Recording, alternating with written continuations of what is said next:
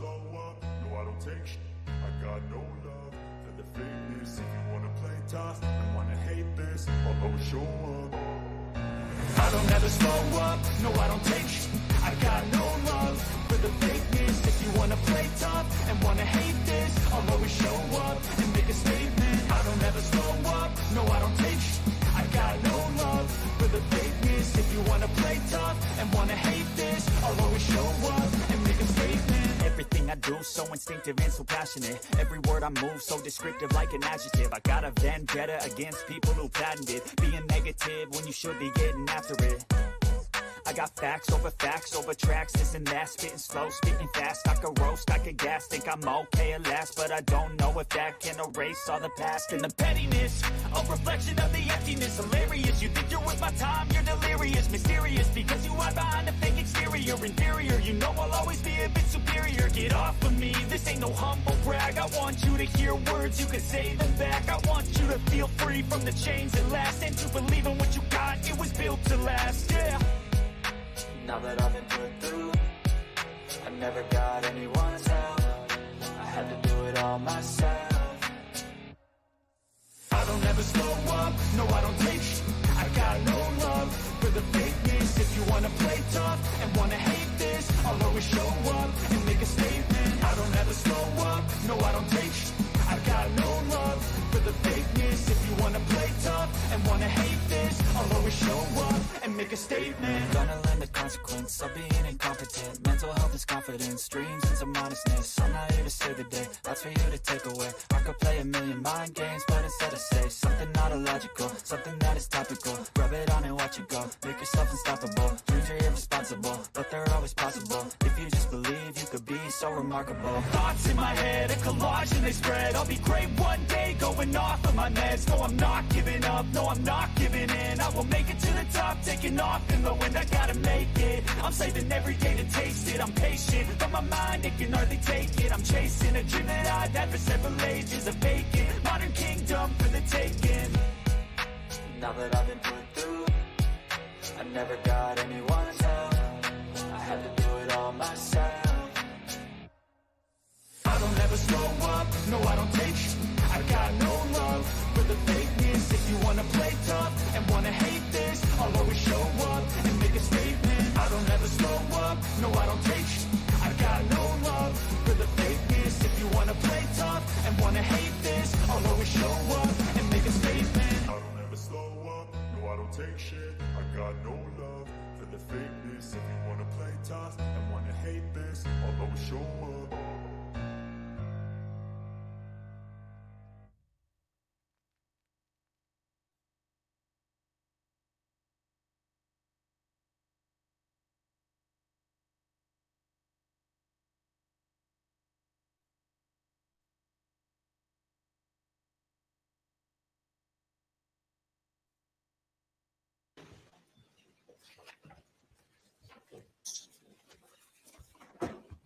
Please be seated.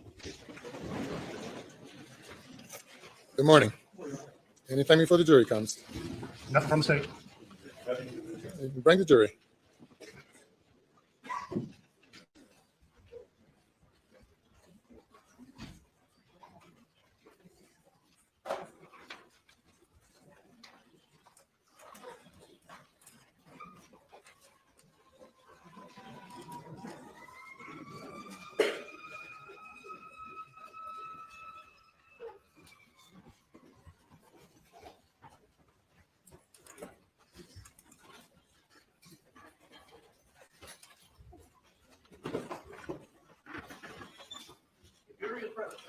Thank you. Good morning.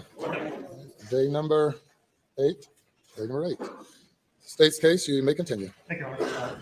Lieutenant.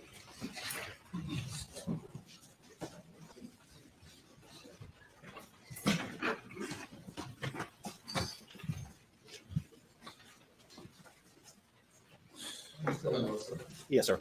Good morning, Lieutenant. Good morning. All right. We were talking about Maggie's phone at the end of the evening last night, correct? Yes, sir, we were. Before we move on, I want to cover just a couple more quick things, and then we'll move on. I'm going to show you the state's exhibit 283 again, and this was the detailed timeline for Maggie's phone, correct? Yes, sir. And I'm going to flip to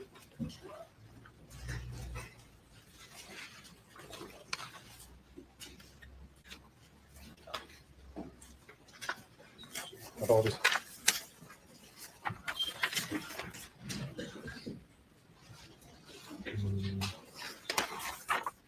Oh, yes, sir. Yes, okay, line 4529.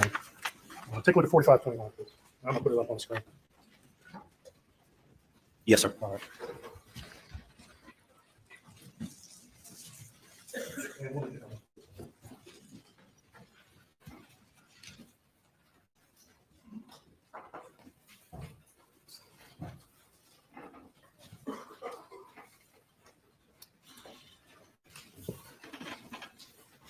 Can you read 4529 on the screen? Just excuse. It's at the bottom, very bottom. Okay, can you read that, sir? Yes, sir, I can. And this is a log entry, correct? Yes, sir. This appears to be a log entry from the data usage SQLite database. Okay. And in the far right column there, what does that say? In the far right column, as I look at it, it says com.apple.datausage.findmyiphone. And it's got Wi-Fi in 0, Wi-Fi out 0. Okay. And what time did that data entry occur on Maggie's phone? That data usage entry occurred at 10:05:13 p.m. Okay. And what does that tell you, in your opinion? That in the background, Find My iPhone was using data on the phone. Okay. Does this information or any information you've looked at in your investigation tell you exactly why the data be used at that time? No, sir. It could have just been a background app that was running that had opened from previously in the day. Could it have been that Find My iPhone being triggered from elsewhere? It could have been. Okay. But you can't tell for certain with in your opinion. No, sir. I cannot tell if it was running in the background or if somebody was accessing it. Okay, thank you. All right. And again, referencing Maggie's phone, one thing that we have not talked about yet is any location data, relocation points from that night. Have we? No, sir. All right. And in fact, in your analysis of her phone, at least for the night in question, did you discover any precise GPS location points? From which there are several different databases that location information would be from. From the cache database, I didn't find anything for that night. It looks like previously from the examination that she'd used a map to go to an appointment or to a location, and that information was obtained. Okay, and that was from the afternoon, correct? Yeah, so that was from earlier in the day. All right. But at least in terms of precise GPS location for that night, your investigation didn't find any on her phone, correct? No, sir. And I'm going to show you, again, I'll put it up on the screen. This is in evidence, states 275. All right, and this is, we talked about this yesterday, but this is Maggie's location services, correct? Yes, sir, correct. And what did we talk about for the majority of apps we see on the screen? How are location settings set? For the ones pictured on the screen, the majority of them are set to while using.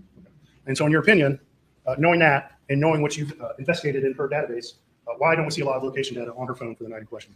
It could have been from those apps not being accessed, whether running in the background from previous in the day or not being cleared out or not started at a particular time of that day. So Maggie's phone was not continuously recording location information, correct? Not from the apps in the cache database it was. But you don't have anything in the cache database, correct? Not from that day, no, sir. Because while she's out at Moselle, would she have been using her map to navigate? No, sir. All right.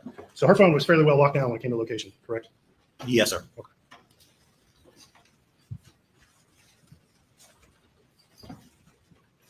Okay. All right, we'll move on. I'm going to show you, which has been marked.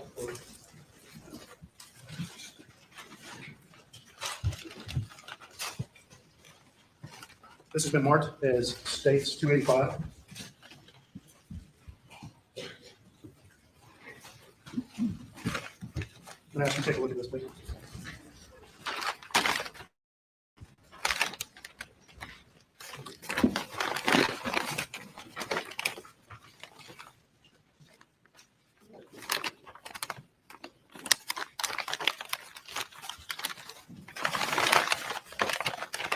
Okay. And what is that item, sir? This item is an Apple iPhone. It was submitted to me with a SIM card and a black case on it When was it submitted to you? in September of 2021. And have you had an opportunity to examine that phone? Yes, sir, I have. And in your examination, were you able to determine who owns that phone? Yes, sir. According to the account information obtained from that phone, it belongs to Alex Murdaugh. Your Honor, at this time, state would move exhibit 285 into evidence. So moved.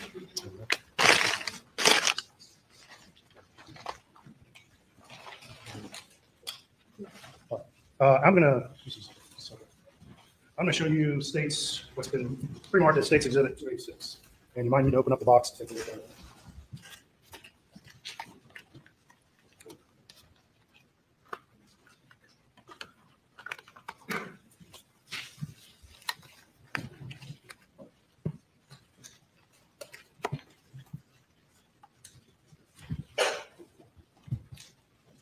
All right, and you take a look at it, I'm sorry. Yes, sir, I did. All right, and what is that inside that box? Inside this box is a portable solid-state external drive that I received and placed a copy of the Celebrite extraction from Alex Murdaugh's phone. Okay. And so in your examination of Alex's phone, you did a extraction, correct? Yes, sir, I did a full file system extraction. Okay. Using what software? I used GrayKey to collect the extraction. Then I processed it and decoded it through Celebrite Physical Analyzer and also Axiom by Magnet Forensics. And you then place a full copy of the Cellbrite report on that hard drive, correct? Minus several things. Due to the fact that Mr. Murdaugh is an attorney, there was a privilege review done. So I was only able to put on there things that were not removed by our attorney for training purposes. All right. And SLED had an attorney who did a privilege review, correct? Yes, sir, they did. And several things were removed, several communications were removed, correct? Yes, sir. It's my understanding they were removed for attorney-client privilege. All right. And obviously, because you weren't part of the privilege review, you don't know exactly what was removed. Correct. However, when it comes to Alex's call log, did you consult with the SLED attorney to determine whether any items were removed from Alex's call log? Correct. None of the calls were removed. It mainly consisted of text messaging, emails, things of that nature that would actually be the communication, not calls. And at this time, state will move to enter Exhibit 286 in evidence. Bit of objection.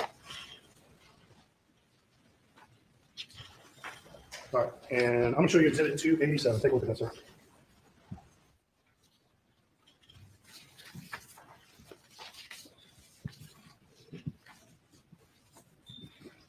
I can recognize that. Yes, sir, I do. This is a copy of the Celebrite extraction from Alex Murdaugh's phone that just contained call logs. The date filter was placed on this report for May 1st, 2021 to June 30th, 2021. All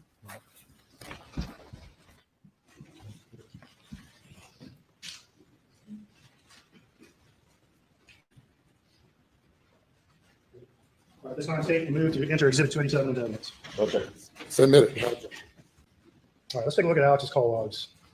Your Honor, I don't know if this defense has an objection, but say would have moved to place this under seal to protect phone numbers that might appear. All right, and if we could remove the screen to the audience, please.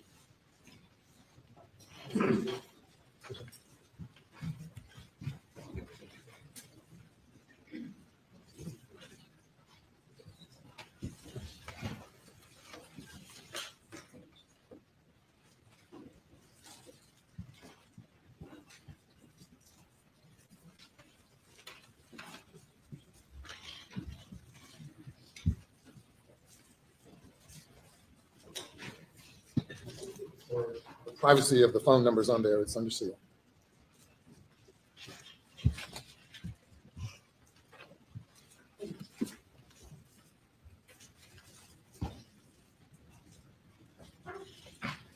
Okay.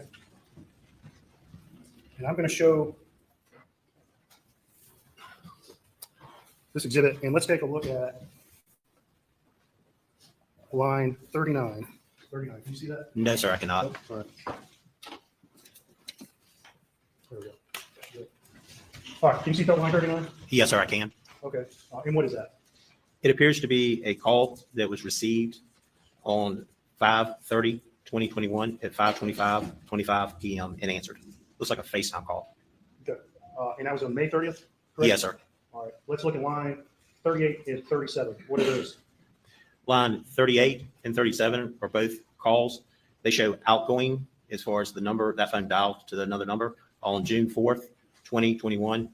The first one on line 38 is at 3:41:34 p.m. Shows not answered as a FaceTime call. And on line 37, the time on that call, the same individual was 4:35:56 p.m. It shows not answered as a FaceTime call. Okay, let's look at line 36. What is that? Line 36 is a telephone call that was placed by this phone. It was outgoing is the direction. It was placed on June 7th, 2021 at 10:25:49 p.m. It shows not answered. It shows a FaceTime call. Wait a minute. So we had a call from June 4th, correct?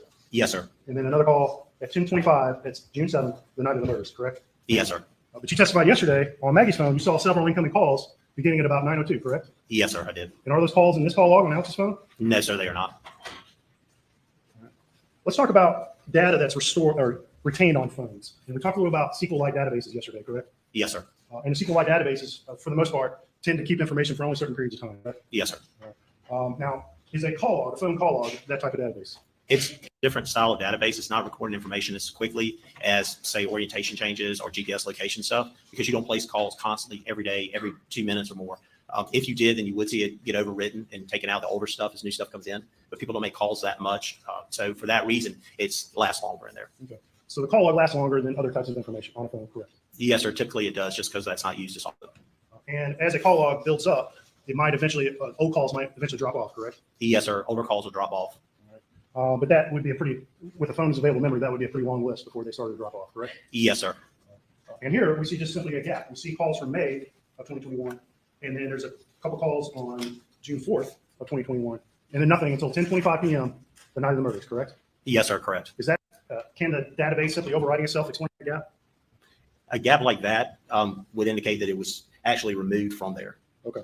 So if a call were to fill up and start overriding itself, it would overwrite the oldest items first, you just said, correct? Yes, sir. It's a standard thing with databases like that. Usually the first in is going to be the first out. Okay. And here we see older calls from May, correct? Yes, sir. And then a couple calls in June 4th, and then 10:25 p.m. we start to see calls again, correct? Yes, sir. And that gap, when you say removed, a second ago, how can those calls be removed to create such a gap? For a call to be removed, you can go in and very easily go to your call log if you chose to, and you can swipe it. If you move it to the left, that number, it'll pop up red on the right-hand side, delete. And if you choose to delete that call, you could do that same way you could with text messaging, voicemails, other things that you have access to, user access to. Is there any way, other than that, what you just described, that you're aware of, that could, any process that could explain that gap in call records on Alex's phone?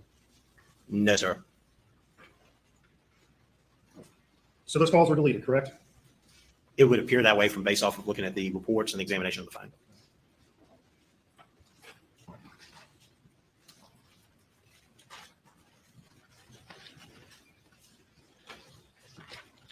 And one last question about that. In the far right column of these calls, we see source FaceTime. What does that mean?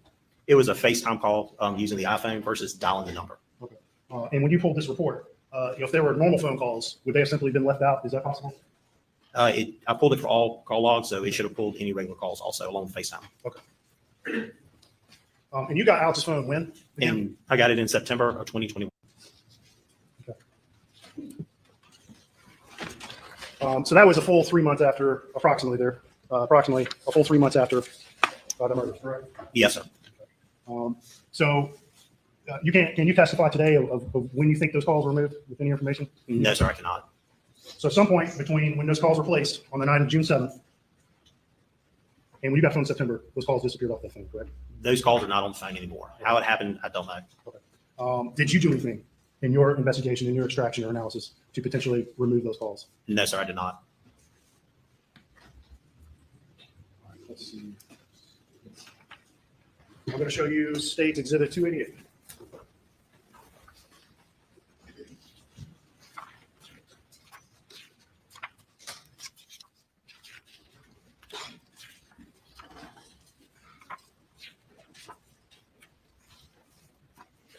Do you recognize that, sir? Yes, sir. This is a copy of an Celebrite extraction report that was done for messages from Alex Murdaugh's phone. Okay. Have you prepared that report? Yes, sir. And that report is from the data contained on that hard drive from the full Celebrite report? Yes, sir.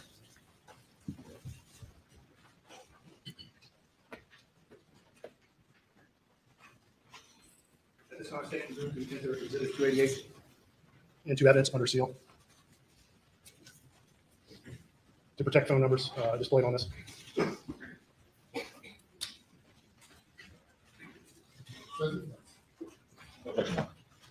Are you able to submit a redacted copy deleting phone numbers at a later time for the record? We could probably make that happen. Your Honor. I guess some manual work. We could do that. Your Honor. No. May proceed.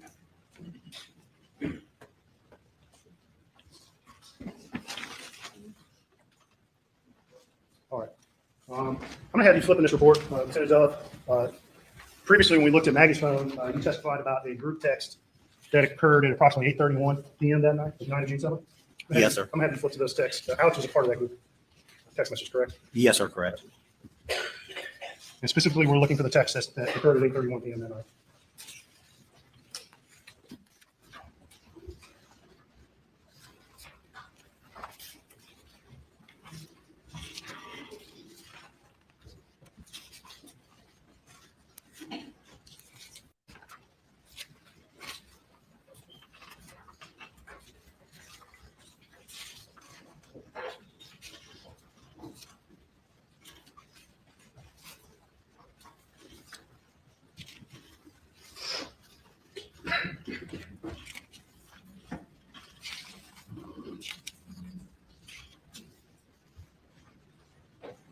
I see it. Okay, you see it. Yes, sir.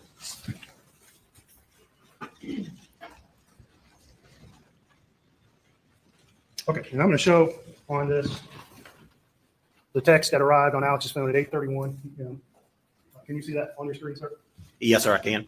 And this is the same text that we saw on Maggie's phone, correct? Yes, sir. And that arrived at what time?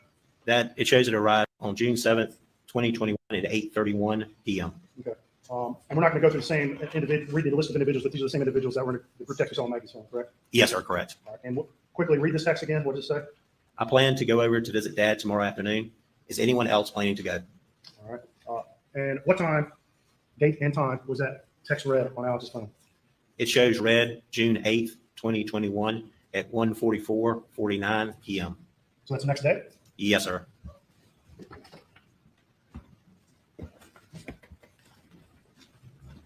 All right. And we're going to go to the next text in this thread. Can you read that? Yes, sir, I can. All right.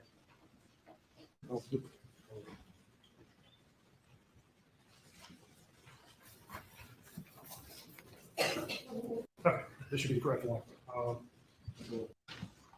Can you make that out?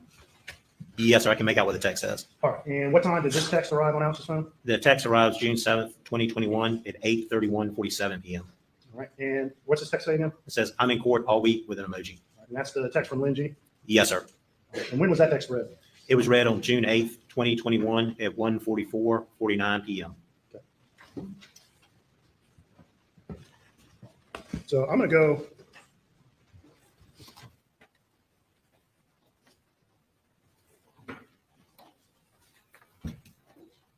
A little bit earlier in the day on those texts.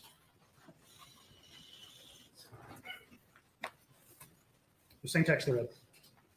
All right. And what time, the text that you see on the what time did it arrive on Alex's phone? It arrived June 7th, 2021 at 4:48:23 p.m. And just read the text for us again. Or read the text for us, please. It says room 632. Nurse says we can alternate visits with only one person in at a time. And who sent that text? It looks like John Marvin Murdaugh. And what time was that text read? It shows read June 7th, 2021 at 5:10:32 p.m. So that's within about 20 minutes. Is that roughly correct? Yes, sir.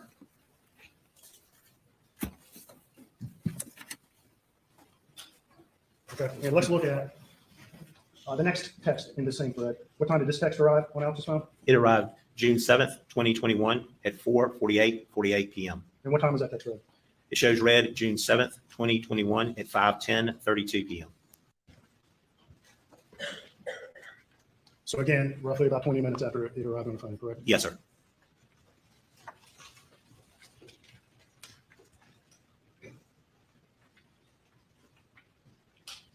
And I'm gonna have you find this. Yesterday you testified on Maggie's phone about a text that was from Alex at approximately 9:08:58. And I believe the text said something to the nature of, I'm going to see him or something like that. Can you find that text in this report, please? Yes, sir, I did.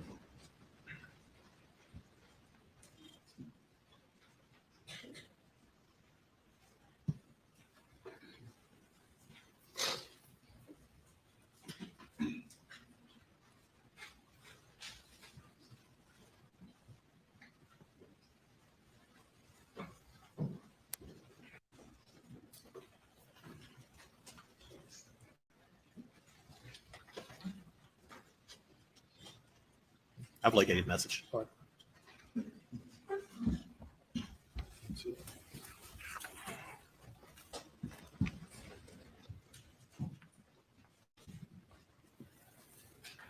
Okay, and we see that text, and this was an outgoing text, correct, from Alex's phone? Yes, sir. It shows the status is being sent. All right, and what time was it sent? It was sent on June 7th, 2021 at 9:08:58 p.m. And read the text again. It says, going to check on M, be right back. And we'll go to the text just after that, in this thread. And this is another sent text, correct? Yes, sir. The status is showing as a sent text. All right, what time was this text sent? It was sent June 7th, 2021 at 9:47:23 p.m. And what does the text say? The text says, call me, babe.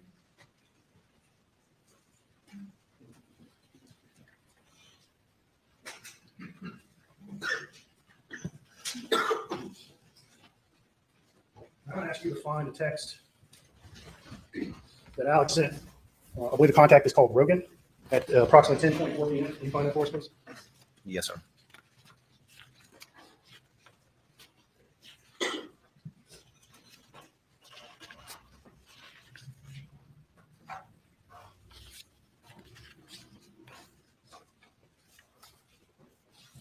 Okay, I've located it. All right.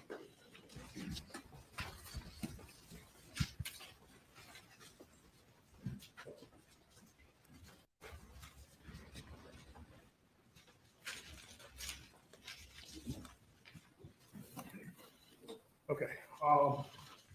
What time was this text sent? This text shows us sent on June 7th, 2021 at 10:24:43 p.m. And this was sent to Rogan, correct? Yes, sir, correct. And what does the text say? It says call me.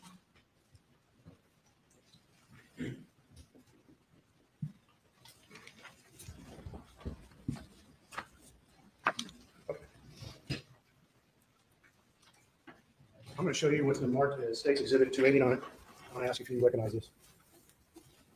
Yes, sir. This is a Celebrite report that I prepared with timeline events for Alex Murdaugh's phone. The date filter was set for just the day of June 7th, 2021.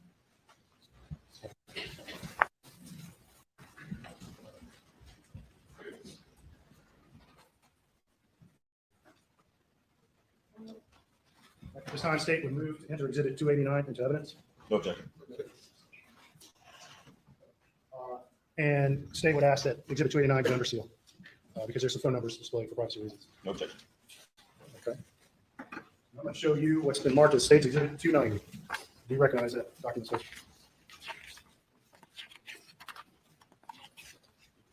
Yes, sir, I do. And what is that document?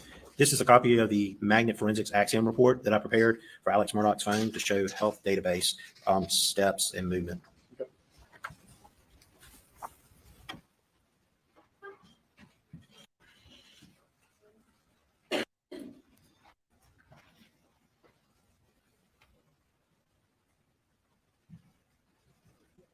At this time, State will move to enter Exhibit 290 into evidence.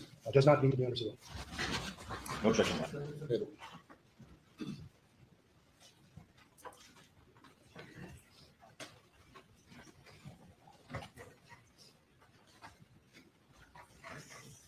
Okay, and we're going to start looking at these steps first. So the screen can show this. This is Exhibit 290, and it's not under seal. Let's take a look at Record 16 and Record 17. Can you see those? Let's adjust a little bit. Can you see those on the screen, sir? Yes, sir, I can. And Record 16, what does that indicate? Record 16 indicates that the phone recorded 49 steps on June 7th, 2021. Beginning time 6:02:51 p.m. Ending time 6:07:33 p.m. the same day. All right. And Record 17, what does that show? Record 17 indicates that the phone recorded 173 steps on June 7th, 2021, beginning at 6:14:42 p.m. and ending at 6:23:46 p.m. You testified yesterday about steps, correct? Yes, sir. And do you recall, in terms of our ability to rely on those steps, what you testified to? Yes, sir. And in your opinion, what is the reliability? What do these steps tell us? Excuse me. It tells us that the phone recorded the steps. It's not 100% accurate as to that's how many steps were taken. It also will not tell where the start was, the stop was, as far as distances, anything like that. But it's not 100% accurate. It just says the phone recorded steps. It was in movement recording steps. And generally, for a phone to record steps, what does that tell you? How does a phone work? I mean, what kinds of motion can cause a phone to record steps?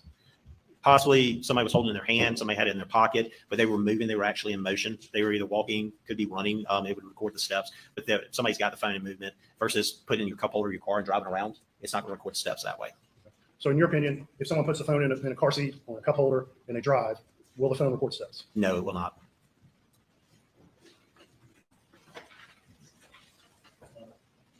Let's look at record 18 and 19. We'll adjust it a little bit here. There we go. Well, you can make out record 18 at the top, correct? Yes, sir, I can. All right. And what does that show? It shows that the phone recorded 57 steps taken on June 7th, 2021 at 6:42:12 p.m. beginning time, ending time 6:43:55 p.m. Record 19, what does that show? Record 19 shows that the phone recorded 283 steps beginning at June 7th, 2021 at 6:52:27 p.m. and ending at 7:02:05 p.m.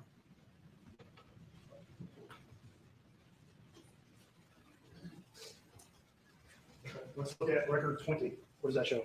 It shows recorded 165 steps. Start time is June 7th, 2021 at 7:03:55 p.m. with an ending time of 7:11:29 p.m. Let's go to record 21. What does that say? It shows that the phone recorded 200 steps. Start time is June 7th, 2021 at 7:15:35 p.m. Ending time of 7:21:52 p.m. All right, record 22. That's right. Record 22 shows that the phone recorded 47 steps. Start time is June 7th, 2021 at 7:28:35 p.m. Ending time 7:37:11 p.m. All right, record 23. Record 23 shows the phone recorded 270 steps. Start time is June 7th, 2021 at 7:55:32 p.m. Ending time is 8:05:07 p.m. Record 24, and it's cut off to the next page, but read what you can. And I'll flip it. The beginning of this record shows that the phone recorded 29 steps with a start time of June 7th, 2021 at 7:41:23 p.m. All right, let's finish record 24 there. When did those steps end? Those steps ended for that record on June 7th, 2021 at 7:48:41 p.m. So this report, like the report we looked at yesterday from Maggie, that it's chronologically a little bit out of order, correct? Yes, sir. Correct. The times that you're stating, those are correct. Yes, sir. That's right. And just because the steps here that were recorded at 7:48, according to your analysis, that's when those steps occurred, correct? Yes, sir. And the fact that it's listed in your report after steps that had occurred later doesn't mean those steps occurred later. Is that correct? Correct.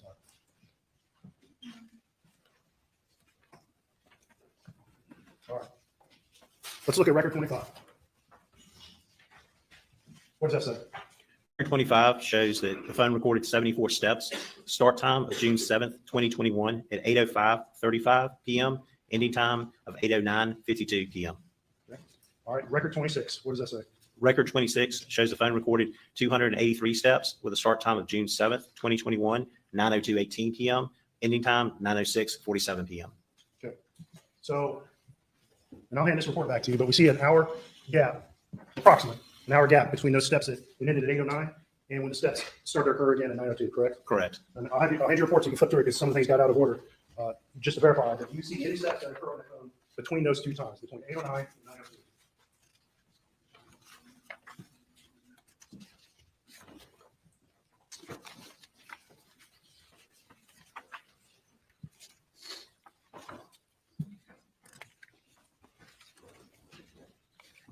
No, sir, I do not. And whose phone are we talking about again? This phone was Alex Murdaugh's phone.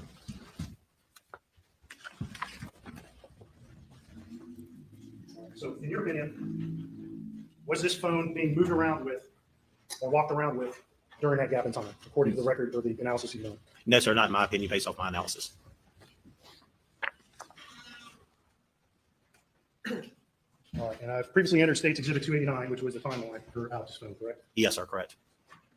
And let's talk about this timeline a little bit. So what kind of information is found in this timeline on Alex's phone? On this phone, it captured things like incoming text messages to show a log entry for it. It shows there's a log entry for images, steps. It's a little bit different the way you celebrate those steps versus Axiom, so it's a little bit different look to it. It also has text messages on here as they came in, and a few more log entries to show that text messages and that phone calls were being made and recorded in the log. Do you see any orientation changes like we talked about on Maggie's phone in that report? Would it include it if there were? Usually you don't see it in a timeline report like this. You would find it in the device events report. We would pull it separate. Oh, have you, in your analysis, you've looked at the device events report, correct? Yes, sir, I have. All right. And during that same time frame, do you see any orientation movement or anything to suggest the phone's being handled, or does that data exist? Which time frame exactly? The device events, did you find data from the night of the murder on Alex's phone? Earlier in the evening, I did, but there was a gap in time where I did not see it. Okay. Well, we talked about some of these databases kind of going away after a certain period of time, correct? Yes, sir. And you don't know the exact time for every single database, correct? Correct. But generally speaking, most of these databases, the SQLite databases, how quickly do they turn over? They can go from 2 days to 2 weeks to 45 days. It just depends. Okay. And so when you performed your analysis on this phone, it was in September 2021, correct? Yes, sir. And so some of that information that's contained in those SQLite databases, would you expect to find it, some of that data in September that had been originally reported in June of 2021? No, sir. And if it showed anything, it wouldn't be accurate information. It would be remnants of it. Okay. Because a lot of those databases overturn in a far shorter period of time between June and September, correct? Yes, sir. Correct. And so to sum up, Alex's phone, because you didn't analyze it until September, just simply doesn't contain as detailed data that you found on Maggie's phone, for example. Correct for that time frame of June. Point of confirmation.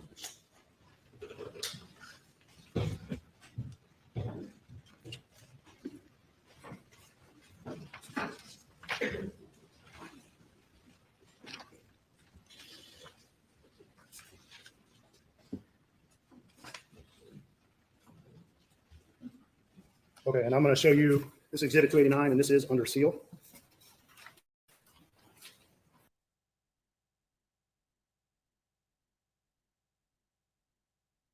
We see lines 157, 158 in this report, correct? Yes, sir. I do. And what is line 157 associated with? Line 157 is associated with a text message. All right, and that's a text message we just talked about in Alex's text message report, correct? Yes, sir. It shows as an incoming text message. All right. And I believe you just testified that that text wasn't read until the next day, correct? Yes, sir. And there was a second text at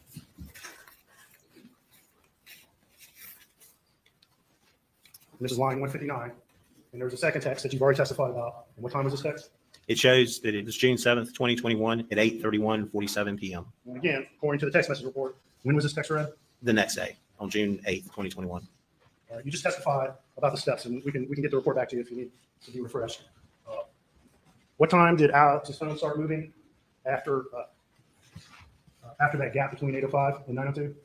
It started moving at 9:02 after there was a gap before, but it started at 9:02 recording steps again. And those texts were not read at that time, correct? Correct. And we looked at a couple earlier texts in that thread, correct? Yes, sir. Correct. And those texts have been read within 20 minutes, correct? Yes, sir. Approximately. And in your analysis and investigation, did you review other texts that might or might not be in that report that's in evidence to review Alex's habit of when he read text? Yes, I reviewed other texts. All right, from the day of the murder? From that day and previous days and days after. And just in your general review, and I'm sure there's outliers, but what is Alex's general habit when he reads text? Usually it could vary from anywhere from reading it within 5 minutes to 30 minutes, maybe 40 minutes, just depending. But it was generally within an hour's time, it appeared that the texts were read. And like I said, there's probably outliers, correct? Yes, sir. All right. But this particular thread we've been talking about with the group family thread, what was the topic they were talking about? It was about his father being in the hospital. Okay. And those texts weren't read till the next day, correct? Correct.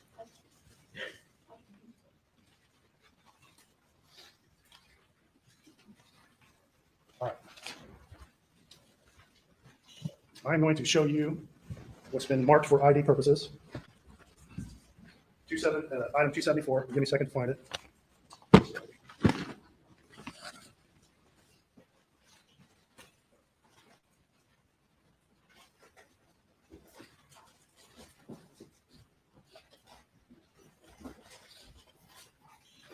All right. And you recognize that item, sir?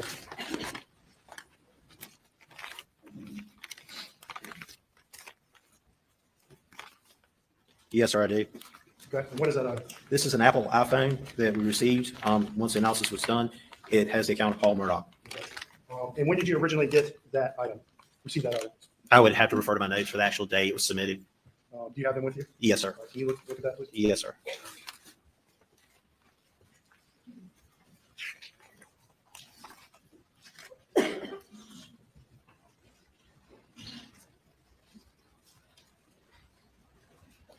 All right.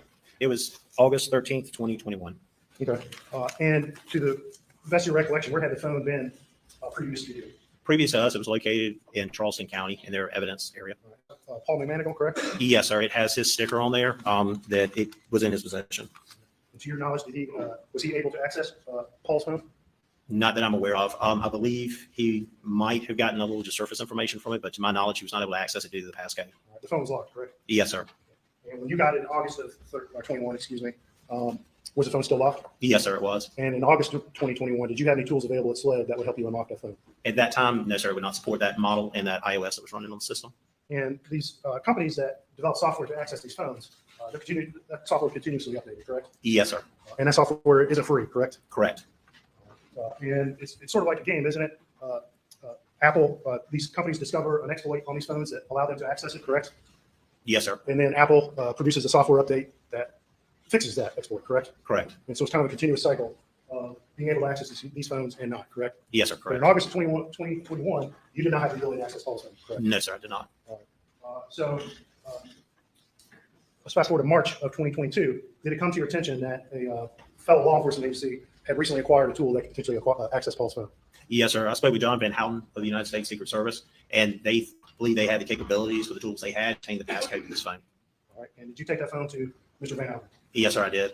All right. And approximately when was that again? It was in March of 2022. All right. And to your knowledge, was Mr. Van Houten successful in accessing Paul's phone? Yes, sir. I received a phone call from Mr. Van Houten stating he was able to do an extraction on the phone, and that we were preparing it to put on an external hard drive for me to bring back and do my analysis. And you received what type of file extraction from Mr. Van Houten? It was a Celebrite file extraction. Do you recall if it was a full file extraction or a physical file extraction or logical? It was a full file system extraction. And when you got that full file system extraction from Mr. Van Houten, what did you do with it? I processed it with Celebrite Physical Analyzer and also verified the information with Axiom by Magnet Forensics. Your Honor, at this time, state would move to enter Exhibit 274 into evidence. Submitted.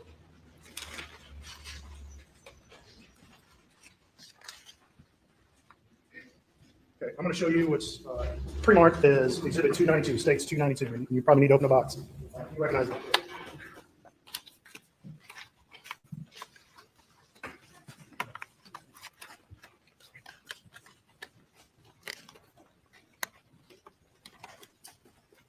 Yes, sir, I do. What is that? This is an external hard drive. It's a portable solid state drive that was provided to me to place the phone reports on for Paul Murdaugh's phone. All right, and that's it. What does it contain? It contains a Celebrite report for Paul Murdaugh's phone. And it's a full Cellbrite report. Yes, sir. This time, state will move to enter Exhibit 292 in evidence.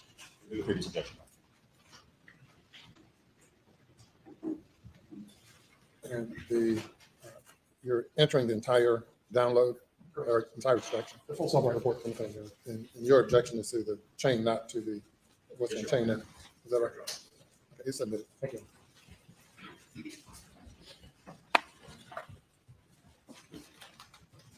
All right, I'm going to hand you what's Exhibit 293. Take a look at it. Let us know if you recognize it.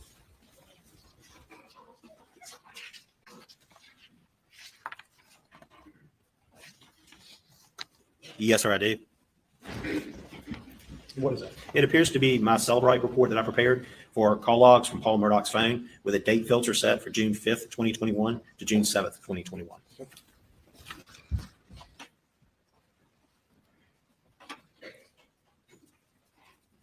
At this time, state will move to enter Exhibit 293 in evidence.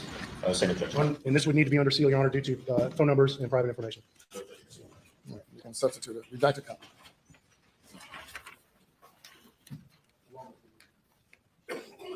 All right, and we're going to publish this, so this will be under seal. And I'm going to direct you to phone calls that occurred on the night of June 7th. And let's look at lines 5 and 6. Please see there. Lines 5 and 6 show a phone call that was received June 7th, 2021 at 8:32:10 p.m. It was rejected. Okay. That call was not answered, correct? Correct. It shows it's incoming and rejected. And we see a name. What is that name? Robert Boyle. And then that's line 5, correct? Yes, sir. And what is line 6 of the name? It says Lucille Boyle. Okay. And we encountered this with Maggie's phone. We have two different contacts because it's pulling from two different databases, correct? Correct. All right. And that number may be labeled as a different name in two different databases, correct? Correct. Okay, let's look above that. So lines 3 and 4. And what is that? What do those lines indicate? Those lines show that the phone had an outgoing call that was placed June 7th, 2021 at 8:40:20 p.m. and it was answered. Okay. And who's the contact name on that outgoing call? Rogan Gibson. And this is Paul's phone, correct? Yes, sir. This is Paul's phone. And this is data that was stored on Paul's phone that you recovered in your investigation, correct? Yes, sir. Correct. And that's an outgoing call with Rogan Gibson. Yes, sir. And how long did that call last? It recorded that call as 4 minutes and 14 seconds. Okay. And we see actually between line 3 and 4, a slight difference in that time. I believe line 4 says 4 minutes and 18 seconds. But your testimony looking at this data, the correct length of the call is what? It's 4 minutes and 14 seconds. Let's look above that to lines 1 and 2. What do we see there? Lines 1 and 2 show an outgoing call on June 7th, 2021 at 8:44:34 p.m. Okay. And what is that? Who is that call to? That call shows to Rogan Gibson. And we see a source. What is that source for this call? It is a FaceTime call, And how long did that call last? approximately 11 seconds. And that was answered, correct? Yes, sir. It shows as answered. And so if that call started at 8:44:34 and it lasted 11 seconds, when did that call end? It would have ended at 8:44:45. All right. And I see this is record number 1, correct? Yes, sir. All right. So this is the most recent call on Paul's phone, correct? Yes, sir. Were there ever any other outgoing calls made from Paul's phone? No, sir. Not that I found. Were there ever any other calls that were answered, incoming calls that were answered on Paul's phone? No, sir.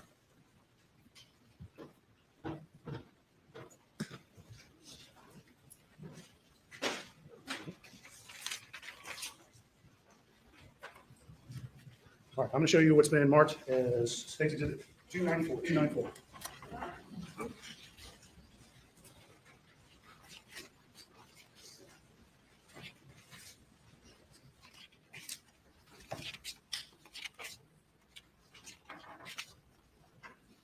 Yes, sir. And what is that? This is a Cellbrite report that I pulled for text messages from Paul Murdaugh's phone.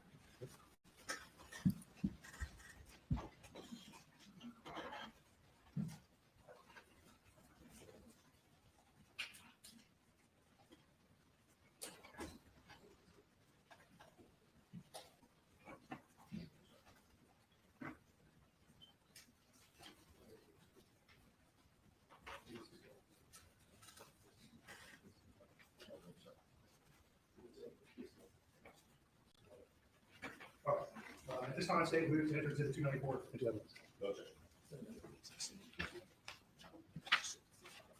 And this state would ask that this be under seal. It will display phone call or phone numbers, and to protect privacy, the state would ask that it be placed under seal. Submit it along with the other. Okay. And this is under seal. And I'm gonna publish it. All right. I'm gonna direct your attention to.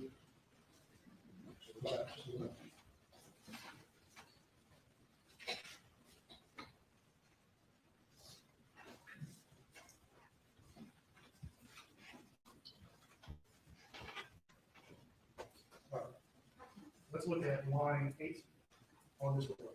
Or excuse me, that's line 3. Line 3. What does this entry say? It's a text message that was received on this phone June 7th, 2021 at 8:48:39 p.m. Shows us an incoming text message. All right. And who's it from? The It's- contact name. It's from Megan Kimbrell. And what does the text message say? It says, "Don't like watching sad movies." And this was an incoming message to Paul's phone, correct? Yes, sir. Correct. Does it indicate that this message was read? Yes, sir. It shows as read June 7th, 2021 at 8:48:59 p.m.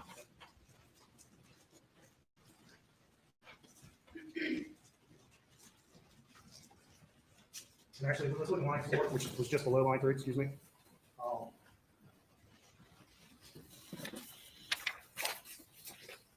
right. Can you see line 4? Yes, sir. I can. And what does this line, this entry indicate? It indicates it's another text message that was received from the same sender, Megan Kimbrell. And what does the text message say? It says, "No, I need something happy." All right, and this, what's the time on this text? It shows the text is being received June 7th, 2021 at 8:48:29 p.m. And what time, what's this text message read? Yes, yes, sir. It shows it's being read June 7th, 2021 at 8:48:59 p.m.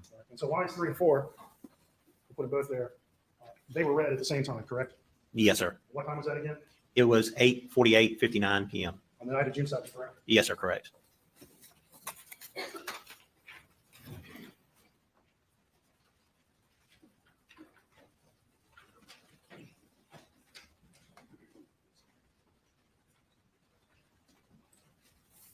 All right, let's take a look at line 2. What does this record indicate, sir? This indicates that the text message was received to this phone on June 7th, 2021 at 8:49:35 p.m. Okay, so this is approximately how many seconds after those texts from Megan Kimbrell were read? It, Flip back to me. yes, sir. If you could, please.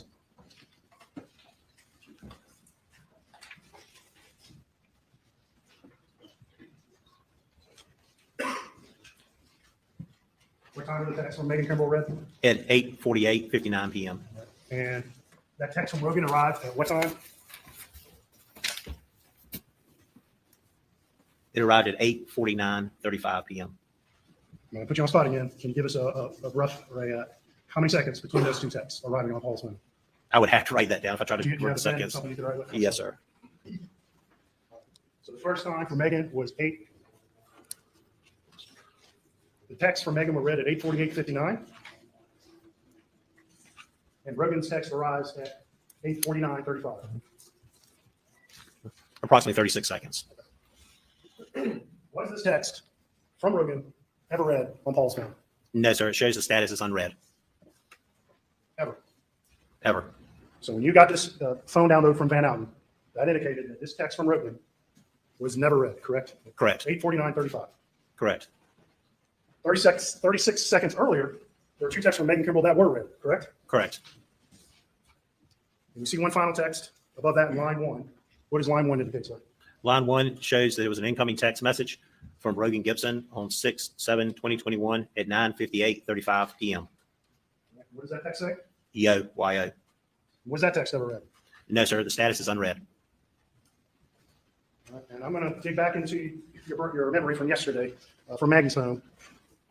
Do you recall a text on Maggie's phone that was read at 8:49:27? Yes, sir. And I believe that was a text from Lynn G in the group text there, correct? Correct. All right, why don't you write that number down? 8:49:27.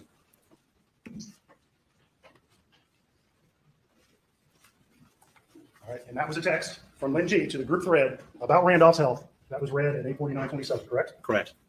All right, and then we have here, line 2, a text from Rogan that was at 8:49:35, correct? Correct. How much time separates those two texts? Approximately 8 seconds. And that text from Rogan was never read, correct? Correct. In your investigation, you look at the status of the phone of when certain things occur, correct? Yes, sir. Things Correct. like battery status, correct? Correct. And at the time of these texts, what was Rogan's battery status? Do you recall? Rogan's battery status or excuse me, I'm Paul's? sorry, Paul's. Paul's battery state at that point was approximately 2%. Okay, so that's a low battery state, correct? Yes, sir. And what was it when those texts from Megan arrived on his phone? It would have been between 2 and 3%. And in your opinion, is there any reason that low battery state would have permitted Paul to read the text from Megan, but not from Rogan 36 seconds later? No, sir. And if he had read that text at 8:49:35, in your opinion, would the phone have logged that and recorded that event? Yes, sir. It should have recorded it as a red status. And that battery would not have prevented that phone from recording that text being read, correct? Correct. And in your investigation, we know you just testified Paul's phone was at 2% at approximately 8:49, correct? Correct. Did your investigation reveal that phone logged when that battery finally died on Paul's phone, Yes, sir. At approximately 10:34 p.m. on June 7th. which is roughly speaking about how long after those texts arrived on Paul's phone? Approximately 39 minutes for the last one. And now I'm sure this needs to be an expert opinion, but if a phone that is at 2% is used heavily, how long approximately would you expect that phone to last before it dies? If it's being used heavily, text messaging, looking at videos, things of that nature that are going to put more strain on the battery, I would expect it to go to the point of being dead. I would imagine, and just kind of ballparking, because I haven't done testing on this, but I would say 10 to 15 minutes max. So a matter of minutes, correct? Yes, sir. But that phone sits there for, would you say, almost 39 minutes? Yes, sir. Actually, I'm sorry. Let's do that math again. If Paul's battery state at 8:49 is 2%, it dies at 10:34. Again, how many minutes is that approximately? 36. I'm sorry. I missubtracted.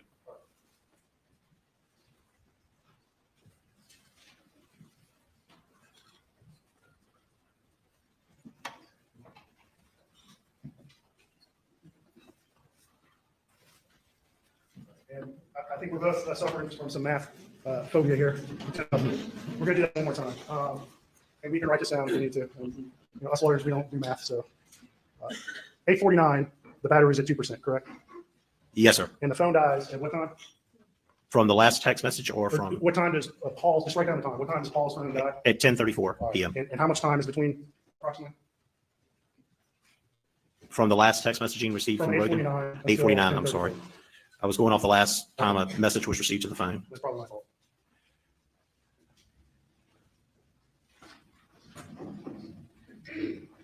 At an hour and 35 minutes.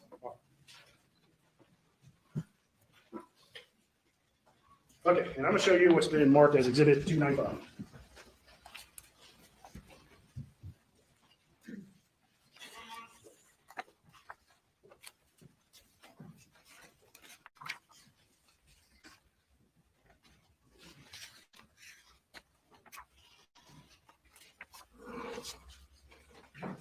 Okay. Do you recognize that, sir? Yes, sir. This is a copy of the Celebrate report I prepared for a timeline from Paul Murdaugh's phone.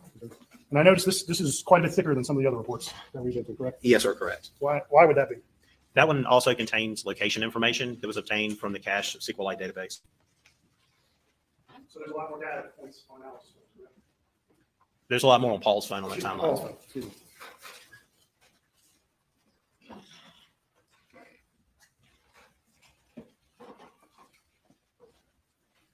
This time statement moves to enter Exhibit 295 in 2 minutes. Renew the previous agenda. It's admitted.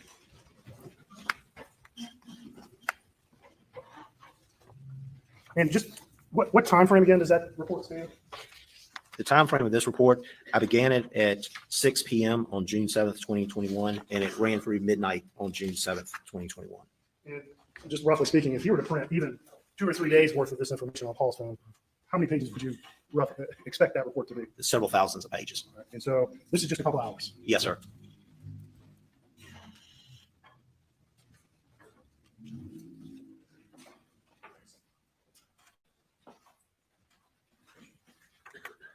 All right.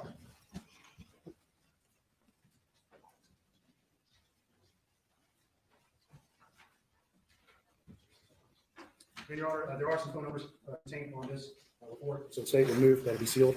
Privacy rules. Okay. All right, and I'm just going to pull some examples here. And I'm looking at lines 325 through 329. What's the date range that you see there? Beginning with 325, it's June 7th, 2021, 6:47 p.m. Going to line 329 is going to be June 7th, 2021 at 6:46 p.m. So that's approximately 2 minutes of log entries, correct? Yes, sir, a little bit less than 2 minutes. Lines 325 and 326 and 327, what kind of entries are those? 325, 326, and 327 are location data entries into the cached SQLite database. And we see some numbers at the top there. I see a 32.83 and some other numbers and a minus 81.05, some other numbers. What are those numbers? They are latitude and longitude numbers. Now, and we see 3 entries within almost seconds, correct? Yes, sir. So what does that tell you, generally speaking, about Paul's phone and his settings on whether his phone will record location data frequently or not? It's recording it much more frequently, and every few seconds it's grabbing this information to this database. Okay. And so is Paul's phone as locked down as Maggie's in comparison in regards to location? It appears that it's collecting more data as far as location information than Maggie's phone did. All right. And then I'm going to direct your attention to line 328 there. And what is that entry? This is an entry from an application usage that shows it was in there, and I believe this application is related to Snapchat. And what does it actually say there? It actually says com.toyoup.picaboo. Peekaboo? Yes. And you researched what that means? Yes, sir, I did. And you've discovered what? That it's related to Snapchat. Snapchat usage? Yes, sir.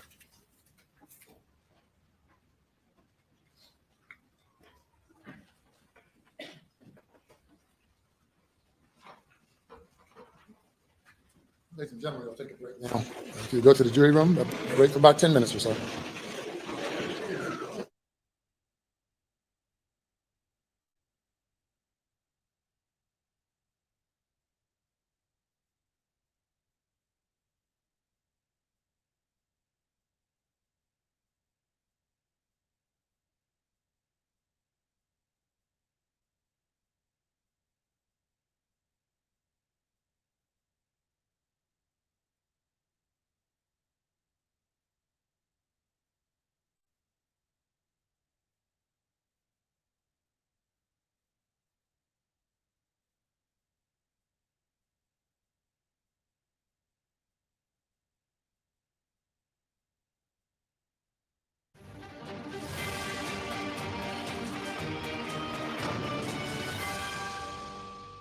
All right, welcome back to Long Crime, everybody. I'm Jesse Weber, and thanks for joining us. We're waiting to jump back live into the Alec Murdaugh trial, the man accused of murdering his wife Maggie and son Paul on the property in June 2021. Right now, it is all about the defendant's cell phone, and I want to break that down. I'm joined by two special guests. I think we're working on getting forensic death investigator Joseph Scott Morgan on, but right now we do have with us criminal defense attorney and host of the Defense Diaries podcast, Bob Murdaugh. Bob, good to see you. Thanks for coming on. So we've heard a lot of interesting testimony today about Alec Murdaugh's cell phone, something that is usually attached to us. We've learned about which I thought was really interesting, that the calls that he allegedly made to Maggie were wiped away from his call log. The reason we know those exist is if you look at her call log, they exist. That's A. B, we learned about the recorded steps with the phone, which it makes me wonder if these steps were happening when he said was taking a nap at the house, and why there are so many steps at really curious moments, and also about how many messages he read and when he read them. What are you taking away from this testimony?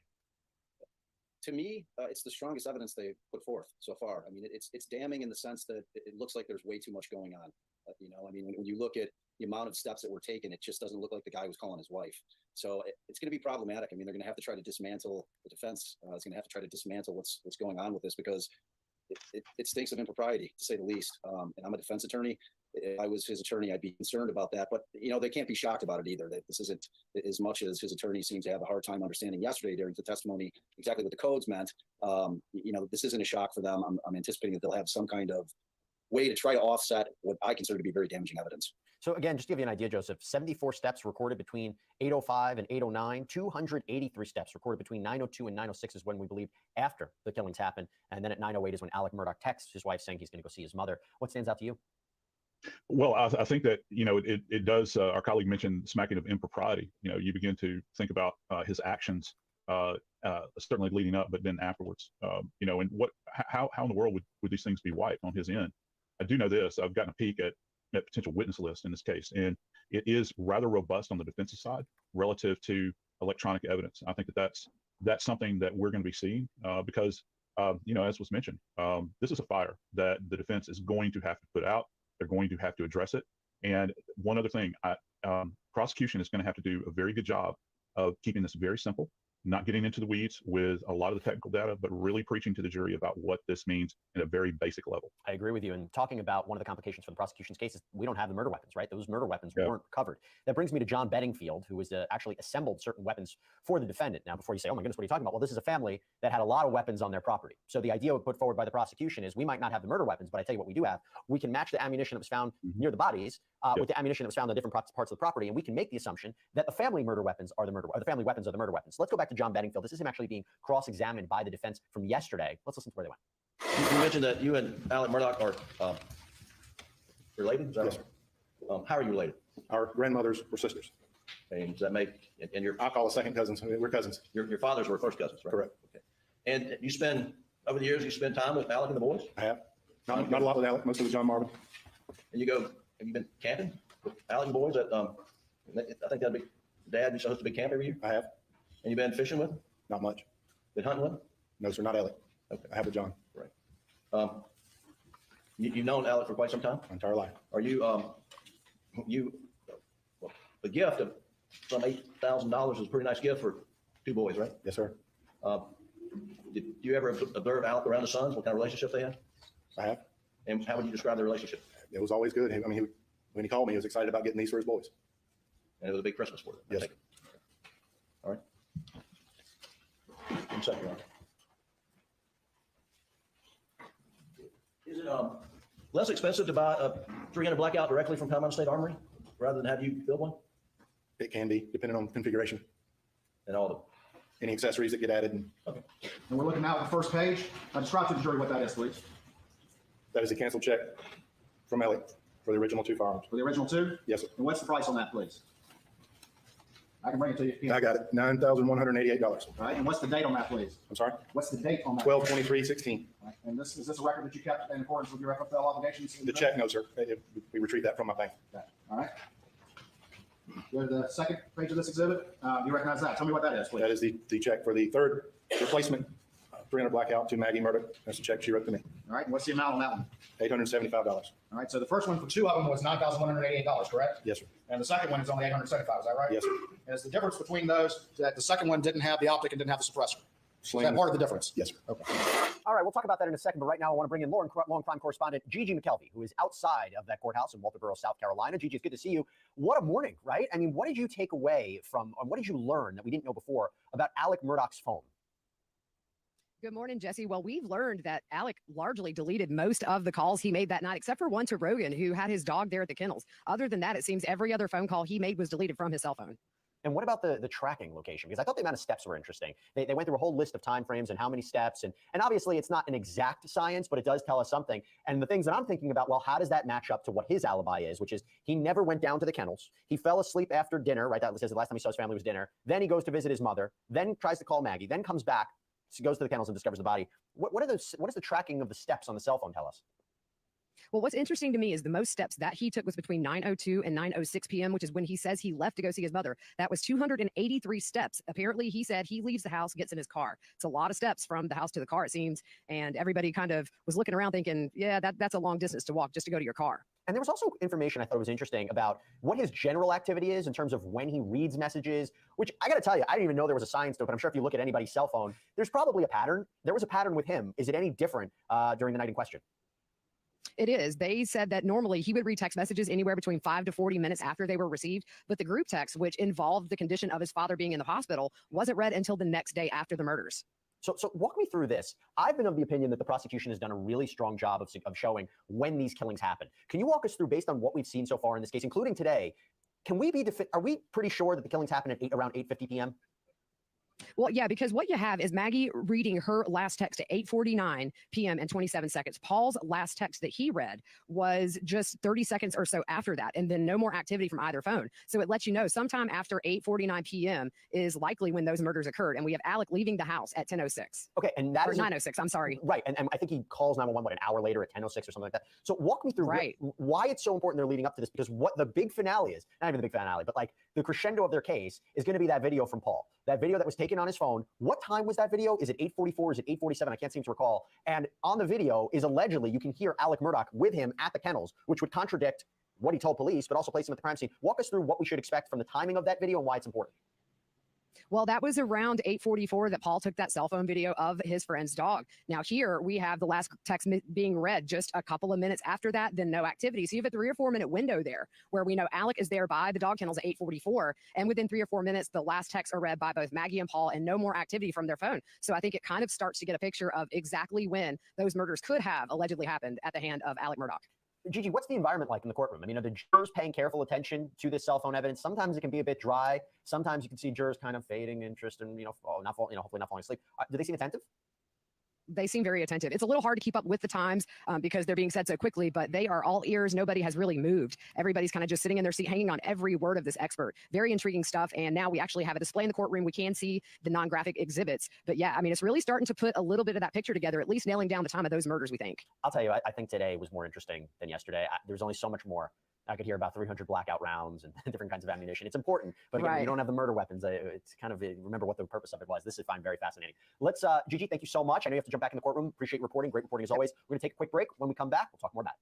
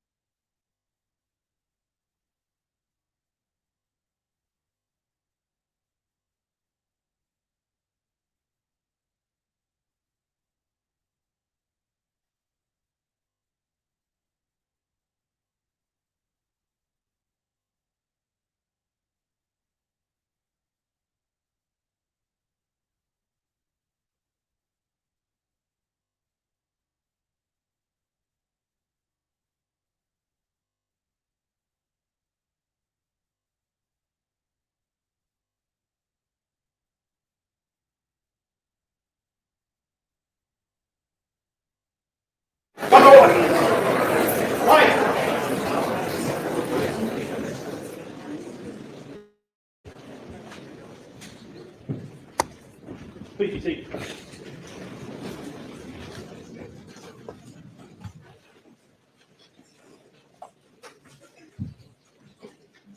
You may bring the jury.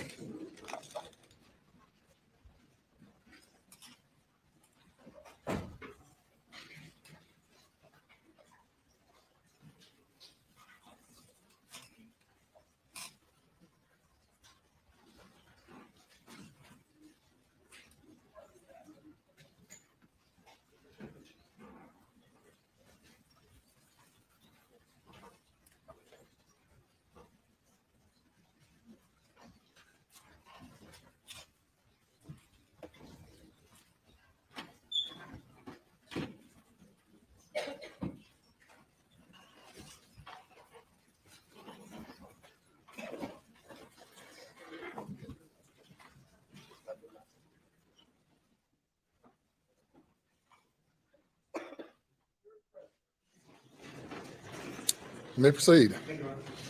I'm going to circle back to what's already been admitted to States 294. And this is the text message report that you produced, sir. Yes, and sir. This is under seal. And we're just going to flesh out a little bit that text conversation with Megan Kimbrough. Just for a little more context. Lines 10 and 11. Can you tell us what's indicated on those two records? Yes, sir. On line 10, it shows that it was. Actually, I'm sorry, I'm going to stop you. Let's read line 11 just to keep it chronologically in order. I'm sorry. Go ahead. Line 11. Line 11 shows there was an incoming text message on June 7th, 2021 at 8:29:06 p.m. And the message says, "You didn't send me any movie recommendations." And the contact associated with that incoming text? It's from Megan Kimbrough. Okay. And when was that text read? It shows that it's being read on June 7th, 2021 at 8:29:17 p.m. Okay. Within about 11 seconds of it arriving on Paul's phone? Yes, sir. All right. And let's look at the line above that, line 10. Line 10 shows that it's an outgoing text message from Paul Murdaugh to Megan Kimbrough that on June 7th, 2021 at 8:29:36. Okay. And what does that text say? That's it. It says, "Haha, I didn't have a good one." Again, that's Megan Kimbrough from Paul, correct? Yes, sir. Paul's Correct. phone. All right. Let's look at lines 9 and 8. All right. What is line 8 indicate? Line Excuse me, 8. I'm sorry, line 9. Line 9. Line 9 indicates that it was a text message sent from Paul Murdaugh's phone to Megan Kimbrough on June 7th, 2021 at 8:29:48 p.m. And it says, "Wills may." Will's what? I'm sorry? Wills might. And that was outgoing text, correct? Yes. All right. And in line 8, what does that indicate? Line 8 shows as incoming text message from Megan Kimbrough on June 7th, 2021 at 8:30:10 p.m. And it says, "OMG." All right. And that was an incoming text from Megan Kimbrough? Yes. When was it read on Paul's phone? It shows that it's being read June 7th, 2021 at 8:13 p.m. And just so the jury understands the context, those are text messages in the same conversation that they heard about from Megan Kimbrough, correct? Yes, sir. And just to refresh, so the circle's complete. Let's look at lines 5 and 6 again. And line 6, is that a text that was sent or outgoing to Megan Kimbrough? It shows that it's an outgoing or sent text message. All right. And what does that message say again? It says, "Haha, kidding." All right. And then line 5, what does that indicate? Line 5 shows that it's an outgoing or sent text message with a body or the text message saying, "Star was born is the move." Okay. And that was at 8:48:05. Yes, sir. And that was an outgoing text from Paul, correct? Yes, sir. And then we talked about these texts real quickly already. At line 4, at 8:49:29, is that an incoming text? At 8:48:29, it's an incoming text message From who? from Megan Kimbrough. All right. And that says again? "No, I need something happy." All right. And then line 3, is that outgoing or incoming text? That is an incoming text message. From who? It's from Megan Kimbrough. What does that say again?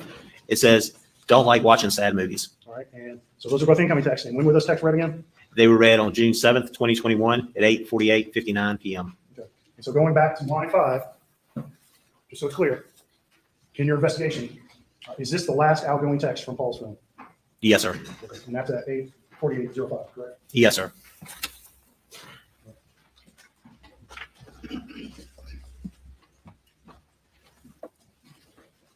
Okay. A moment ago, we were discussing States Exhibit 295, correct?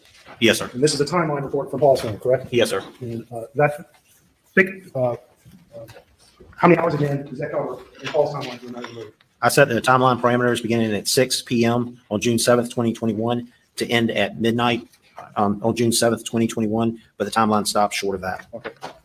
What time does the timeline stop? The timeline stops at 10:34:23 p.m. And I think you previously testified about that time. What does that 10:34 p.m. Indicate to you? What happened at that time? There was a power event. The phone had gone dead and turned off.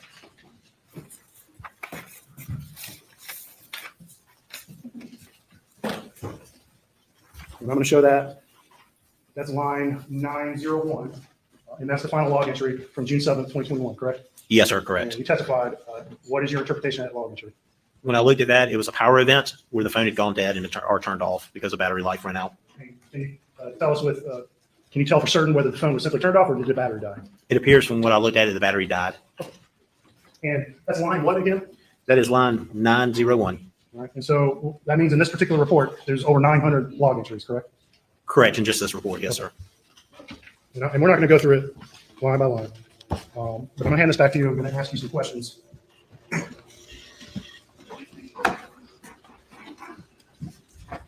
And we previously discussed a lot of what is contained in this report is location data. Is that correct? Yes, sir.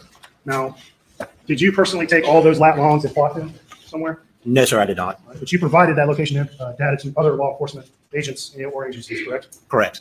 And specifically, to your knowledge, has it been provided to the FBI? Yes, sir, it was provided to the FBI to do some mapping with the location data. Okay. And do you recall who in the FBI did that? I believe it was Agent Wild. All right. But let's make some general observation on what you see in that timeline. We see a lot of location data. Take a few moments to look through that timeline and just in an overall picture, what is that phone being generally used for? What is being done on that phone in a general impression? It appears that on this phone, based off of this timeline, that there are calls being made, text messaging being done, Snapchat's being utilized, social media type things with Snapchat, and the text messaging and calls. And when you look at that usage, would you say it's sporadic or almost continuous? It's a lot of continuous usage. Like I said, I pulled it from 6 p.m. and it ends at 10:34. So in the matter of about 4.5 hours, it's over 900 entries on here. Okay. I'm going to direct you to time about 8:44, and you can take a moment to find it. 8:44 p.m. And I want to see if you can find. I believe there's an entry for the camera. It's a little after 8:44. But there's some change in settings.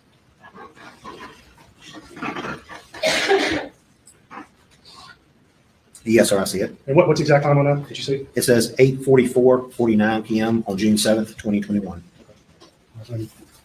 Actually, so what does that camera? We'll show this in a moment. What does that entry indicate to you? That the camera was being utilized. There was an application usage, so the camera was being utilized or beginning to be utilized at that The point. camera was turned on. Yes. Okay.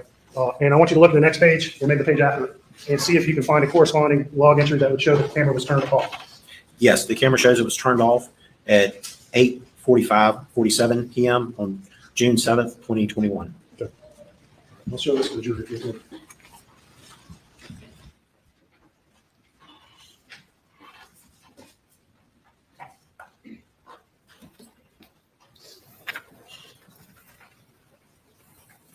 And I believe what you're referencing, can you see that, sir? Yes, sir. And that is line 820. Do you see that? Yes, sir, I did. And we see a 8:44:49, and that's a start time, correct? Yes, sir.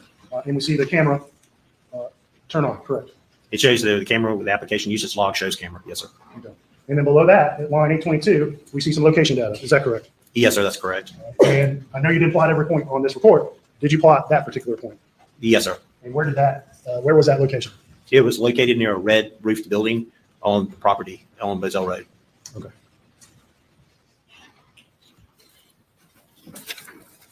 And why don't you write that time down again?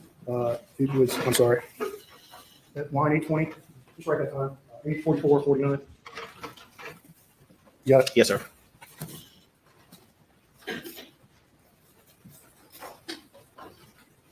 Okay, let's look at line 828. What do you see there, sir?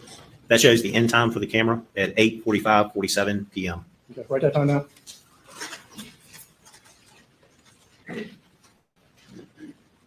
I think you know what's coming. Yes, sir. How long was that camera on? That camera went, 1 second, let me get it. It went for less than a minute. About 50 seconds roughly.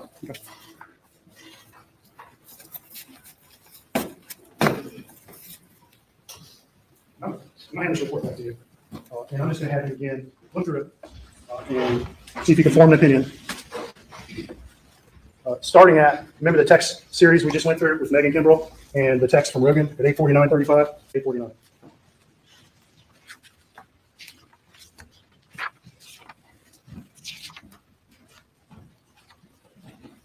All right, I have it. All right. So starting with the outgoing text to Megan, or excuse me, with the red text from Megan, which were read at 8, I believe, 48:59. I want you to go ahead and review the rest of that report.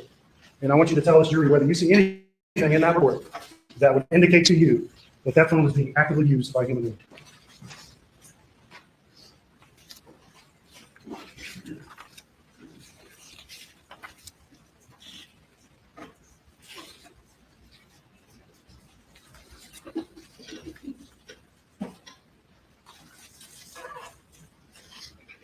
No, sir, I do not.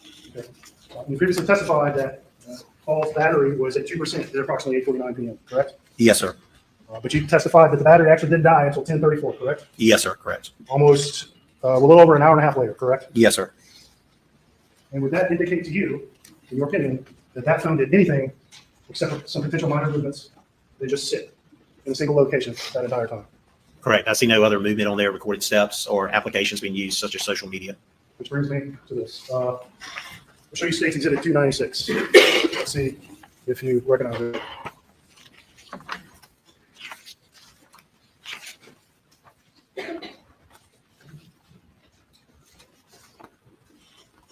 Yes, sir, I do. All right, and what is that? This is an Axiom report that I prepared for Magnet Forensics, recording the health database for Paul's phone.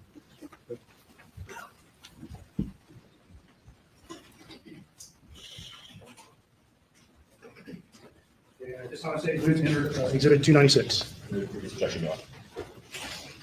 This will not be under seal. Can I see it? Yes, sir.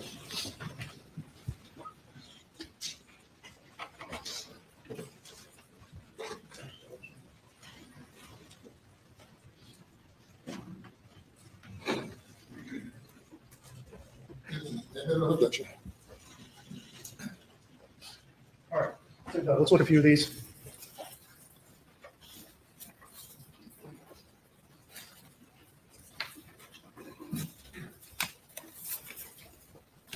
Okay, I'm going to show you record 43 and 44. Do you see those, sir? Yes, sir, I can. All right, and what do those two records indicate? Let's try to keep it chronological. So start with 43. 43 shows that the phone recorded 105 steps. Starting time was June 7th, 2021 at 6:54:21 p.m. Ending time is 7:03:49 p.m. All right, and record 44, what does that indicate? Record 44 shows that the phone recorded 208 steps. Start time of June 7th, 2021 at 7:14:13 p.m. Ending at 7:22:19 p.m.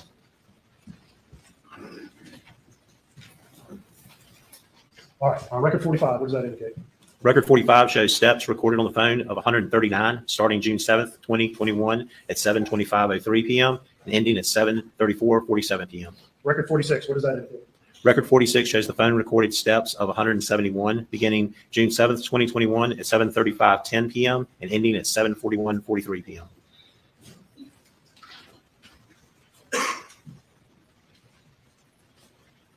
All right, record 47, what does that indicate? Record 47 shows steps recorded on the phone of 89, beginning June 7th, 2021 at 7:45:27 p.m. and ending at 7:55:11 p.m. All right, do you see record 48? Yes, sir. It says steps were recorded on the phone of 140. Start time is June 7th, 2021 at 8:15:55 p.m. and ending at 8:21:45 p.m. Record 49. What does that say? Record 49 indicates that 283 steps were recorded by the phone beginning June 7th, 2021 at 8:32:25 p.m. and ending at 8:42:11 p.m.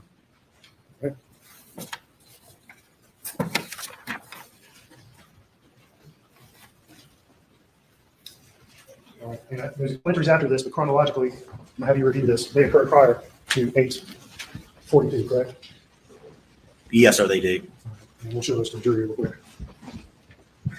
All right, record 50 and 51, what times did those steps occur at? Record 50, the time started was June 7th, 2021 at 8:05:46 p.m. and ending at 8:15:24 p.m. Record 51 shows starting time of June 7th, 2021 at 7:55:44 p.m. and ending at 8:05:28 p.m. So chronologically speaking, those two events occurred prior to record 49, correct? Yes, sir, correct. We'll go back to record 49. I'm gonna hand the report back to you. As you testified, those steps ended at 8:42 and 11 p.m., correct? Record 49. Yes, sir, correct. They ended at 8:42:11 p.m. All right, I'll give you a moment to review your report if you'd like. Did any other steps recorded on Paul's phone after 8:42:11 p.m.?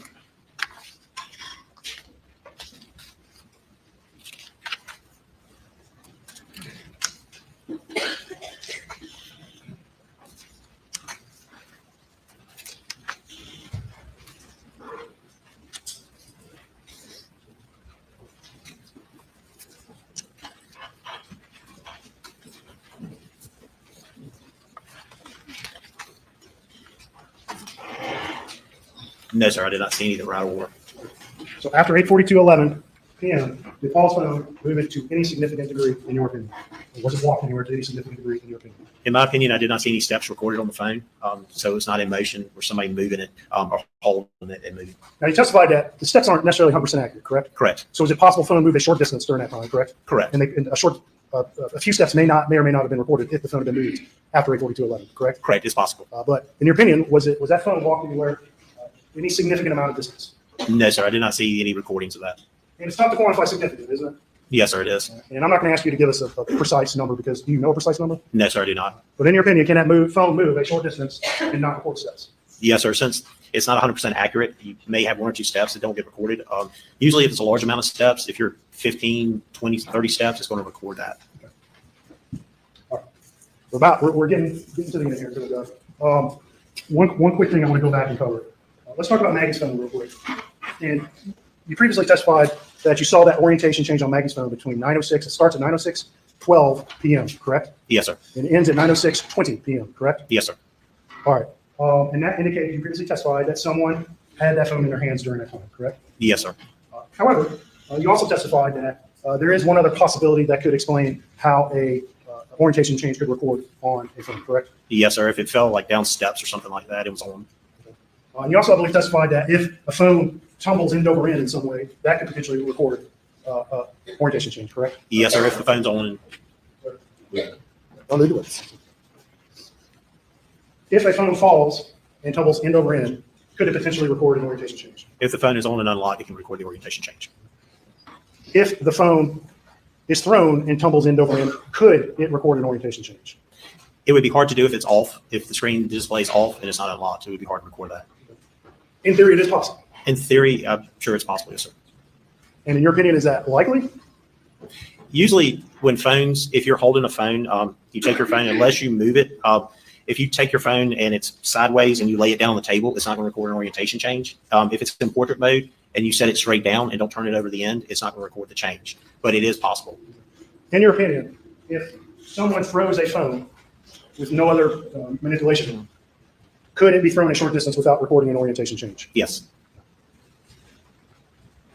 All right. Now, one thing we haven't talked about with Maggie and Alex's phone is one other review you've done of these phones is those phones have a lot of photographs and videos on them, correct? Yes, sir, correct. And you've reviewed, I don't know if you've reviewed them all, but have you reviewed a substantial portion of them? Yes, sir. All right. And did you find anything on Maggie's or Alex's phone that was relevant to the investigation on, at least on June 7th of 2021? Yes, sir, I did. On Maggie or Alex's phone? Oh, I'm sorry. No, not on Maggie or Alex. Okay. At least in relation to the events of that night, was there anything recorded on Maggie or Alex's phone that was relevant that you found? As far as video recordings or photograph recordings, no. Okay. All right. Paul's phone, did you conduct a similar review? Yes, sir, I did. And did you find anything that you consider relevant to what occurred on the night of June 7th at Moselle? Yes, sir, I did. Okay. And in fact, you've already referenced it, haven't we? Yes, sir. When we looked at Paul's timeline, we saw an entry of Paul's camera coming on, correct? Yes, sir. And I think you wrote the time down. If you can't find it, we can get the report out again. But what time did that camera come on? At 8:44:49. Okay. And how long was that video again? It was roughly 50 seconds. When did that video end? At 8:45:47. You're certain about that? Yes, sir. Why are you certain about that? because I reviewed the video for looking at the length of the video. It compared it to the length of the camera time that was on. Also, too, there was data recorded in the video because it was taken with the phone. It had GPS coordinates along with a description of the phone that took it. And you're telling this jury today that you're certain that that is when that video was recorded on Paul's phone? Yes, sir.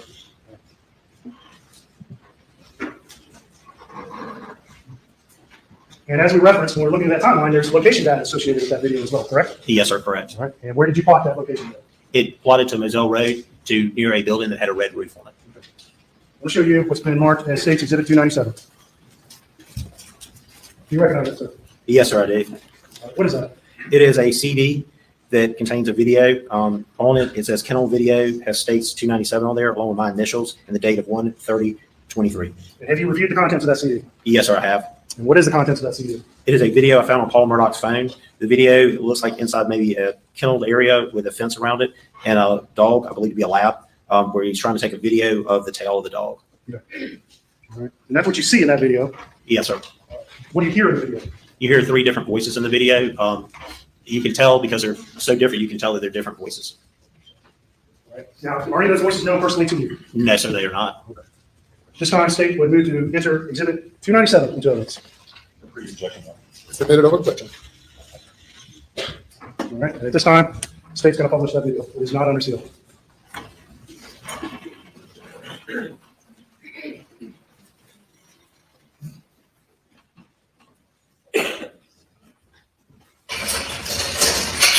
Get up.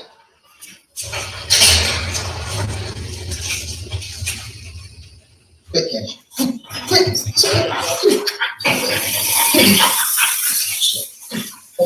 Okay.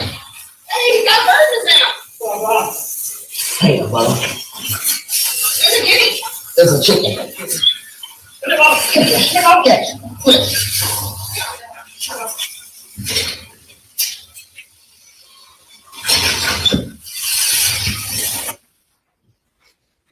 What time is that video recorded again, Lieutenant Dove? The camera begins at 8:44:49 p.m. And it ends when? At 8:45:47 p.m. Nothing further from State. Cross-examination.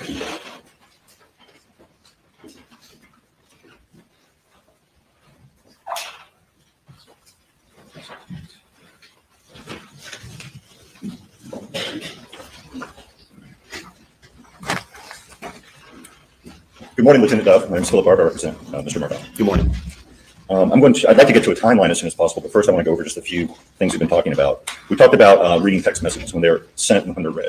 Yes, sir. Is it possible to see the contents of a text message without it being marked read? Yes, sir, it is. And how would that be? If you have a notification on your phone on the lock screen that would show a text message, depending on how long the text message is, you could see the text message and read most of the content without actually opening it and reading the message.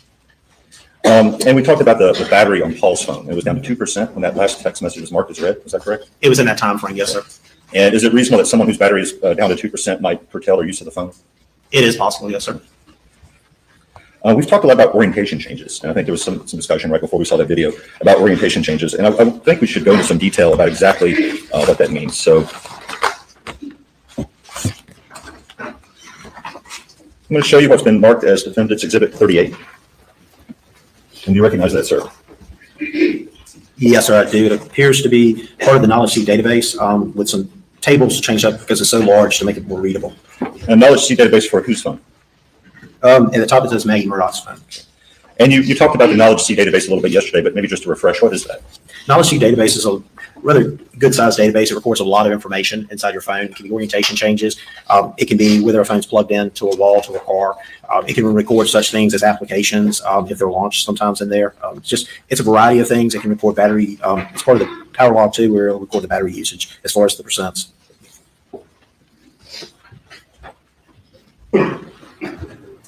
At this time, I defendant would offer Exhibit 38 in evidence.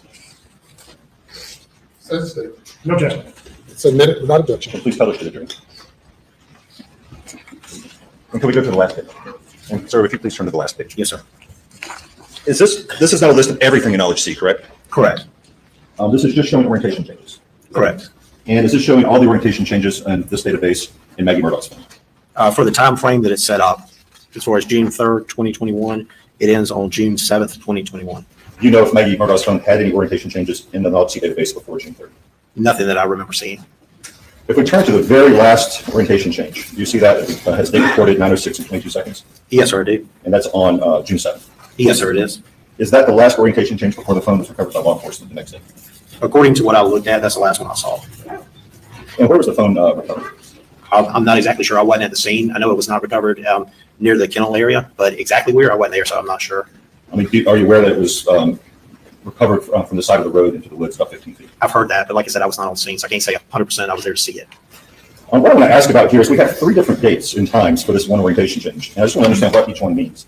So the first one, date recorded, which is at 9:06 and 22 seconds. What does that mean? That's when it recorded the orientation change. So would that mean that that's when this line was written in the database? Yes, sir. So the start time for an orientation change, what does that mean? It's when it started to record that the orientation change was happening. Okay, and then I see the end time would be when it ended 8 seconds later, right? Yes, sir. What does that mean for an orientation change to take 8 seconds? That it was in that position. So is it taking 8 seconds to go from portrait to landscape? No, sir. It's recording that it was in that. It did not show that it changed. If it's in portrait, it didn't show that it changed from portrait to landscape or from landscape to portrait. It shows it was in that position for that period of time. Okay. So, and then over here, this number, there's numbers that are 0 and 1. 0 would be landscape and 1 would be portrait, correct? Yes, sir. Correct. So we have here, this is the last orientation change before it's recovered, and we have a start time and an end time of 12 seconds to 20 seconds. Yes, sir. And do you recall that there was an incoming phone call in that time period? Yes, sir. There were incoming phone calls around the 9:04, 9:05. I think at 9:08 also, or a text message around then. Do you recall that there was a phone call between 9:06 and 12 seconds and 9:06 and 20 seconds? Yes, I believe there was. And who was that call from? It was from Alex Murdaugh. So during the period of this orientation change, there's an incoming call from Alex Murdaugh. Yes, sir. And so during this period, the screen is on, correct? The screen would light up once the call's made. Yes, sir. And it's ringing, right? I'm assuming it would be yes, sir. We'll come back to that when we try to flesh out a little bit of the timeline. The next thing I wanted to ask you about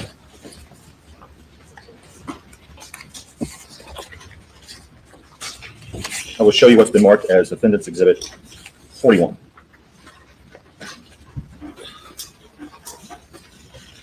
Do you recognize that, sir? Yes, sir. This is another table from the Knowledge CV database. It's actually, isn't it the same table, sir? Well, it's part of the same table. It's actually the other one contained the orientation. This one contains apps. And this one contains, let me ask this. When you, under screen name, do you see Siri UI? Yes, sir, I And do. do you understand what that is? Yes, sir. Okay. At this time, Mr. Murdaugh would offer Defense Exhibit 41 to evidence, Your Honor. No, submitted. Published. So this looks similar, and we see that it says Siri, and there's things that say begin and end. What does UI mean? It stands for user interface. And so we see here the user interface is starting and stopping at these various times. Is that correct? Yes, sir. And what on Maggie's phone, what would typically trigger the Siri user interface? It could be several different things. If it's set up with Siri where there's a word that you say, Siri or whatever you choose to say, it could activate it when it's listening. It could be hit the button, the power button to activate it. It could be several different things. And hitting the button is the button on the side of the phone? Yes, sir. If that's pressed and held for a couple seconds, it comes on? Yes, sir.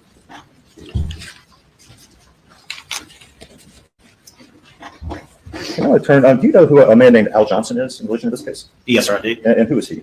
He is a private investigator that does digital forensics, retired from the FBI. And did he do work on this case? Yes, sir, I believe he did. Did he do analyses of the phones in this case? Yes, sir. Have you ever seen those analyses? I've not seen his completed reports, no, sir. Okay, have you seen his Axiom reports? I have not seen all his Axiom reports, no, sir.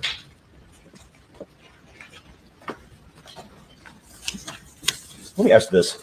When you look at the steps and the time periods for the steps on Maggie's phone, Paul's phone, let's just talk about Maggie's phone and Alex's phone.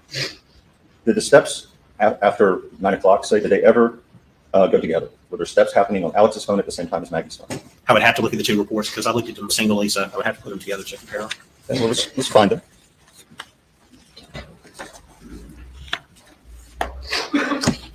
This one. 284 and 290. 284 and 290. And mark this date's 284. It is 284. I'm going to go to this date's 290. And so just to understand the question, is there anything indicating that Maggie's phone and Alex's phone were moving together in those reports? Let me look to see, compare the times.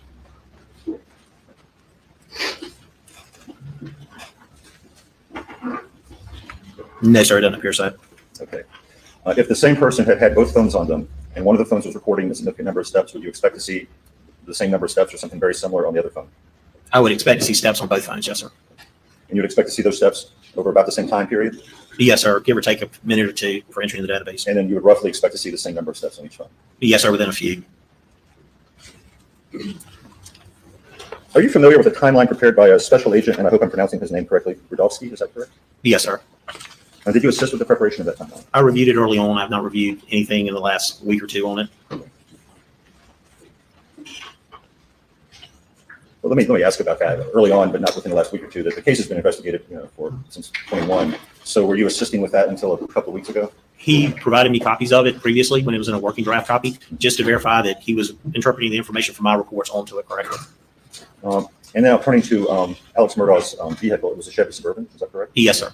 And did you do any work regarding the electronics in that vehicle? No, sir. You had no involvement in anything with that vehicle? As far as processing the data, no, sir. I just took the items and receipts from the vehicle as far as infotainment center and prepared them and sent them to the FBI to be processed. Have you ever seen any of the results from the FBI processing? Yes, sir, I have. Okay.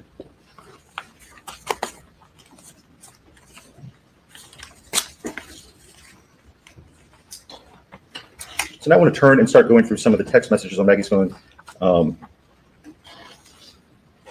We will.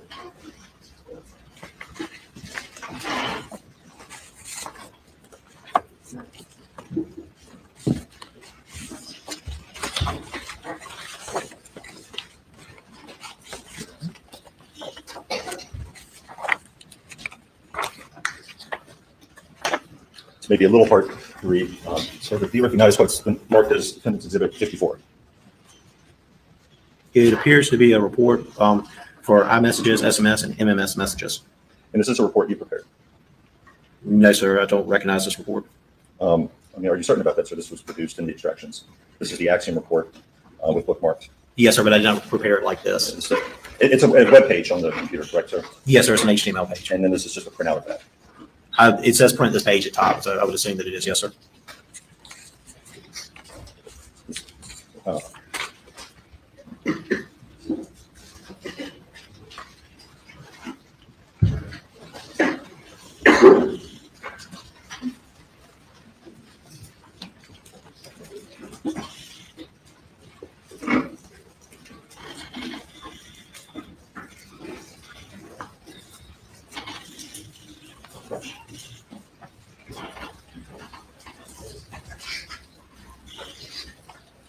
Sir, can you read under source,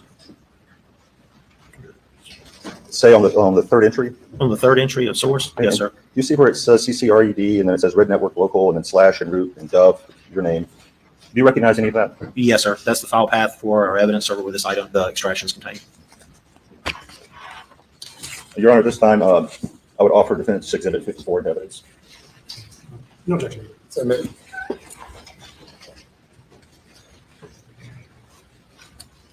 So this is, and please cover. And could we zoom in so that the left side of the screen is a little larger? Zoom in so the left side of the screen is larger and visible to the jury. That's good. Now, Lieutenant Dove, the times in the time column here are UTC, so we'll need to subtract 4 hours from them. Is that correct? Yes, sir. Okay. So, and this is a listing of text messages that Maggie Murdaugh sent or received? Yes, sir, it is. Okay. So this the second entry there, what's the time for that message? The time it shows the message sent time is June 7th, 2021. It shows it at 7:55:26 p.m., but to correct it to Eastern Standard Time at that point would be 3:55:26 p.m. That's with -4 UTC. Okay, and is this incoming or outgoing message? This records it as a message that was sent. And does this message say, well, if you can read the message. It says, TY, I'm waiting at doctor. Alex wants me to come home. I have to leave door open at Ediso, but trust Mexicans to shut and lock for me. His dad is back in hospital. The last doctor claims no cancer, it's pneumonia. Okay, and does this continue on to 3? But let's just continue. Can you read number 3? Yes, it's hard to tell where it separates on this report, but there's 2 emojis and it says, Alex is about to die. Hope he doesn't go down there to sleep. Alex needs to take care of himself as well. And what was the time on that one? That text message was June 7th, 2021. It shows it at 7:57:16 p.m. To correct to UTC -4 would be 3:57:16 p.m. And then if we come down to number 5, that's an incoming message from Mr. Murdaugh, isn't it? That we looked at before. Yes, sir. And what does it say? It says, how's your doctor appointment or APPT? And if we go to the second page, and number 6 there, is that an outgoing message? It shows it as a received and read message. And what does it say? It says, yes, he does. He told me he was tired when he left. I hope they can treat Mr. Randolph at least to make him comfortable. Now, the next one, number 7, is that a reply to the how was your doctor visit message? Yes, sir, it appears so. And what does it say? Waiting as usual. And number 8, is that an outgoing message? It is a sent message. Yes, sir. And what does it say? It says, I'm scared for him and Alex and all of us. In the context of these text messages, do you understand that to be referring to Mr. Randolph Murdaugh's medical condition? Yes, sir, I do. And what's the time on that? That time is June 7th, 2021. It shows at 8:06:43 p.m. To correct it to -4 UTC would be at 4:06:43 p.m. And number 9, what does that, is that incoming or outgoing? It shows it as a received and read text message. And what does this text message say? It says, I know, just pray about it and hope he gets a little better. Alex and you really need to relax. Always being on the go with little to no sleep is not healthy. Remember that I have a doctor's appointment in the morning in Beaufort. If I get done early, I will go to Moselle. I'll let you know. Okay, let's skip down to page 4. I believe will be our next message from Mr. Murdaugh. And we're looking at number 18. Is this an incoming message from Mr. Murdaugh? Yes, sir. We're having a little difficulty seeing this. Take it up just a little bit. Come on, please. Can't see the small print. If we could make the message text, take those with the date. Yeah.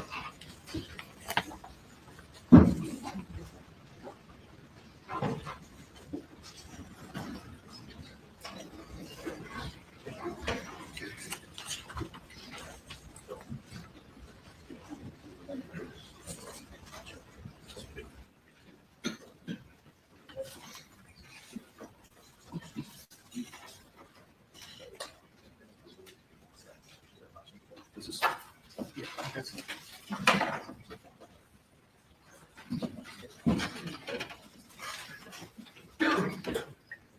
Proceed. Your Honor, I would ask the court to please ask the jury if they can now see. Is there anyone who cannot see? Proceed. Line 18, who is this text message from? The text message, it shows the client or the chat ID is 1-803-942-1227. Is that Alex Murdaugh? Yes, sir. And what is the time of this message? The time of this message is June 7th, 2021, 11:05:55 p.m. To correct to minus UTC is going to be 7:05:55 p.m. And what does the message say? Paul says you were getting petty. Call when you get done. And there are 2 exclamation marks after petty, correct? Yes, sir, correct. Showing significant petty. You would understand here to mean pedicure? Yes, sir. To the best of my knowledge, it is. Now, number 20 would be the next text message from Mr. Murdaugh. And what is the time on that? The time on that, on the paper, it's June 8th, 2021 at 1:08:58 a.m. To correct the time to -4 UTC, we make the day June 7th, 2021 at approximately 9 o'clock, 9:08:58 p.m. And what does this one say? Going to check on M, be right back. And then finally, number 21, I'll just ask, is this at 9:47 and 23 seconds p.m.? Yes, sir, once it's corrected for the UTC. And what does this say? It says, call me, babe. And who is it from? It's from the same phone number of 1-803-942-1227, and that phone number is for Alex Murdaugh. Ask about that 908 text message because I think they talked about that a bit.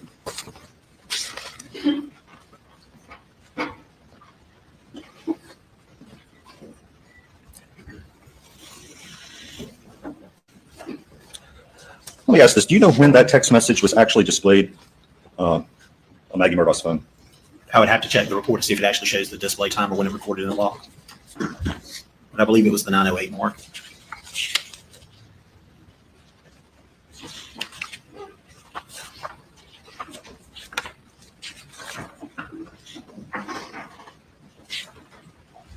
I'll come back to that.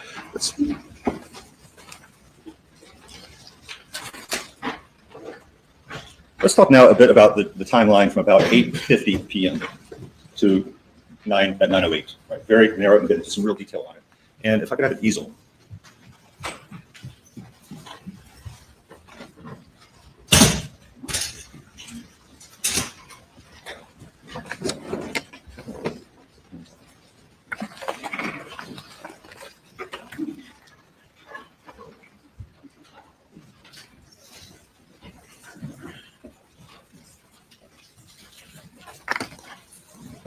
I'm going to ask about some times, and you may need to refer to the reports. If so, let me know, and I'll bring them up.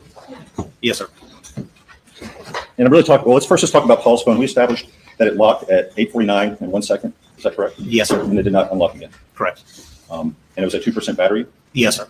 So we don't really know much about what happened after that time from this phone, do we? Just what was recorded in the logs. Was anything recorded in the logs after 8:49 and 1 second? Yes, sir. It's still showing that there was some activity going on as far as like GPS coordinates, things like that. Now. When was the last activity? Well, let me rephrase it. When was the last activity indicating human use of the phone? Was the time that it was locked. Okay. And so we don't know what the person with the phone was doing after that. We can't tell from the phone, can we? I can't tell if a person was using the phone. It doesn't appear so. But the phone, because it's still on, still running things in the background. Okay. Now I'm going to talk a lot about Maggie's phone. So on Maggie's phone, was the display off from 8:49 and 28 seconds to 8:53 and 8 seconds? That sounds right. I'd have to verify it with the report to be 100%. Okay. Do you have a report on hand? No, sir, I don't.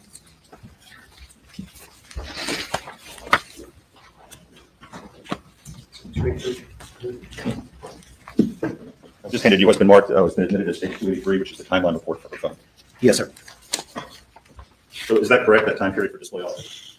Could you repeat the time so that I can verify it, please? Okay, it is 8:49 and 28 seconds is the display goes off. Is that correct? Give me 1 second to get to it. 8:49 and 28 seconds? Yes, sir. Yes, sir. It shows that that's the end time of the display on. Is there an orientation change at that time too? It shows an orientation change at 8:49, 28 seconds, goes to landscape. So there is the same time. And 2 seconds later, is the phone locked? It's at 8:49, 31 p.m. It shows the start time of being locked. Okay.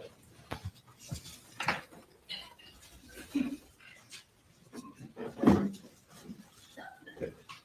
Our next event at 8:53:08 does the display come back on? Yes, sir, it does. The phone is still locked, but the screen is on. Is that correct? Yes, sir, that's what it's showing.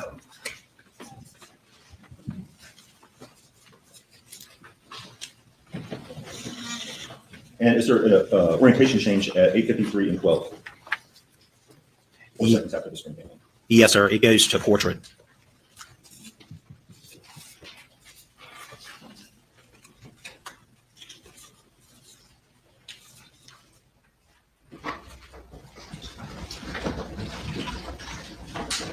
And we have this kind of starting at this time period, starting at 8:53:15 with Apple Health, don't we have her walking some distance? Yes, I believe so. I believe it recorded some steps then. I'll refer to that report. Please do.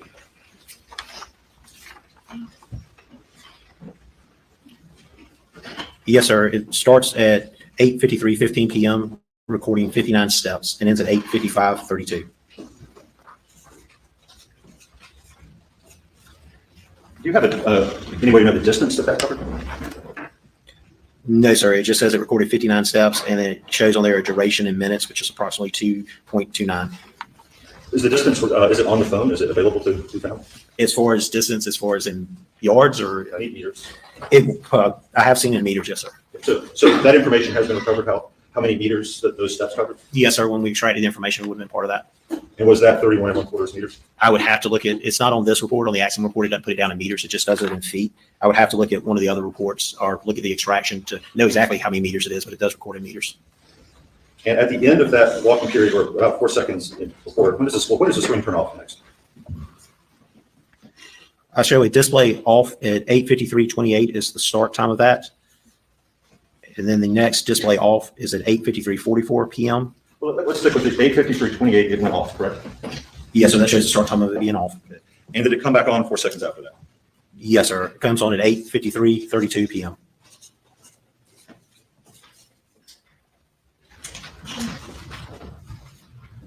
Now, the exhibit I previously showed you about Siri. When's the last activation of the user interface for Siri? The last one shows that it started on June 7th, 2021 at 8:53:20 p.m. Okay, so it's during this period of walking. Yes, sir. And we covered previously that holding side button can trigger that. It's one of the things, yes, sir, that can trigger that. Now, the screen had gone off at 8:54:32. Is that correct? At 8:54:32 was the end time of the display off. I apologize. 8:53:44 it came on, correct? The display went off, and then it went back on at 8:55:04. Is that correct? Let's see. I show display off starts at 8:53:44. It ends at 8:55:32. Display on at 8:55:32 is when it starts with the display on. And then it shows that ending at 8:55:04. So at 8:55:32, the display comes on, and 2 seconds later is a camera application use. At 8:55:32? At 8:50, I'm sorry, at 8:54:32, the screen comes on. Yes, sir. 2 seconds later, the camera is activated. Is that correct? Yes, sir. Was the camera activated from the lock screen? In other words, the phone was not unlocked to get to the camera. It doesn't appear that there's an unlock sequence, but I would imagine not, just based off of that. I don't see the unlocking. Is there metadata in the Knowledge C database that would allow you to determine whether this was activated from the lock screen? There may be. I've never looked that far into it to see if that's there. So the screen comes on, the camera's activated. It stays on for how long? It comes on at 8:54:34 and goes off at 8:54:35. So approximately 1 second. Okay. And we're still in that walking period, correct? Yes, sir. Now, 5 seconds later, we have an orientation change. The orientation change to landscape begins at 8:54:40. Yes, sir, approximately 5 seconds.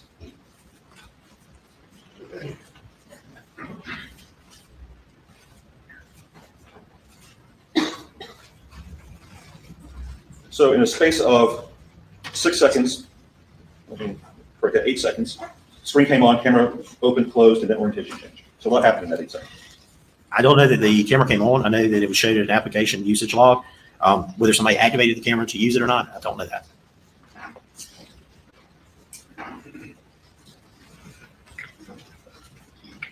And then when did the display go off? It shows display off at 8:55:04 p.m. Okay. And there was an orientation change then too, correct? Yes, sir. It went to portrait. And did the display come on again shortly thereafter, 28 seconds later? Yes, sir. At 8:55:32 p.m. And then it went off and it stayed off until 9:03, correct? Let me find the end time for that display off. Yes, sir. The display went off at 9:03:52 p.m. So, and then what we have after that would be some incoming calls that go unanswered until we get to that orientation change at 9:06. Is there anything else happening on the phone? There's other things that are recorded in the logs, because it will record in the logs that it received a phone call. So you get that, you get the phone calls, and then it The phone shows. call, when was that? It shows a phone call at 9:04:23 p.m. And I think we had previous testimony that was from Alex Murdaugh, correct? Yes, sir. Correct. And then we have the final orientation change at 9:06:12, which has a start time of 9:06:12 and an end time of 9:06:20, correct? Yes, sir. That's when the orientation changes to portrait. And in that time period, we have another call from Alex Murdaugh, correct? Yes, sir. At 9:06:14 p.m. And then another one coming in at 9:06:51. Is that correct? Yes, sir. That's correct. And then the display after that goes off. Yes, sir. It goes off at 9:07:00 p.m. And that text message we talked about earlier at 9:08:58, did the screen come on when that came out? Or did it stay off? It looks like when the display off ended was at 9:31:44 p.m. Is that when that text message was actually delivered? It shows text message received on the phone at 9:08:58 p.m. But the screen did not come on until 9:31. Correct. We mentioned you had seen the vehicle. Well, let's strike that. We talked about Alex Murdaugh's steps. Did he have a period of walking that went from about 9:02 to 9:06 and 47 seconds? I would have to refer to that report.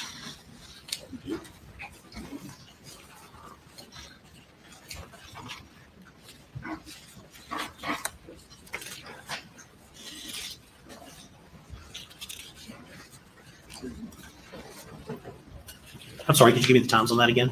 It's about 9:02 time period. It ends at 9:06 and 47 seconds. Yes, sir. It shows that the phone reported 283 steps. Do you recall from the report you got from the FBI about his vehicle, if anything was reported happening on his vehicle at 9:06 and 58 and 48 seconds? I don't remember. I remember looking at the report, but I haven't studied that before, so I don't know. You don't recall that the report shows that the car engine was starting at that time? I would have to look at that report. Like I said, I looked at the report when it first came back, but I had not studied that report, so that's not part of what I examined. Was information from that report included in the timeline you assisted Agent Belsky with? Yes, I believe it was. If you were to look at that timeline that the agent prepared, would that help refresh your memory? Yes, sir. I could look at it and see what the report says. It's a copy of his timeline report. You recognize that that's what it is? Yes, sir. That's what it appears to be.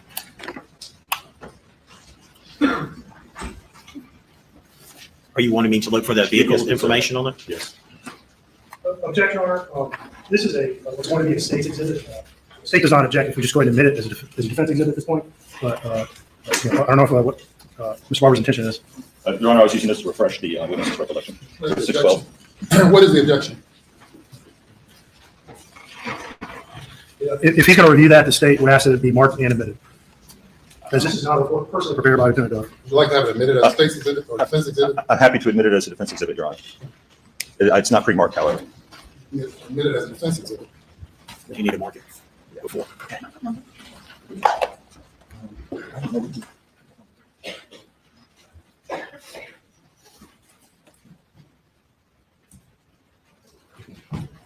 That's 60.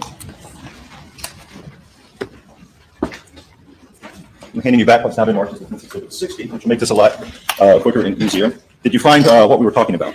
Yes, sir, I did. And when did Mr. Murdaugh's car start? According to this timeline that's been prepared, it looks like it starts at 9:06:48 p.m. And that is a second after the end of that period of walking around. Yes, sir.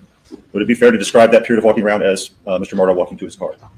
I can just say the phone recorded steps. I can say what this report has as far as the vehicle information. Now, whether somebody was walking to their car, from their car, or just walking around an area, I can't say because I wasn't there. But I can just say what the information contained over there. Did his phone connect to the Bluetooth system in his car? I did not find connections during that time frame. Did you look at his car? I apologize. Did the FBI find a connection to the system in his car, not on his phone? I don't see it in this section that talks about the vehicle stuff for the 906 period.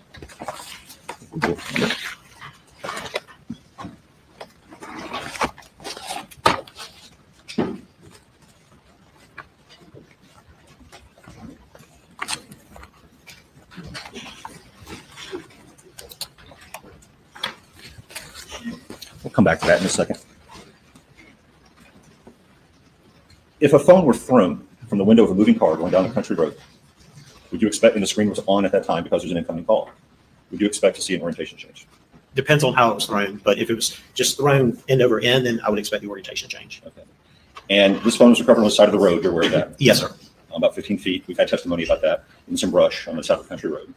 Not so far from Mr. Murdaugh's house, but half mile or so at least.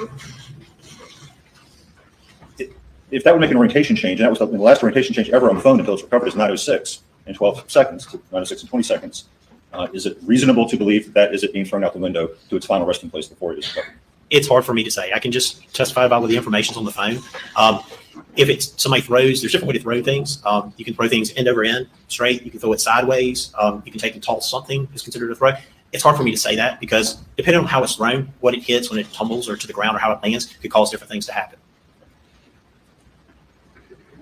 Based on the information in front of you, would it be possible for the person who's cranking that car at 9:06 and 48 seconds to be throwing it from that car while it's moving at 9:06 and 12 to 20 seconds?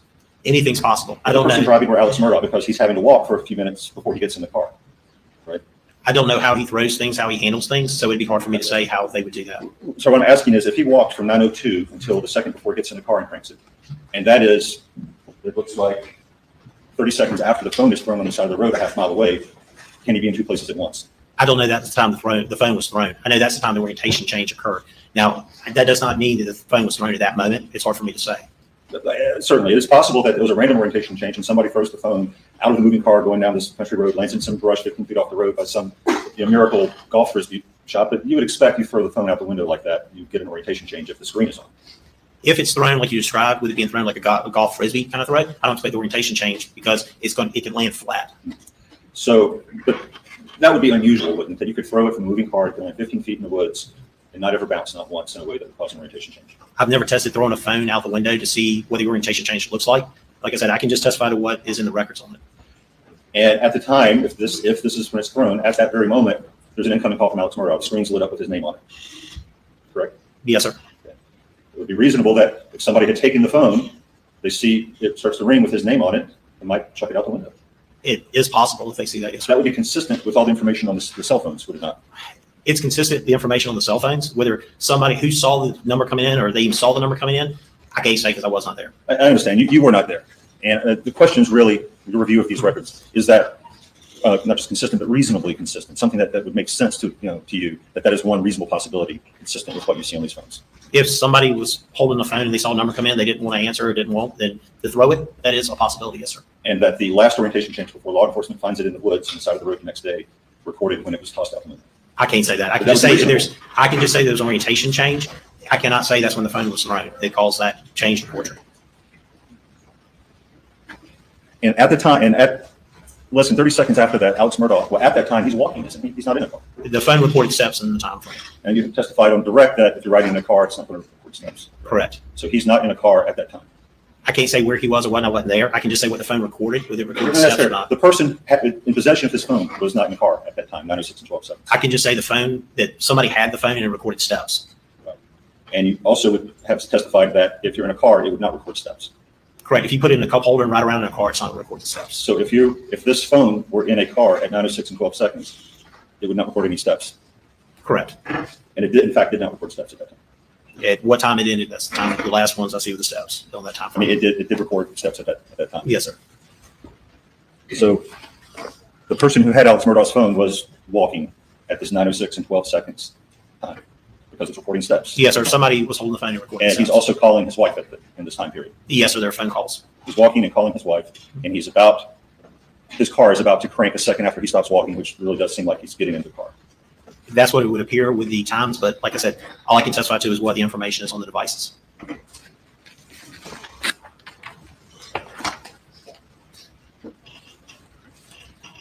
Did Alex Murdaugh have the code to unlock Maggie Murdaugh's phone? I don't know. I've been told he did. I was provided the code when I received the phone.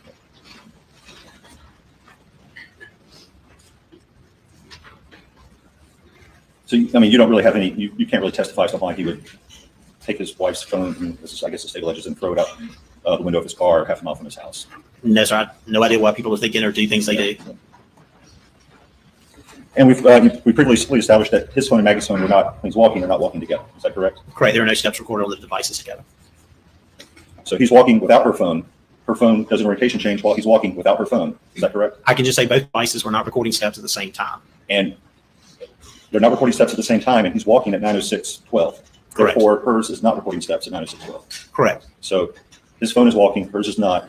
At the time, her phone has this final orientation change before it's found on the side of the road. Yes, sir. And in your 20-some years experience in law enforcement, that doesn't make it seem reasonable to you that that the person who had Alex's phone did not also have Maggie's phone at 9:06 and 12 seconds? It appears the phones were not together being moved by the same person because they're not recording steps.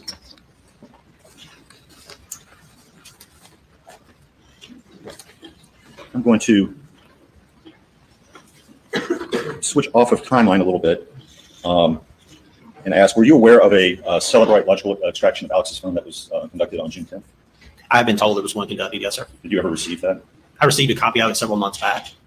Did you receive it after you did the full file extraction? Yes, sir.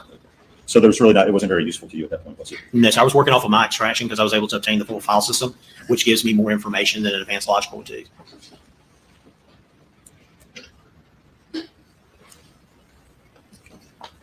Turn to Maggie's phone and the recovery of that. You testified earlier, is it your understanding it was recovered in the afternoon of the day after June 8th? My understanding is it was recovered June 8th. The approximate time it was recovered or time frame, I'm not 100% sure of.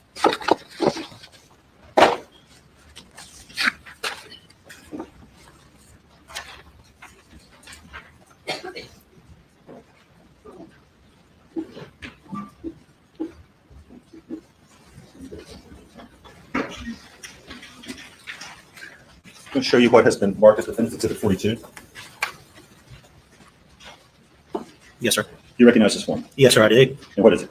It is our evidence intake form for the Computer Crime Center. Okay. Your Honor, Mr. Murdaugh offered this as Defendant's Exhibit 42 in evidence. No objection. It's admitted without objection.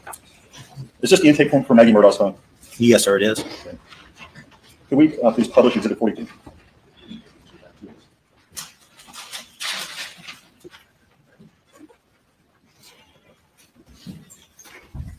While they do that, what's the date on this form? The date on form is June 9th, 2021. Is that when her phone came to you?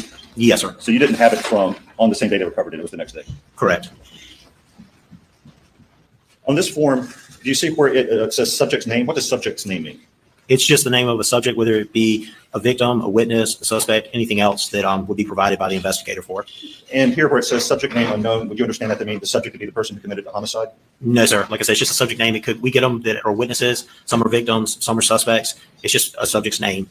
Well, down here under keywords, do you see where it says urgent request and it's ticked yes? Yes, sir. And then what's the reason for that request? It says unknown suspect.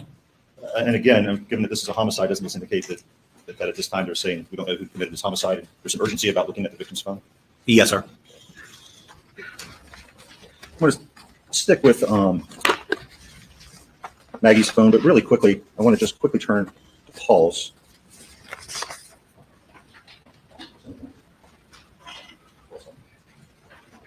Show you what's been marked as Defense Exhibit 46. Recognize that? Yes, sir, I do. And what is it? It is an evidence intake form for the Computer Crime Center. It's led. Your Honor, offer Defendant 46 in evidence. No, it's admitted. Lieutenant Duff, is this the intake form for Paul's phone? I believe it to be so. Yes, sir. Which you got on August 13th. I believe we had testimony on. Yes, sir. Is it an urgent request? No, sir. It's not checked. Yes or no. Is there anything written on here that indicates that the subject is unknown? No, sir. The subject line is blank. I'm going to turn back to Maggie's phone.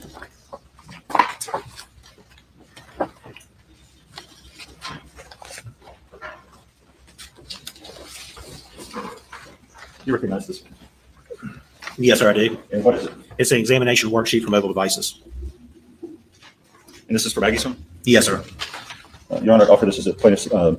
Murdaugh's exhibit number 43. No, sir. It's admitted. This has let's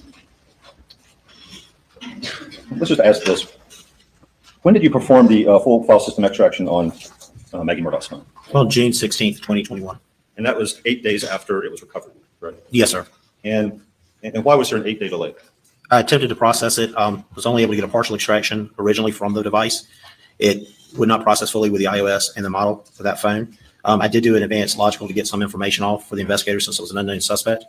Then on the 15th of June of 2021, Reiki updated the software, and then I reran it the next day with the updated software to get the full file system. Is it fair to say that essentially there were some technical difficulties and you were unable to do it for 8 days? It was just that at the time, Reiki did not support that model in that iOS. It was not difficulties, it just did not support it. Okay. And during that 8-day period, would anything have been lost on the phone? We've talked a lot about how things can go pretty quickly on some of these tables. Was anything lost during that time? Some of the location data from GPS systems, since the phone came in airplane mode, could have been overwritten. And I think we talked before that that's in one of these SQL-like databases called Cache. Yes, sir. And I think we even looked at on the Paul's phone, the timeline. There was the state's attorney pointed out some GPS locations. Yes, sir. Was the source of those on the timeline? That was Cache. That was the Cache SQL-like database, correct? Yes, sir. It was. Okay. So now I want to ask you if you recognize this document. Yes, sir, I do. And what is this? It's a database. It's tables from a database that denote longitude, latitude, timestamps, accuracy. And for whose phone? It says on the top, Maggie Murdaugh's iPhone. And this is from the Cache? Yes, sir. And it's just actually from the same table in the Cache database as was the source in those GPS locations we were looking at on the timeline for Paul's phone? Yes, sir. They were both cache databases. What is the earliest entry on this? It appears that the first entry is at June 9th, 2021 at 2:51:21 p.m. So that's 2 days after Maggie Murdaugh was murdered? Yes, sir. And it took 8 days to extract her phone? Yes, sir. If it had been extracted in 6 days, would we have this data for the night of the murder? It's possible. It appears it may be. Yes, sir. That latitude and longitude of the oldest entry, do you know where that is? No, sir. I would have to plot it to know for sure. Would you disagree with me if I said that that's a SLED building, given that it's the date? No, sir. I would say that most of these are probably the SLED Annex building in Columbia. And it is. Yesterday, you were asking questions about a Faraday bag, and there was some discussion that often there's no real point if it's already in airplane mode. But you said that one difference between removing the SIM card or airplane mode and a Faraday bag is that the Faraday bag would block GPS signals. Is that correct? Yes, sir. If this phone had been placed in a Faraday bag until whatever the Reiki issues were could be resolved, would it have preserved GPS data? It should have, as long as the Faraday bag was not defective and sealed properly, then it should have blocked the GPS. And then we would presumably have GPS data going back to 6/7. Yes, sir. I would imagine so in that time frame. Yes, sir. Beg your pardon, please.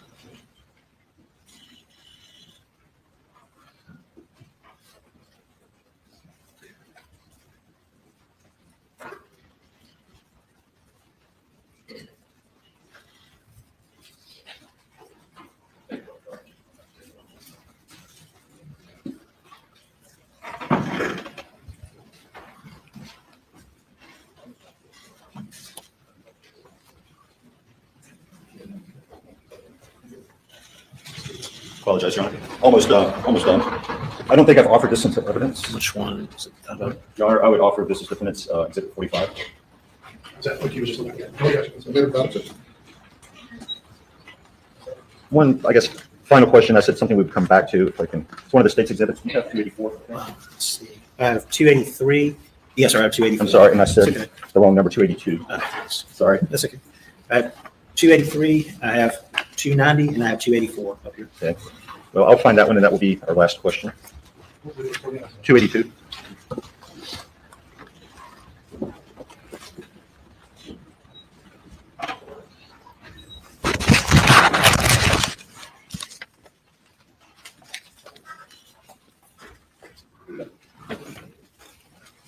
Hand you what's been entered as State's Exhibit 282.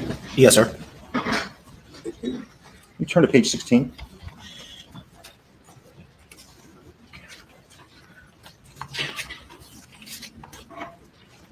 Yes, sir. Do you see the text message, going to check on him, be right back?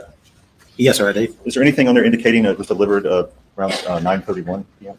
It shows the time on here is recorded as June 7th, 2021 at 9:08:58 p.m. And in the rest of the information around that text message, do you see anything? Around this particular text message, just that its status is unread. Let's see the exhibit.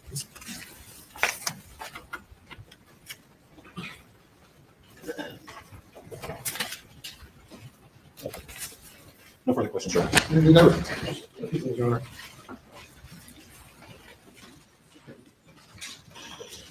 Honor. Mr. Barber asked you about the potentiality of Alex and Maggie's phones being carried at the same time, correct? Yes, sir. And you testified that there were no steps on Alex's phone at about the 8:55 timeframe when we see steps on Maggie's phone, correct? Correct. Don't lead the witness. At 8:55, we can refer to the report again if you need to. Between 8:53 and 8:55, do you see steps on Maggie's phone? Yes, sir. I see steps from 8:53 and ended at 8:55. And do you see any steps after that on Maggie's phone? No, sir, I do not. And if you want to pick up Alex's steps report, well, if you don't mind, look at the exhibit number on the back real quick. It's State's Exhibit 290. And would you look at the steps, the time frame of 8:05 to 9:02 p.m. on June 7th? Yes, sir. And do you see any steps on Alex's phone for that entire time period? From 8:05:35 p.m. to 8:09:52 p.m., it shows 74 steps. And that, Let me stop. I think you misspoke. The start time was 8:05 and some seconds p.m., correct? yes, sir. And what was the end? The end for that one was 8:09:52 p.m. Right. All right. And do you see any steps after that prior to 9:02 on Alex's phone? No, sir. And that video was recorded again at what time? The video was recorded. The camera was started at 8:44:49 p.m. Let's talk about this time, these times at Mr. Barber room. So this one.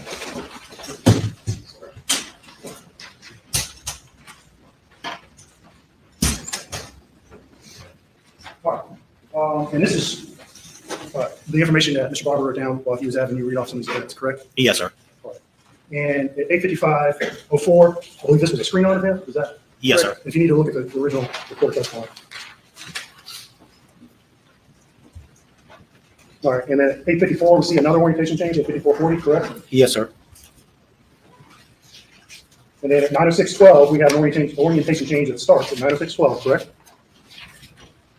Let me just verify the seconds real quick. At 9:06:12, yes, sir, I see the start of an orientation change to portrait. Okay, and 2 seconds later, what happens? I see a call. And from who? It's from PA on the report, but that's Alex Murdaugh's phone number. Ends in 1227. Yes, sir. And I believe Mr. Barber asked you, and I can't remember if you wrote it down. What time does the screen turn off? Or is Maggie's phone screen on during that call at 9:06:14? Let me ask you that. Take a look at the report. Yes, sir. I see a time ending for the screen on at 9:07:00 p.m. And it looks like the screen started and came on at 9:05:44 p.m. Okay, so the screen comes on at 9:05 and it turns off when? It turns off at 9:07:00 p.m. And when was the next time Maggie's phone screen turns on? It turns on at 9:31:44 p.m. All right, between 9:07 and 9:31, Maggie's screen is off, correct? Yes, sir. All right, and I think you testified about this, but I'm going to ask you again. If the screen is off, will a phone record a orientation change? No, sir. So Mr. Barber was asking you about the phone being thrown at this 9:06:48 time frame, correct? Yes, sir. And ultimately, you can't tell us exactly when that phone was thrown, correct? Correct. With the information that you recovered from this phone, correct? Yes, sir. Correct. But if that phone had been thrown after 9:07 with the screen off, would you expect to see an orientation change? No, sir. If that phone had been thrown at 9:08:58, when that text from Alex comes in to going to see him, if it had been thrown in that time period, would you expect to see an orientation change? No, sir. All right, I think that's.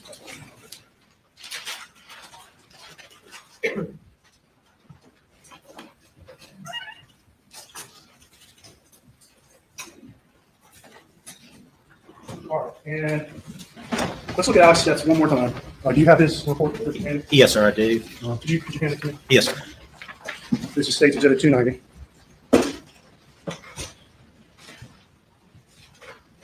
Let's look at his steps a little later tonight, real quick. And I'm gonna need to Elmo, please.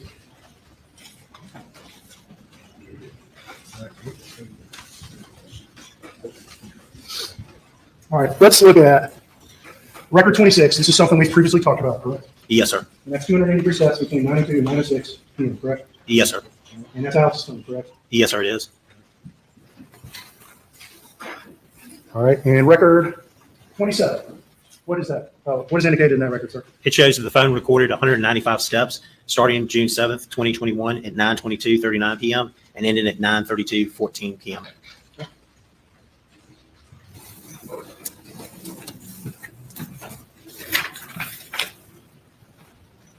Okay, record 28. What does this record indicate, sir? This record shows steps being recorded by the phone of 60 starting June 7th, 2021 at 9:55 p.m. and ending at 9:37 p.m. So at 9:22, there's 195 steps, correct? Yes, sir. And at 9:35, there's 60 steps, correct? Yes, sir. Now, you've testified, we talked about this quite a bit. You know, a step count, is that something you can 100% rely on, this exact number? No, sir. It's not 100% accurate. And Mr. Barber asked you about the phone will record distance as well, correct? Yes, sir. It can record distance and show it in meters. All right, and you've already testified that the steps is not always exactly accurate. In your opinion, the distance that's recorded by a phone from steps, is that generally accurate? No, sir. And with the distance that the phone records, would that be, in your opinion, more or less accurate than the steps that are recorded? The distance is recorded, I would consider to be a little less accurate than I would the steps. Right? Because there's some variables, correct? Yes, sir. Such as? There's different variables about stride length as far as when somebody's walking. Some people stride further than others. Some people, when they walk, they'll walk faster than that, so they can cover a greater distance in a short amount of time, but they're using more steps a lot of times because they're not striding maybe as far. But we see 195 steps at 9:22, correct? Yes, sir. And 60 steps at 9:35, correct? Yes, sir. And is 60 less or more than 195? 60's less. And would you expect the distance traveled at 9:35 to be less than the distance traveled at 9:22? I would have no way of knowing. Just depends on if somebody was up walking around versus sitting down. It's just hard to say. So more steps were taken at 9:22, correct? Yes, sir.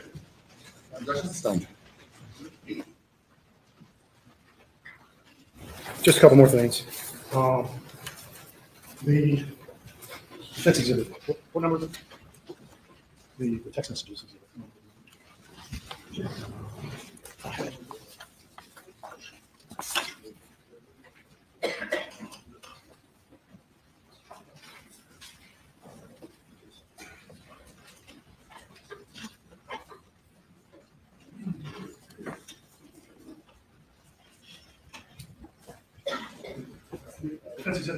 Yes, sir. I have a copy of it up here. I'm sorry. So would you mind bringing this? This is defense exhibit 54.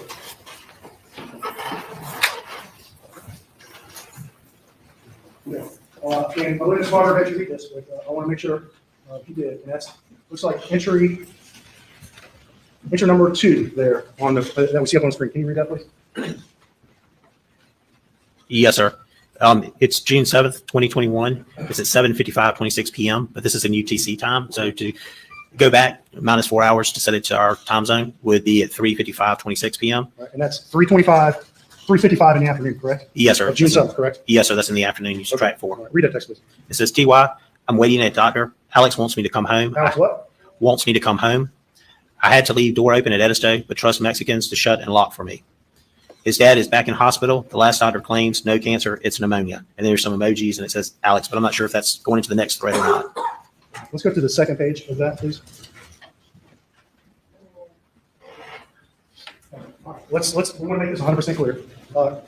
So can we highlight the time? Actually, go back to the first page, excuse me. All right, and just highlight for us the time on the text entry, the text that he just read, where it says 7:55:26. Can you just highlight 7:55:26, please? There you go. All right, and just want to be 100% clear about this. This is Greenwich Mean Time, correct? Yes, sir. Or UTC. Yes. Also, you know it as UTC, correct? Yes, sir. This is not local time. Correct. It's 3:55:26 p.m., correct? Correct. All right. Our time zone. All right, go to page 2, please. All right, let's read text entry number 6. What time is that in local time? It says 8:03 p.m. What is that in local time? In local time, I would subtract 4 hours from that. It would be 4:03:14 p.m. And what does this text say again? It says, yes, he does. He told me he was tired when he left. I hope they are treat Mr. Randolph at least to make him comfortable. Okay, let's go now to entry number 8. All right. And again, that's 8:06:43 Universal Time. What is that Eastern Time? It would be subtracting 4 hours. It would be at 4:06:43 p.m. And what does that text message say? It says, I am scared for him and Alex and all of us. All right. It says him. We just read the text at number 6. From the context of this message, who do you think him refers to? I believe it refers to his father, Mr. Randolph. But it says she is scared for Mr. Randolph and who? And Alex and all of us.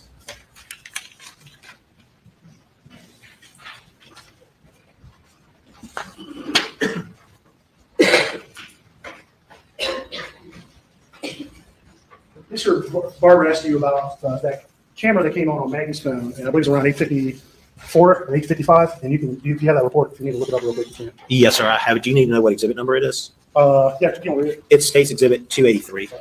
So that camera that came on, can you look at the exact time again? I think it's 8:54 time frame.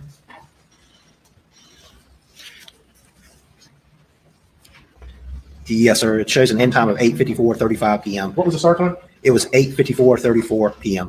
So that camera was accessed for how long? 1 second. And I know you testified that from the data you have, you can't say with 100% certainty how that camera was activated, correct? Correct. It's just showing as an application usage. It could have been that the phone thought it saw something and the camera was activated. It could have been running in the background. For 1 second, it doesn't look like somebody might have touched it to cut it on. Okay.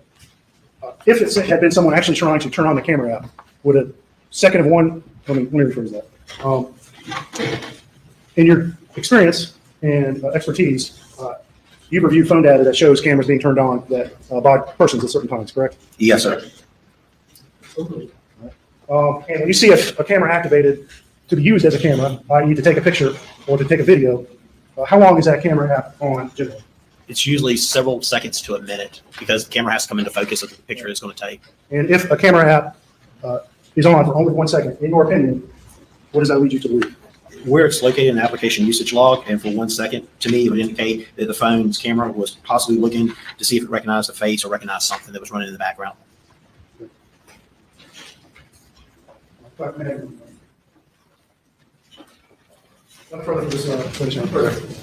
Yes, sir. Very quickly.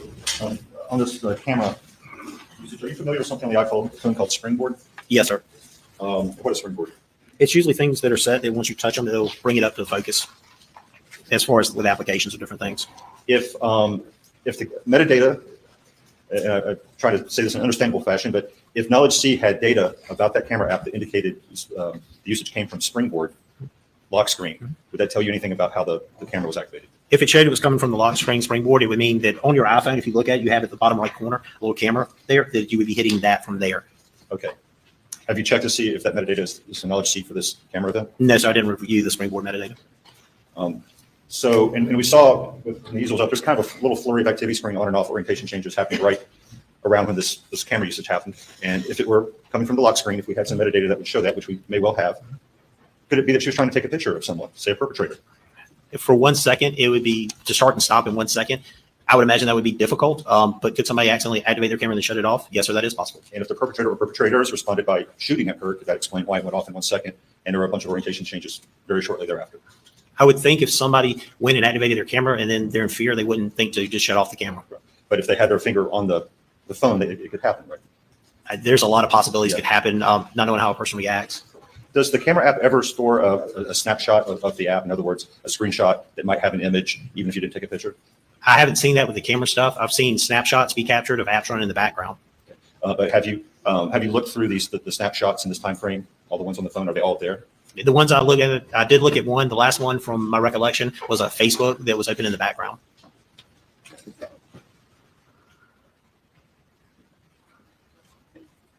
You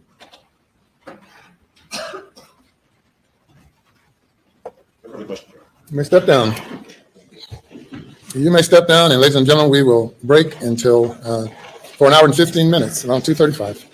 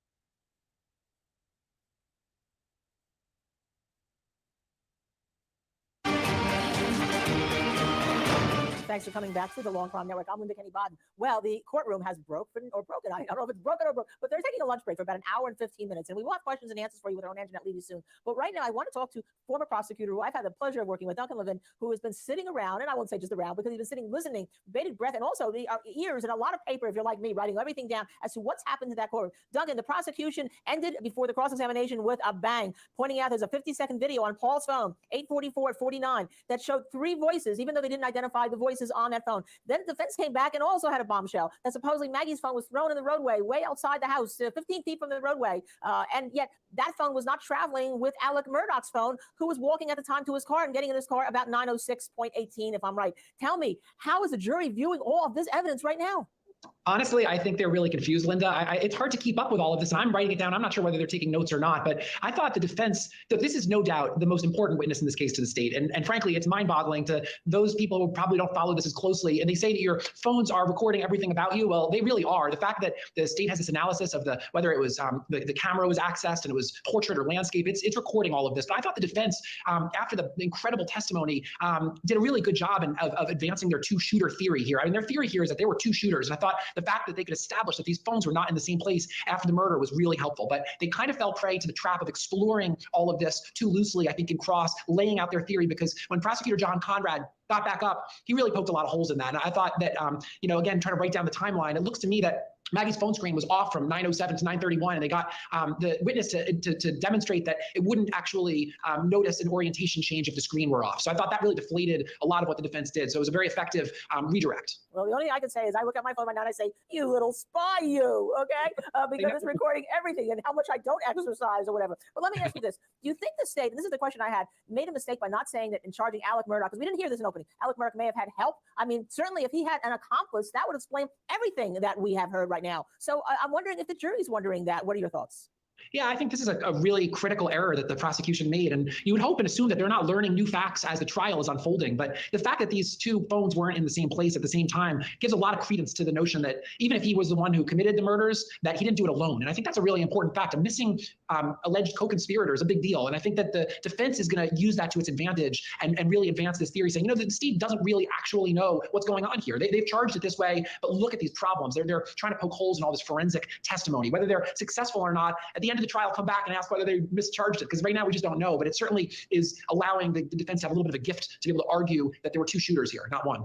Now, before I got on the air and the state played that video from Paul's phone, which we didn't see, but we could hear with three persons' voices, the defense before they started across said, and I quote this, "May I have a moment with my client?" to the judge. And I thought, oh, that's really, that's really not good. But the prosecution did something clever. They went back to Maggie's phone and they said, at 3:30, she's texting with a friend of hers and she's telling the friend that Alec wants her to come back home to the house. Now, we're only hearing texts from the 7th today, and I don't know why, but that's crucial, isn't it, for the state's case?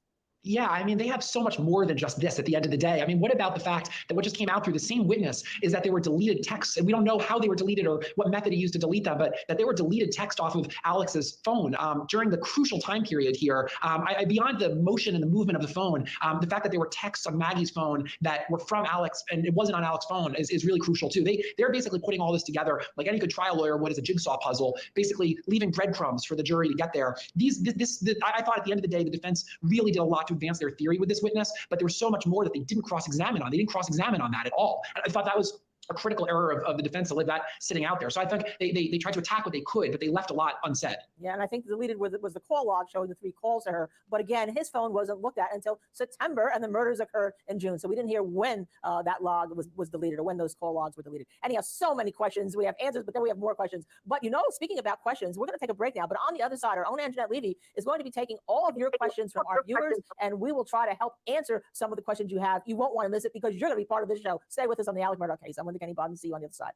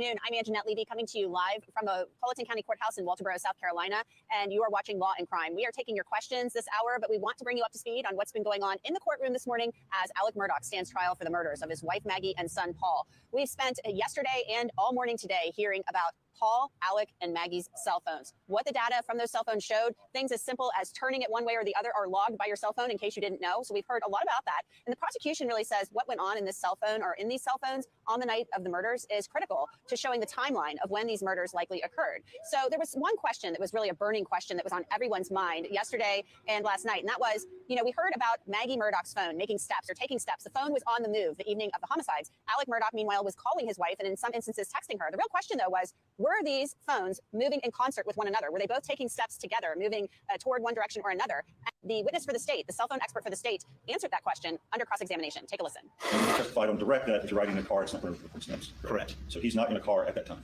I can't say where he was or when I wasn't there. I can just say what the phone recorded, whether it recorded steps or not. The person in possession of his phone was not in a car at that time, 9:06 and 12 seconds. I can just say the phone, that somebody had the phone and it recorded steps. Right. And you also have testified that if you're in a car, it would not record steps. Correct. If you put it in a cup holder and ride around in a car, it's not recorded steps. So if this phone were in a car at 9:06 and 12 seconds, it would not record any steps. Correct. And it did, in fact, did not record steps at that time. At what time it ended? That's the time. The last ones I see with the steps on that time. I mean, it did record steps at that time. Yes, sir. So the person who had Alex Murdaugh's phone was walking at this 9:06 and 12 seconds time because it's recording steps. Yes, sir. Somebody was holding the phone and recording And steps. he's also calling his wife in this time period. Yes, sir. There are phone calls. He's walking and calling his wife, and his car is about to crank a second after he stops walking, which really does seem like he's getting into the car. That's what it would appear with the times, but like I said, all I can testify to is what the information is on the devices.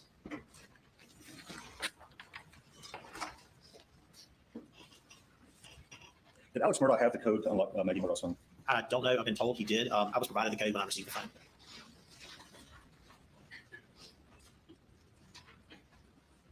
So, I mean, you don't really have any, you can't really testify to why he would take his wife's phone, and, I guess the state alleges, and throw it out the window of his car half a mile from his house. And that's right. No idea why people are thinking or do things they do.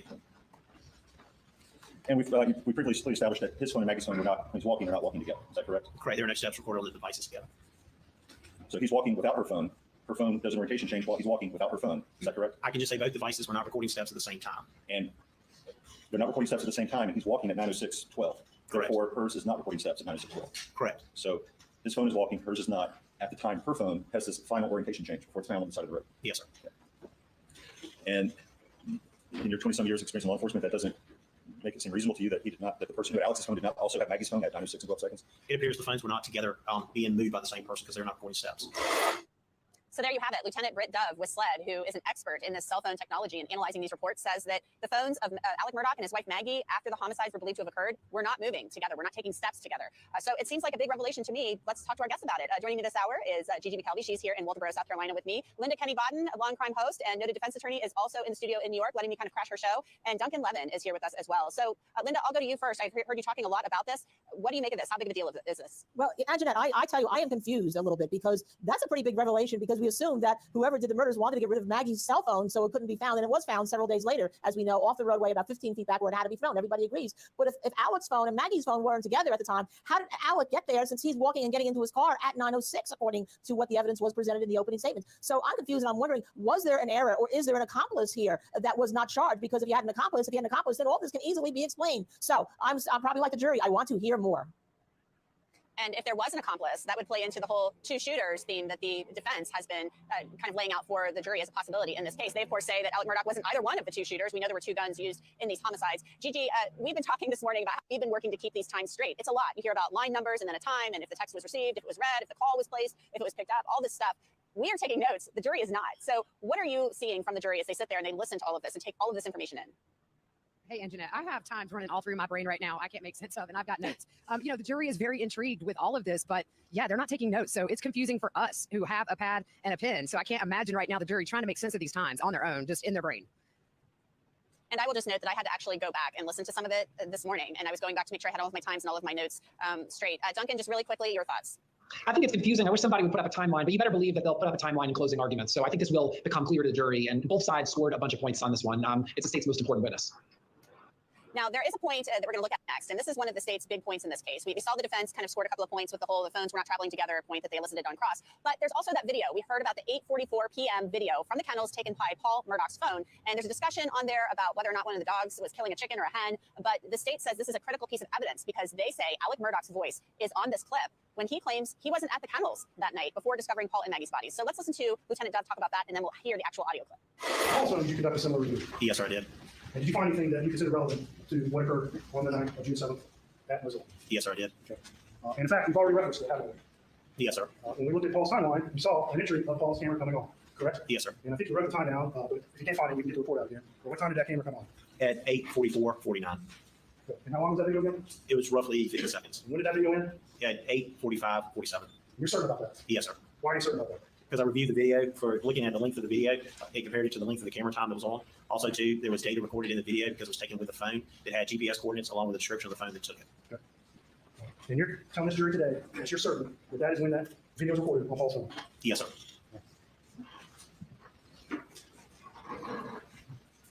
And as we referenced, when we're looking at that timeline, there's location data associated with that video as well, correct? Yes, sir, correct. All right. And where did you plot that location? It plotted to Moselle Road to near a building that had a red roof on it. I'll show you what's been marked as State's Exhibit 297. You recognize it, sir? Yes, sir, I do. What is that? It is a CD that contains a video. On it, it says Kennel Video, has States 297 on there, along with my initials, and the date of 1/30/23. Have you reviewed the contents of that CD? Yes, sir, I have. And what is the contents of that CD? It is a video I found on Paul Murdaugh's phone. The video looks like inside maybe a kennel area with a fence around it and a dog, I believe to be a lap, where he's trying to take a video of the tail of the dog. Okay. All right. And that's what you see in that video. Yes, sir. What do you hear in the video? You hear 3 different voices in the video.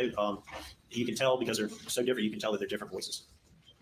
All right. Now, are any of those voices known personally to you? No, sir, they are not. Okay.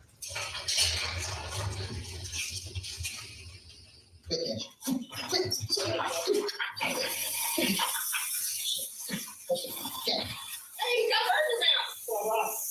Hey, mother. There's a chicken. Okay, quick.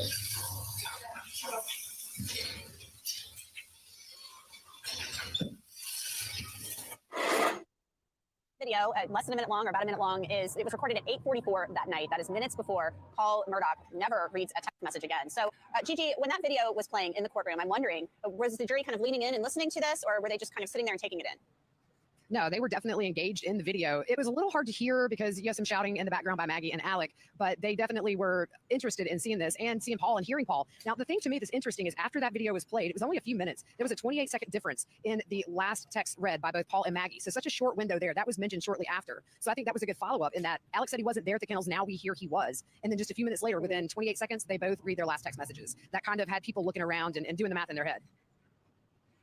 Linda, this seems to be a problem for the defense. Alec Murdaugh talked to law enforcement. He gave them his account of what happened that night from his vantage point. He says he wasn't down at the kennels, and now the state's saying, guess what? He lied. His voice is on there talking to his wife. So you're a defense attorney. How big of a problem do you see this being for the defense? Well, it definitely is a problem. And as I pointed out before you got on, Anjanette, is after this happened, the defense asked to have a moment with their client, which was like a clue that there was a problem going on. Because at 8:49, we know that Maggie reads her last text, 8:49:27, only 4 minutes later. The house is 500 yards away, 5 football fields away.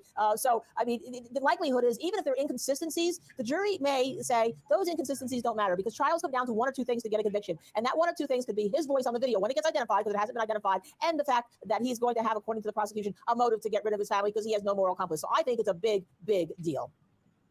It seems to be a big deal. If he's swearing and telling the law enforcement officers, I wasn't down there until I found them, that is a big problem, and they're going to have to figure out how they can deal with that, if at all. Let's take a quick break. We are taking your questions live here on lunch break in the state of South Carolina versus Alec Murdaugh. Submit them to us on Twitter and on our YouTube chat, and we will get to as many of them as we can. We're going to do that when we come back. We have to take this quick break for the TV network, but stay with us on YouTube. It'll just be a couple of minutes. I'm Anjanette Levy, and you are watching Law and Crime, coming to you live from Walterboro, South Carolina.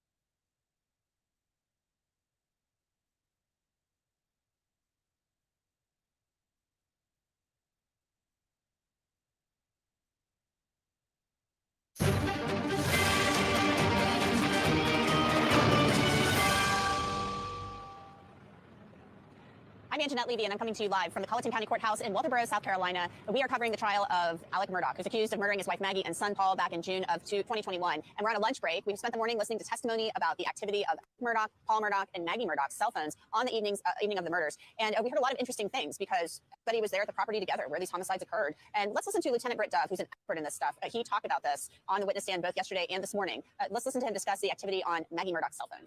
What does that mean? That is the duration of the call. Okay. So at 7:50 p.m., Maggie placed a call to Barbara. Is that correct? That lasted 2 minutes and 46 seconds. Yes, sir, that's correct. And we see the slight time difference between line 13 and line 14 is about 4 seconds. And that's just simply the different way the different logs record the data. Yes, sir, it's because they're going into different databases, so there is a lag in that. But your testimony today is, what is the exact time that call was placed to Barbara? That call was placed to Barbara at 6/7/2021 at 7:50:19 p.m. Okay.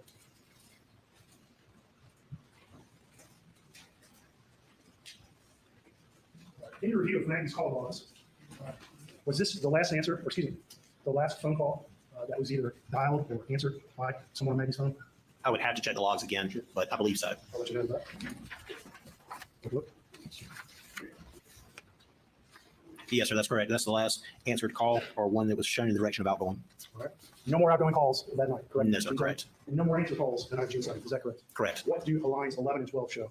They show that the phone from Maggie Murdaugh received a phone call from 1-803-942-1227. On line 11, it has the name Alex associated with it. Shows the direction as incoming. And was that call answered? No, sir. Okay. And again, we see 2 line entries for the same call. Is that correct? Yes, sir. However, there's a difference. One line at line 11 says Alex and line 12 says PA. Is that correct? Yes, sir. But they're the same number, though, correct? Yes, sir, they are. And again, briefly explain why we see a Alex and a PA between those 2 lines. Because they're 2 separate databases that these are entered into. And when you set up your contact list, you can go through, and if you wanted to set a name for either a spouse, a child, or a good friend, you can set it how you want it to be. And that's going to show up from the contact side of it. And so just reviewing, within the space of about 2 minutes, you see 3 separate calls from Alex's phone incoming into Maggie's phone. Is that correct? Yes, that's correct. All right. And after that 906-51 call on line 7 and 8, what's the next call you see on this log? Moving up the call log, the next call I see is from 1-803-942-1227. On line 5, it has the name of Alex. The time received on that call is at 9:45:32 p.m. UTC -4. All right. And that's lines 5 and 6, correct? Yes, sir. For the same call, correct? Yes, sir. All right. And finally, let's talk about lines 3 and 4. What information do you see there? On lines 3 and 4, they're the same call from 1-803-942-1227. On line 4, it shows it as PA, direction as an incoming call, and it was received at 10:03:58 p.m. UTC -4 as a missed call. All right. And to clarify, these last 5 calls from Alex, were any of them answered? No, sir. And previously, we looked at, when you took pictures of Maggie's phone, you took a picture of her call log, correct? Yes, sir, I did. All right, and I'm showing you again. I'm gonna put it up on the screen in a minute. Exhibit 278.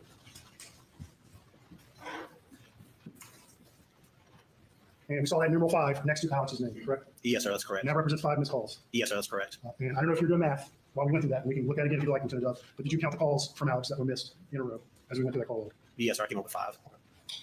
And since I had that picture up there, when you access Maggie's phone to take these pictures and to go through some of these screens, did you change any settings? No, sir. The extraction had already been done at the point I took these photos. Okay, so the extraction was done before these pictures. Yes, sir. All right.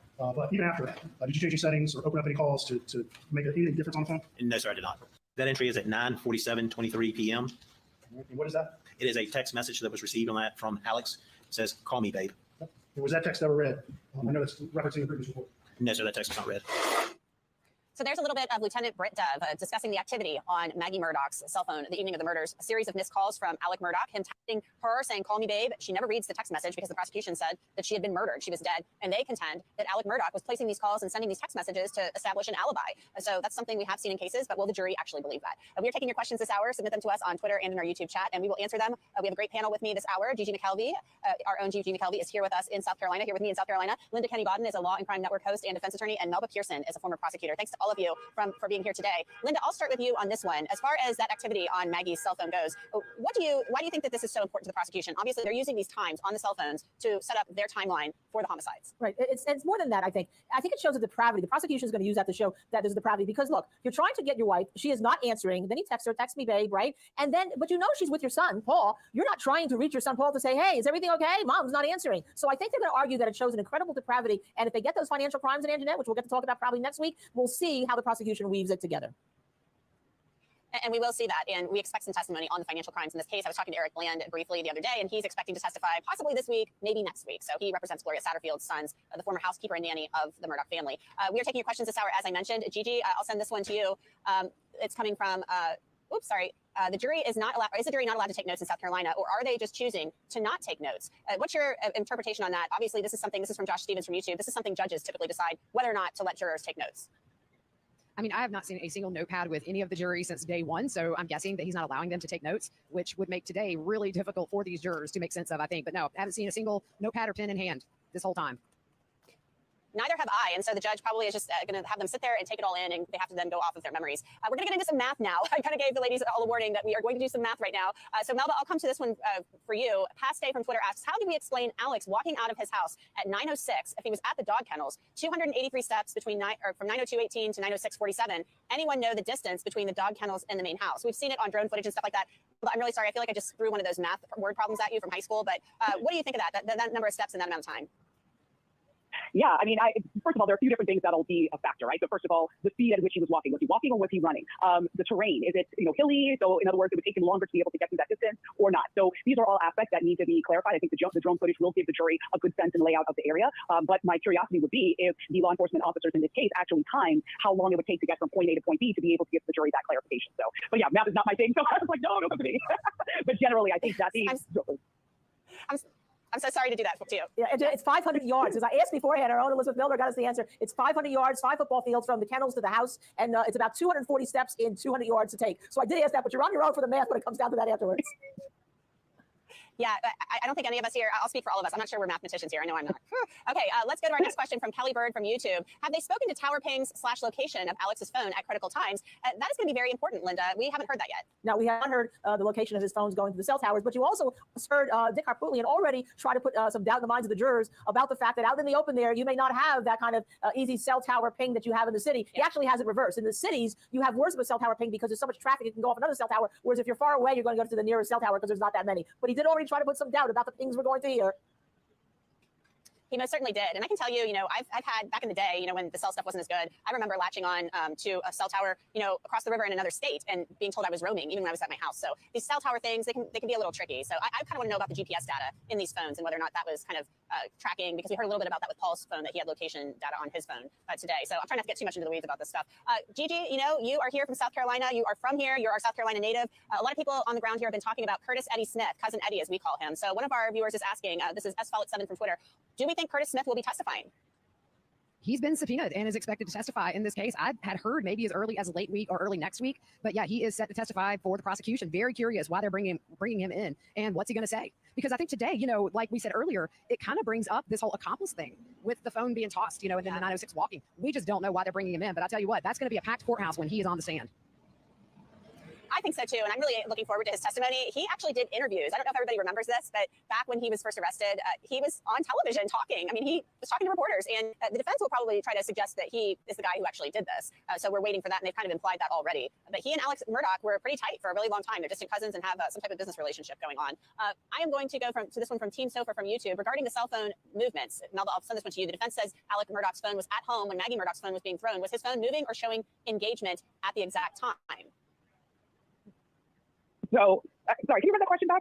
I missed some of it. Yeah, I'm sorry. It's a little confusing. Regarding the cell movements, I guess I can kind of chime in on this too. The defense says Alec Murdaugh's phone was at home when Maggie Murdaugh's phone was being thrown. Was his phone moving or showing engagement at the exact time? And we kind of heard some testimony about that, their phones today, we heard that testimony we all thought was interesting, that they were not moving together. They weren't taking steps together. Right. So I guess I'll just, go ahead. Yeah. I think that the question is going to be whether or not he just left the phone at home and went and tossed it himself, or if he had Cousin Eddie or someone else toss it, and so that he gave him time to clean up the crime scene. So that that's going to be a pivotal piece of evidence to kind of figure out where the phones were and to explain what his whereabouts were, and see if we could put a hole in his alibi from a prosecution standpoint, or have the defense be able to say, look, there's absolutely no way he could have been the person to do it because it is physically impossible for his phone movement to record that while he's out allegedly throwing away the phone. And that was certainly the suggestion by the defense on cross, that, he's calling his wife's phone and, there are steps being taken and you can't be doing all of these things all at once. So that was what they were suggesting on cross-examination. I'm just wondering, guys, just really quickly, I want to go around the board really quickly here with all of you. Gigi, how damaging was the cell phone testimony today? Who benefited most from it, the state or the defense, in your opinion? Are you talking about the video or just the timing of everything? Just all of it in general, just the whole, what was your takeaway? I mean, I think it was damaging to the defense because you busted his alibi that he wasn't by the kennels at all. And clearly, from what I heard, he was. And then you see all of these times where calls are not, or texts are not answered within under a minute with Paul and Maggie. And I think that really narrows down the time of the murders, or at least something starting at that point. So I really think that the prosecution kind of brought it all out today and started putting in these little holes in his alibi at least. Linda, your take, big picture. Who won the cell phone testimony, defense or prosecution? Well, during the cross-examination, I thought the defense had great lines with the fact that Alex Murdaugh had to be walking to his car, and he started his car at 9:06, and that was pretty much determined also by the prosecutor's opening statement. So, they got this very tight timeline. But I think if you move that timeline up, that Alex Murdaugh would have been at the kennels at 8:44, and perhaps the murders occurred at 8:50, then you're talking 15 minutes. And, you remember, Angela, you still have ATVs on that property. So it's not like he had to walk 286 feet to his house, which is 500 yards away, or drive there. He could have somehow taken an ATV and, cleaned up and then drove it back and taken his car out. So I think the defense actually thought they scored points, but I think the prosecution came out the winner. Melba, your thoughts? Who won the cell phone testimony, prosecution or defense? So I'm going to go 3 for 3 on this one. The prosecution, definitely. Because, of course, the big picture issue here is motive, right? That is something that is kind of convoluted. It's because of financial issues and all of that. But at least the prosecution is getting out the key evidence that shows there's nobody else that could have done this, right? He had, he had opportunity, he had means, he had access to the victim. So at least, even though people may still have questions as to why he did it, the prosecution is definitely trying to remove all doubt that he did do it. Don't worry about why. Just at the end of the day, we presented evidence to show he did it. And who would have known that Paul and Maggie were going to be back there that night? That's one of my big questions. Who else would have known they'd be back at the kennels and just be sitting there for somebody to do this, to commit this awful crime? Well, Melba Pearson, former prosecutor Linda Kenny-Bodden, and Gigi McKelvey, thanks for hanging out with me on this lunch hour. We're going to sign off now and toss it back to Linda Kenny-Bodden after this break. So stay with us. I'm Anjanette Levy, and you've been watching Law and Crime, coming to you live from Walterboro, South Carolina.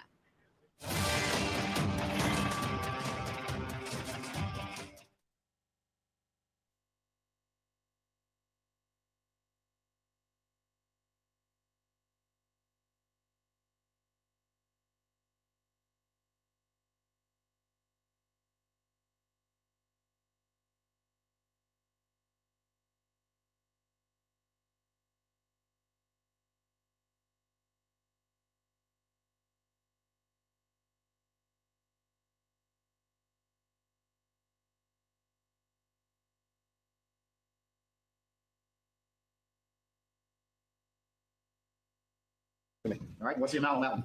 $875. All right, so the first one for 2 of them was $9,188, correct? Yes, sir. And the second one is only $875, is that right? Yes, sir. And is the difference between those that the second one didn't have the optic and didn't have a suppressor? Is that part of the difference? Yes, sir. Okay. We don't need to publish anybody's name there, but are all those 300 blackouts or just various? Various 45 caliber 9mm multi for the lower 410 shotguns, 243 rifles. Okay. The and you said these are used, and that you recommended these 300 blackouts be used for hog hunting. Yes, sir. And is that in this part of the state or wild hogs kind of a nuisance to game management, property management? A severe nuisance. Yes, sir. And explain that, please, sir. They do a tremendous amount of damage to property and crops in this part of the state. How so? They root, as pigs do. They root up crops and woodlands and yards. They're very destructive. And is that a common problem throughout the low country? Yes, sir. And have you recommended to a number of customers to 300 blackout to root out the nuisance? Yes, hogs?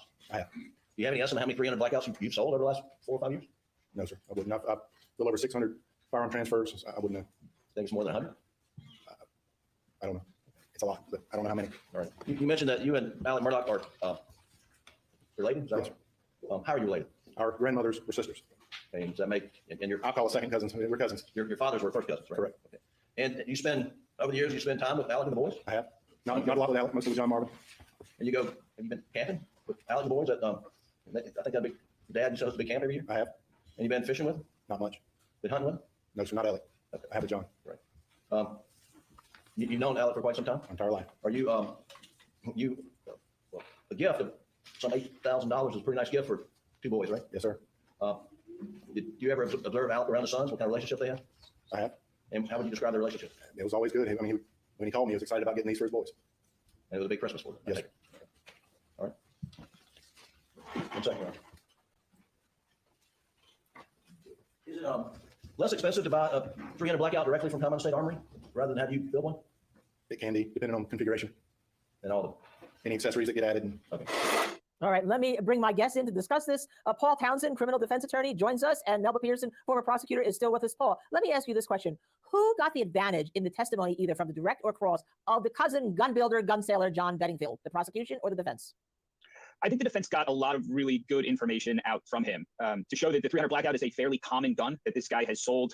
A lot of them, you couldn't say how many, he doesn't know if it's 100, but he said it was a lot. And they got out that, this gun is primarily used to hunt wild hogs, which is a huge problem in this area. And this particular area of the state is what's commonly known as gun country. So the jurors are going to be aware of issues like wild hogs, and it's not going to be odd to them for a family like the Murdaughs to have a number of guns, for a father to be getting guns for his kids. So I thought that the defense did a very good job of getting out from this guy, just that whether or not he had a 300 blackout is not really such a big deal in this area, and it's probably fairly common. So I thought that the defense kind of probably got more points here, though the prosecution did get some necessary information out. The defense, I think, got more. Okay, so Melba, the big question is, we know that there was incredible brutality considering the death of Paul, and I don't want to repeat about where his body parts were that the prosecution has said many times in court, but he was shot in the head. He was also shot, I think, under the arm, and it really was horrible. And it looks like Maggie was shot running away by a different gun, two different guns, shotgun on Paul, two different types of ammunition in that shotgun, and the 300 blackout on Maggie. So if you are looking at it from a jury's point of view, you have to be asking yourself, how could a father shoot his son like that? Let's get away from the wife for a second, because we know that domestic violence is a big thing, but how does a father shoot his son with that degree of just horror? But I think the same argument applies in terms of domestic violence, because of the fact that domestic violence is not only applied to the spouse, it applies to the kids. Many times kids are feeling the wrath of the abuse that's happening in their household. So it is not unprecedented for a father to kill their child. Again, if you look at the motive that's being set forth by the prosecution, they're saying that basically he did this to save his own skin. So it could possibly explain why he was as brutal as the way he was, because again, it was self-preservation in his mind because of the pending criminal charges and all of the other issues that were surrounding him and his legal trouble. Yes, and we do know that the lawyer for his housekeeper, Ms. Satterfield, is going to testify probably the end of this week, the beginning of next week. And one of her children, after she died, didn't get the proceeds of the civil suit, and he was actually evicted from his trailer when it was foreclosed upon, even though he had a disability as an adult. And someone could say, if they know the history, if you can be that kind of morally indecent, you could kill your child. So anyhow, we're going to take a quick break here. When we come back, we hope to be back into that courtroom in South Carolina in the Alec Murdaugh case. Is he a double murderer? On the other side.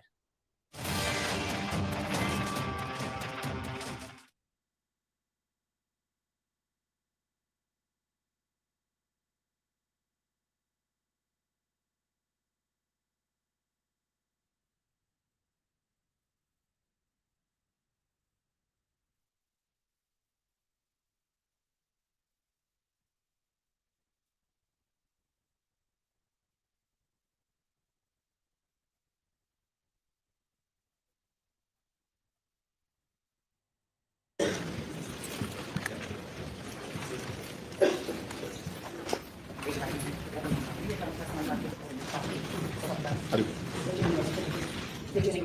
Spell your last name. My name is Dathan Brian Varnadoe. Last name is Varnadoe. Good afternoon. Afternoon. Dathan Varnadoe? Yes, I go by Brian. Okay. And your rank, sir? I'm a sergeant. Sergeant Varnadoe, would you tell the ladies and gentlemen of this jury, please, about Brian Varnadoe, where you're from, your background, a little bit of your family, and how you got law enforcement? I'm from right here in Walterboro, South Carolina. I started in the Department of Corrections in 1996. I worked in the Department of Corrections State Prison System for 8 years, and now I've been here with the Cobb County Sheriff's Office almost 10. Okay. I know I saw you pull up and maybe stick in there a little bit, so you don't mind. You worked in the prison system for how long? 18 years. Okay. And then after that, you came to Colleton? Yes, I came to Colleton in 2013. Okay. What different areas have you worked in Colleton? In the Sheriff's Office, for about a year, I worked the road. Then in 2014, I went to investigations, primarily gang investigations, and I worked in that area until now present. Tell them about your training in law enforcement. Y'all go through Criminal Justice Academy? Criminal Justice Periodic. Talk about it a little bit, please. South Carolina Criminal Justice Academy. I believe at that time it was 11 weeks. It changes. I was there 11 weeks, and you go through the basic training for law enforcement, through the legals, traffic stops, so forth. But and also have training there in gang investigations. Also, they provide. And are you married? Yes. How many children do you have? I have 2. Does your wife work? Yes. Where does She she work? works for the city of Walterboro. Now, if I could please take you back, Sergeant, to June, specifically June 7th of 2021. What was your role with the Colleton County Sheriff's Department that day, please? I worked investigations during that time also. Of course, the night of this incident, I was off at that time. I was called in later. And were you on call? We Pretty much everybody get called in? Yes, sir. All investigators got called in. Where were you told to respond to? Where did you respond to, Sergeant? The location on Moselle Road. 4147 Moselle Road? That's right. In Colleton County? In Colleton County. Please tell the ladies and gentlemen, when you're coming up to Moselle, first of all, do you remember what entrance, how you went in? Yes, I went in by the dog kennels, that entrance. Not all the way down the park, near the roadway, and walked in. Had you been to that residence prior to June 7th when you got there in 2021? It had been some years. When I was on the road, I responded to an alarm call out there one time. Years prior to this? Yes. Did you know where to go when you got there? What were you instructed? Did you know where to go on the property? I was told that driveway where the dog kennels are. Don't come in where the brick columns are. And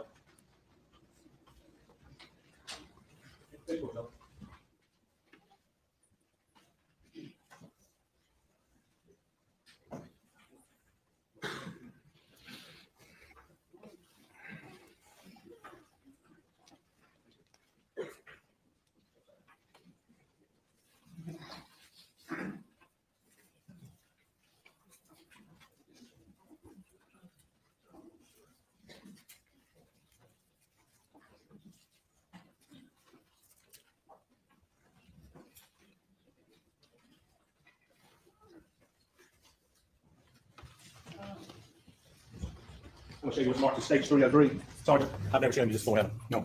Do you recognize this as an aerial view of Moselle?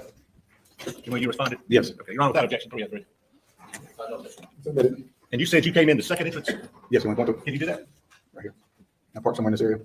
And I walked the rest of the way. And Sergeant, you get out of your car and tell them what you did next.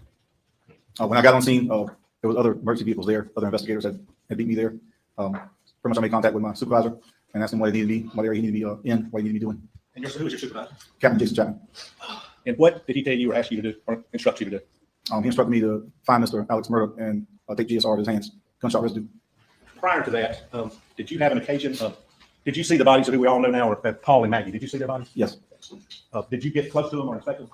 I didn't inspect them. Maybe 10 feet, maybe. Okay. So you were able to see them from a distance, Yes. is that fair? So your captain had instructed that you find Alex Murdaugh and attempt to get a GSR kit, or to take GSR. Yes, sir. Yes, sir. All right, and I don't think there'd be any objection. Tell us what is GSR? It stands for gunshot residue. The kit itself tests for gunshot residue on the hands is where it's administered to the hands of an individual. At the Colleton County Sheriff's Department and maybe other places, are you trained in how to collect that from an individual? Yes, we train in-house. And it's pretty self-explanatory. Okay, pretty simple procedure. That's right. Have you taken GSR from a person prior to this? Yes. How many times? 20. Now, when you got there, how far was it Alex Murdaugh from where you were? Where was he? When you were told to go check his hands? No, he was at this time when I saw him, he was behind this yellow tape they had up the backside. It's actually, there's an area between the sheds or the dog kennels and his home. And after the captain had asked you to do that, what you did? I then got a kit and approached Mr. Murdaugh. Had you ever seen Alex Murdaugh before that night? Yes. Okay. Did you know him before that night? Yes. Okay. Well, can you tell us how you knew him? I testified as an expert witness in one of his cases. An expert witness? Yes. Is that the gang which you said earlier you're back? Yes, it had to do with a gang case.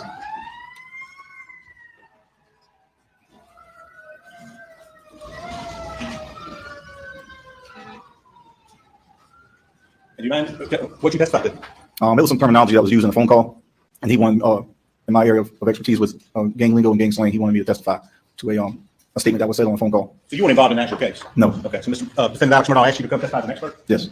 And was he sitting over here at the time at this table? Yes. I mean, prosecution table? Prosecution table, yes. In this courtroom? He was here at Hampton, I'm 100% sure. In a court? Right. Well, I'm curious, what were you called to testify about? Like I said, it was some terminology used in a phone call. He was prosecuting in this case. What were you asked to testify about terminology? I'm just curious. An individual was on the phone telling someone to go in, get the whistle, and he wanted me to clarify what that term. Get the whistle? Yes. What He was referring to a firearm. Okay, the whistle. So you were interpreting that a whistle and a firearm? Right. Okay, and the inmate was wanting somebody to do something with the whistle? That's what I was told the phone call was about, yes. Okay. Did you testify? I did. And when was that? That was probably 5, 6 years. So on June 7th of 2021, when you saw the defendant, did he recognize you as far as you can tell? Yes. Did he recognize you as far as you could tell? Yes. Did he say your name? Yes. Okay. Did you say his name? Yes, sir. Okay. And can you tell the jury how you went about to do your job? I'm sorry, say again? How'd you go about doing your job? What'd you do? What'd you say to it? I approached my head kit, and I went to Mr. Murdaugh and told him I had to administer this kit to his hands. He said he understood the procedure. And just a few minutes, and I was out of his way. And I do think not to do it. Your Honor, can you come down here? Yes, please. I'm going to show you what's been marked stage 301. Do you recognize this kit in general? Yes. Can you look inside? No, this one. Okay, would you look inside? Do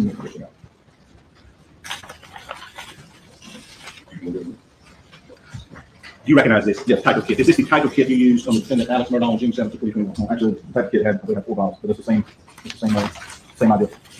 So they used to have 4, but now they have 2, correct? You're on 301 without objection. That's correct. Okay. If you stay here, let's pull out 301. Just show the jury what you did, and I've got some questions. You okay? I'm good. Okay. What's the thing you do when you get ready to take a gunshot residue from somebody? Well, I have on gloves. I put on gloves before I administer this kit. Okay. To the individual. I explain to him what I'm doing and what it's for. Yes, sir. I explain to him what it's for and why I'm doing it. Okay. And you looking at him? Yes. How far are you from him? About you and I. Okay. And this night, let's go back there right now to June 7th. Are you looking at Mr. Murdaugh? Yes. Okay. Y'all knew each other? Yes. Did you smell the alcohol on him? No. Okay. Did he appear to be under the influence of anything to you? Alcohol, drugs, anything else? No. Could he understand what Brian Murdaugh was asking him as far as you knew? Did he understand your questions? Yes, as far as I knew. And could you understand his responses? Just talking? Yes. Okay. And were his answers to you timely? Yes, they were. Subject matter appropriate? Yes. When you asked him if you could take a gunshot residue, did he comply? He complied. And I believe there were just 2 years this time. They used to do 4. Yep. Can you show the jury how you do it specifically? Let's see this label. Here's self-explanatory. Here's have the left hand, right hand. You mind touching me and just do it on me like you did on him?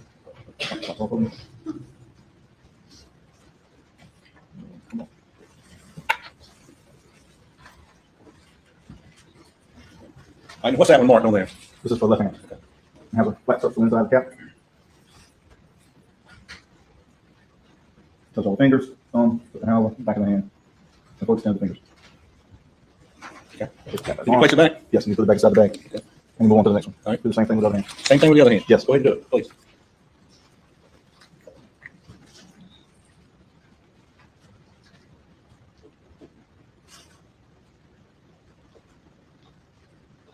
And so this whole time you're that close to him and you're doing that? Yes.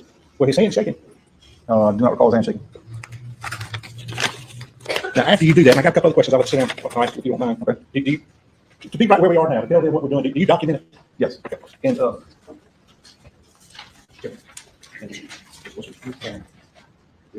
show you what's 300. Does this relate to what we're doing right now, Sergeant? It does. And you're on a 300 without objection? No. Submit it. Now, Sergeant, does it say what time you just took that gunshot, potential gunshot as evidence from the defendant? Yes, it's right here at the bottom. And did you fill this out? I did. You put your name at the top? Yes. Badge number? Everything but this. This is not me. And date of birth? It's got the suspect's name, Richard Alexander Murdaugh. Right. And his date of birth is what? 5/27/68. No, you didn't know that, did you? You didn't know his date of birth. So did you have to ask? Yes. Did you have any trouble getting his date of birth? No. Okay. So you put that down when he told you.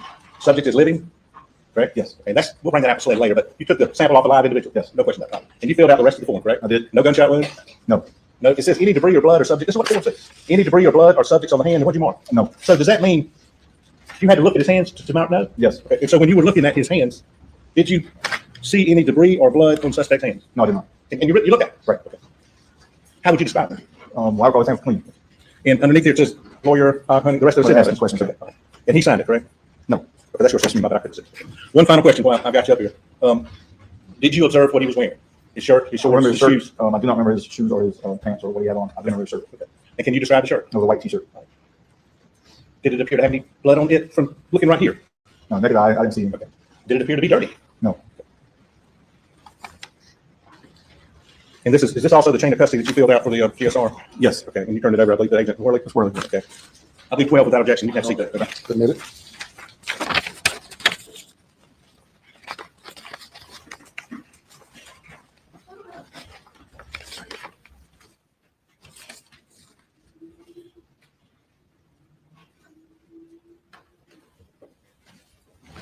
Now, if the front states 300 again, down at the bottom, it's got date and time shooting occurred. It's got 6/7/21. Shooting occurred, yes. Okay. Where'd you get that information from? From other people on scene. And time, what time does it have out there? I have 10 p.m. And where'd you get that from? You know? More likely my supervisor told me on scene.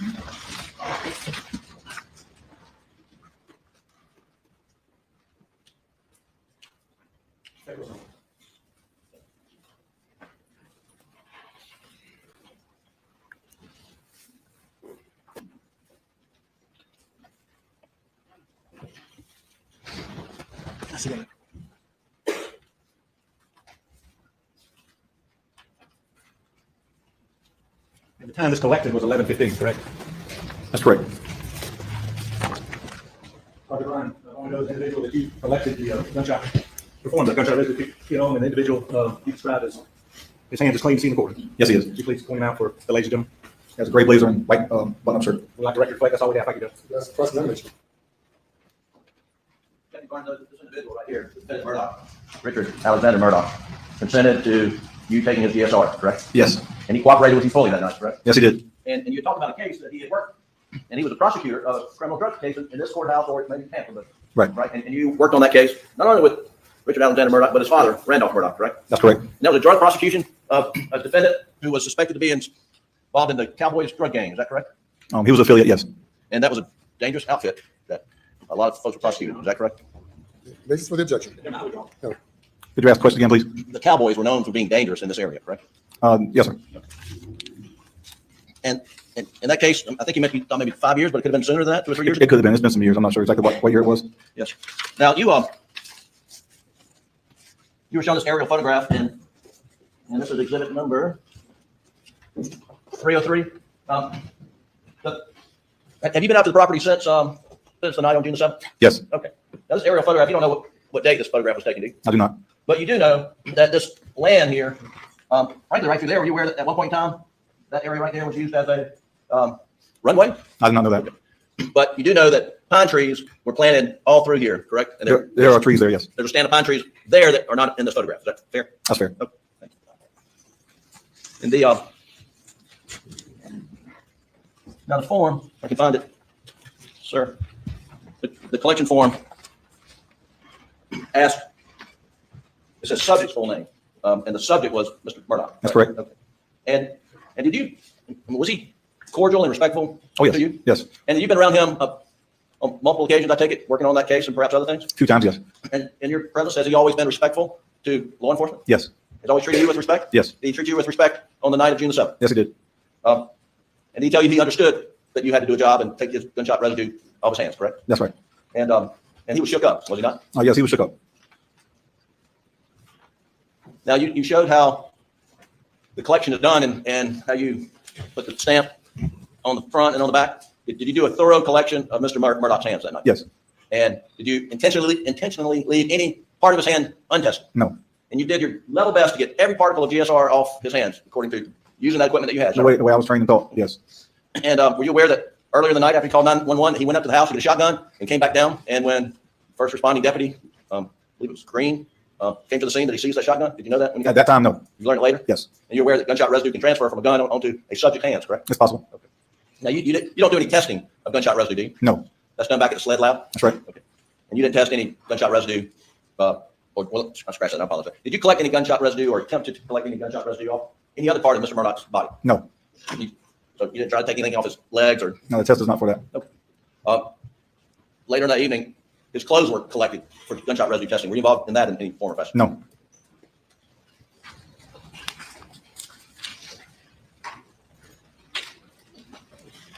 Deputy Barnett, I'm going to show you exhibit 59. I just want to ask you if 59 fairly and accurately depicts Paul Murdaugh as you saw him lying on the ground outside the feed room that night. Yes. We want to introduce defendant 59 in evidence under seal. I'm not going to publish it. We just need to get it in for the record without objection. That's great. May I have the court's indulgence? That's all I have. Thank you.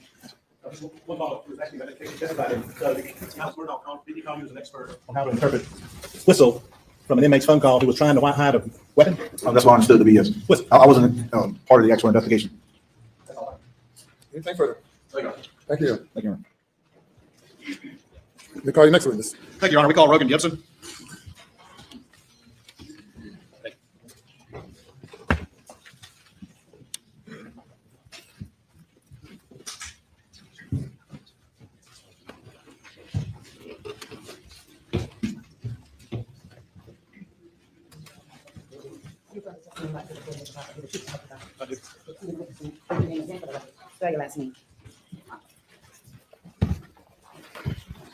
Rogan Gibson, Gibson. Mr. Gibson, how you doing today? Good. Ask court reporter something. I'll give her a chance to catch up. Good. Mr. Gibson, I want to introduce yourself to the jury a little bit. Tell us, where you grew up, where you went to high school, just a little bit about yourself before we get to your testimony. I went to Wade Hampton High School. I'm from Hampton. All right. And you're working now? I am. All right. What field do you work in? The agriculture field. All right. Why don't you see if you can pull that mic up just a little bit and scoot up just a hair so you're speaking into it. I appreciate it. You said you're working in agriculture, is that right? That's correct. All right. And currently still working in agriculture? That's correct. Back in June of 2021, what were you doing? Working in agriculture? That's correct. What kind of job did you have? I was farming, operating equipment. Operating equipment. Okay. And let me ask you, did you get to know Paul Murdaugh? I did. All right. And tell me, how old were you when you got to know Paul Murdaugh? I've known him all my life, real good, probably when I was 11, 12 years old. And how did y'all get to meet one another? How did you become closer? I lived next to him. Okay. And when did that happen? When I was 11, 12 years old. 11, 12? Y'all went to school together? Paul was a little bit younger than me. I didn't go to school with him. Okay. When y'all were growing up, what kind of things y'all like to do together? We enjoyed the outdoors, hunting, fishing, hanging around the farm. Were you close friends with Paul until the day he was murdered? I was. Tell the jury just a little bit about Paul. Give me just a little sense of who he was as a person. He loved outdoors, hunting, fishing, hanging around. Really enjoyed the farm out here in Moselle. Fun guy to be around? He was. Over the years, as you got to be closer friends with Paul, did you get to be closer friends with the rest of the family? I was. And was that just Paul and his brother and his parents, or was it sort of the Murdaughs, the larger family as well? The whole family. And over those years, as you became close with them, how close would you say? How close did you become? Real close, like a second family. Like a second family to you? Yes, sir. Paul, did you have a nickname for him, or did he have a nickname? Rooster. His brother Buster, did he have a name or a nickname? Called him Bus. Bus. What'd you call Maggie? It's Maggie. What did you call Mr. Randolph, Paul's grandfather? Handsome. Handsome. How about Miss Libby, his wife, Paul's grandmother? Yum. How about Maggie's parents? Did you have nicknames for them? I call him Papa T and Grandma. Papa T and Grandma? That's correct. M-A-R at the end? That's correct. What'd you call Alec? Mr. Alec, Big Red. Mr. Alec and Big Red. You said they were like a second family to you. That's correct. Being that close to this family, did you frequently go out to Moselle? All the time. You ever go to? Did they have other properties too that you ever went to? We did. What were the other properties they had? Hold up the sirens, if you What were the other properties that they had? Edisto Beach, we went there a lot. They had a house at Edisto Beach? That's correct. And any other properties while you were growing up that you recall? The property in Hammond, the house in Hammond. All right. Did they ultimately sell that property? They did. You remember about how long ago that was? Not real sure. When you would go out, when did they get Moselle? I mean, just roughly. I believe it was like my freshman year in high school, so 14.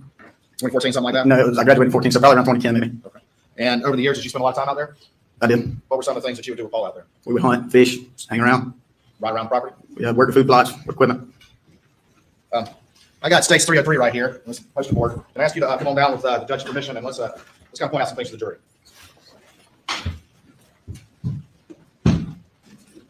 All right, do you recognize this image? And what is that? Keep your voice up if you could. That's a picture of the overview of the Murdaugh property. Okay. And where's the residence in this picture? Right here. And is there a driveway to that residence? That would be the main driveway. Do you see Moselle Road on this particular image? One right down there. All right. What's this red roof building right there? That's the old airplane hangar. Okay. And did you have a name for that? Did you call it the hangar? Yeah, the shed, hangar. Shed or the hangar? Any other structures out there? That was the north shed, the track shed, the dog kennel. Okay. And that's the skin shed. Skin and shed? And just real quick, what's the skin and shed for? Walking out there. Yeah, walking out there. Was there a driveway to that part of the property? There was. Is that where it went right there? What's that? That's where it went right there that you just pointed? Yeah, the driveway to the shed right there. Was that driveway commonly used? It was. Was there what's the structure right here? That's the old cabin, the hunting cabin. And how about across the street? Was there any structures across the street? There was. All right. What was it there across? Shooting house. All right. And can you just point roughly where that be? Right at the top of the picture? Okay. All right. And what is this right here? On. All right. And when y'all were, what was the shooting house used for? We decided rifle. Shooting kind of that angle. Was a target down here. Would y'all shoot rifles from the shooting house? We would. What about shotguns? Would y'all shoot those over at that shooting area? Yeah, most times shot them around the pond. Around the pond? Okay. Is this a line of trees right here? And on the other side of that line of trees, what did y'all call that? The dove field. The dove field? All right. You go ahead and have a seat.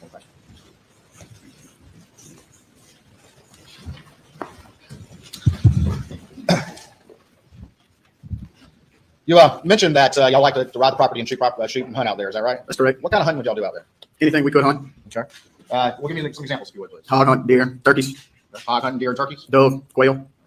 Let me ask you this: turkey season. Do you know when that is in South Carolina? It's like March, mid-March to early May. Okay. All right. So it's a fairly short period of time. That time period. That's correct. You mentioned hogs first. Tell me about the hog hunting. How would y'all go hog hunting? A lot of times we'd shoot them at night with a thermal scope. Okay.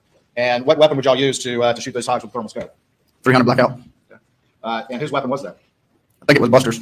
Tell me about what you know about the blackouts. How the family got those blackouts. About two of them, one for Paul and one for Buster.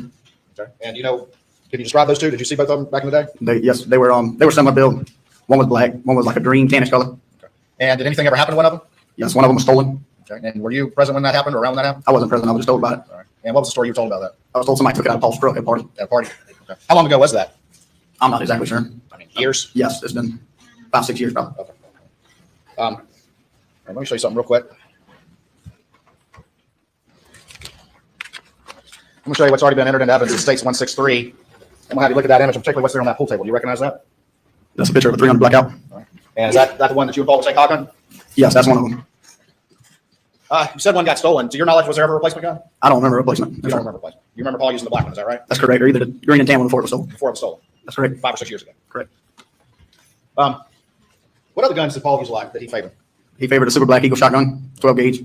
All right. Let me show you another image if I could. I'm going to show you what's already been entered into evidence in States 3 and see if you recognize that. I do. All right, tell me what that is. That's a super black Eagle. All right, and do you specifically recognize that gun? Yes. And what gun is that? That's Paul's gun. And how can you tell? The camo pattern and the strap. Would Paul frequently have weapons with him when he was on the property or in his truck or that sort of thing? He would. What sort of weapons would he frequently have with him? A lot of times he carried the 300 blackout in his vehicle, and then sometimes pistols, different shotguns. Would he carry that shotgun a lot as well? Yes, I have seen him carry that shotgun.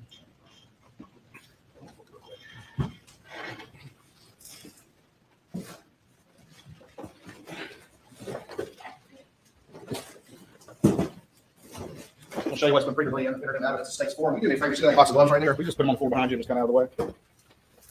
I'm going to have you look in here and see if you recognize that. That's super black Eagle 3 of Paul's. That's Paul's favorite shotgun? That's correct.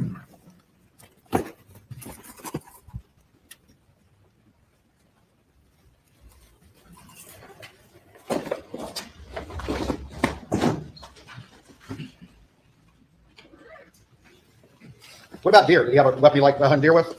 He did. It was 7mm weight. Okay. Did Paul ever have any pistols to your knowledge or carry around any pistols? He did sometimes. What were his favorite two guns? Or the most guns he most commonly had around? Probably that 300 and the super black Eagle. That's the ones I've seen him use the most.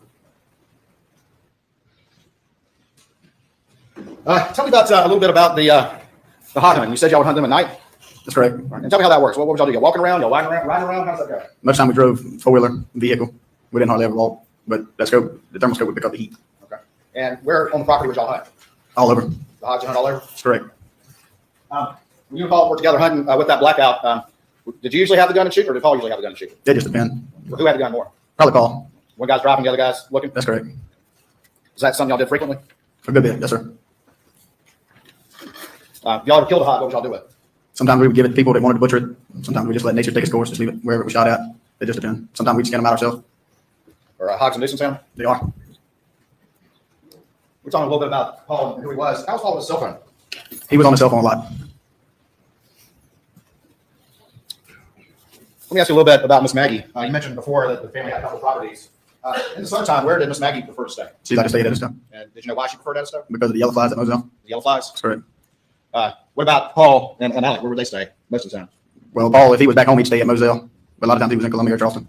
Did he have an apartment in Charleston? No, not to my knowledge in Charleston. I'm sorry, in Columbia. In Columbia, yes. Okay, thanks.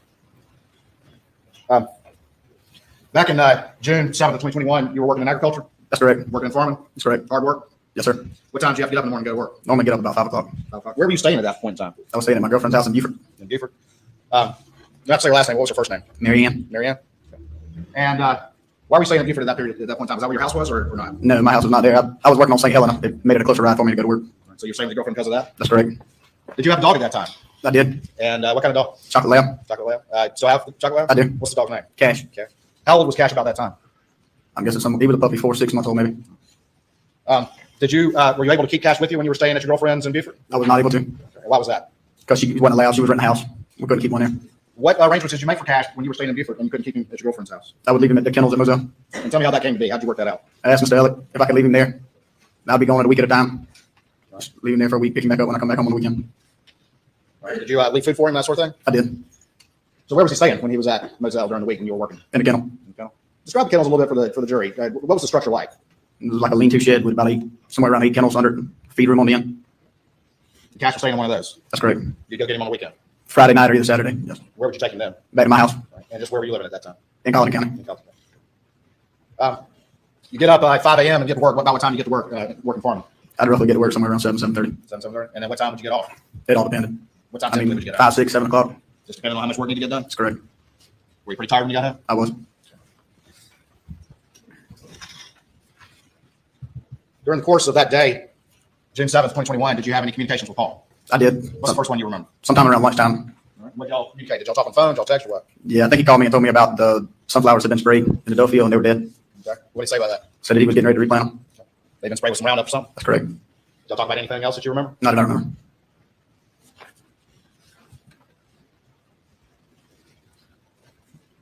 Well, I'm thinking about it. I asked you about Paul's use of a cell phone. You know where he kept his cell phone when it wasn't in his hand? Most of the time in his pockets.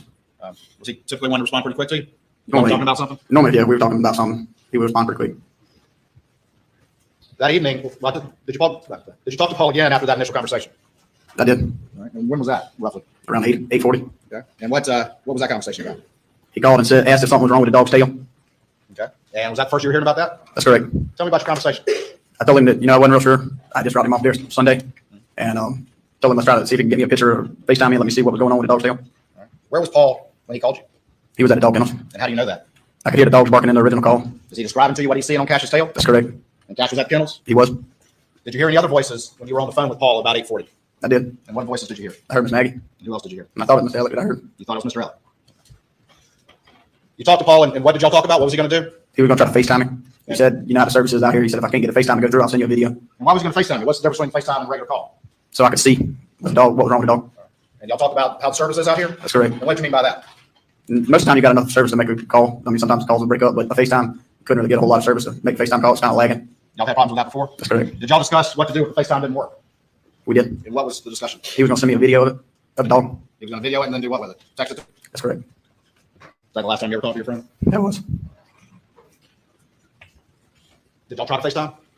We did. Did it work? It came through, but it was kind of lagging. I couldn't tell what was going on. And then never heard from him again? That's correct. Did you ever get that video? I did not. After you never got the video, did you try to reach back out to Paul to see if you could get him to respond? I did. I called him a few times and texted him. Did he ever respond? He did. Did you reach out to anyone else trying to get Paul to respond? I texted Miss Maggie. Did she respond? She did. About what time do you think you went to bed that night?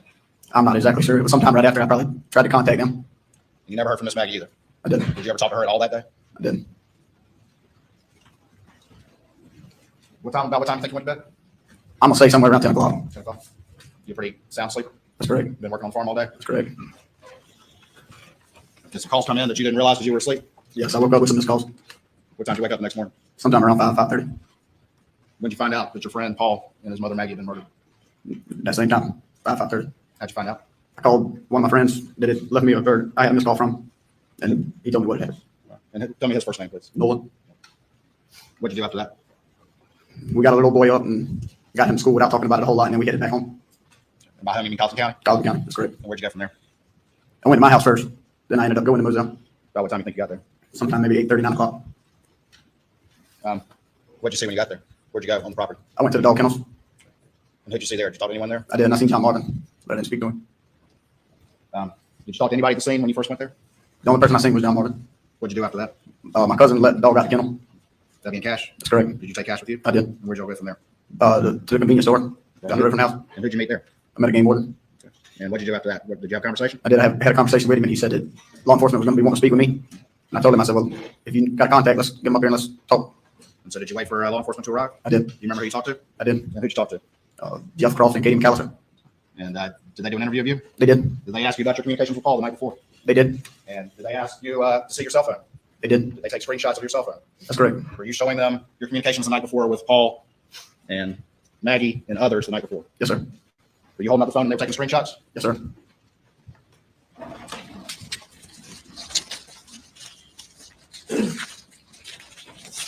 I'm going to show you what's been marked for identification. 165, 166, 167, 168, 169, 170, 171, and 172. And just put those real quick and see if you recognize those images.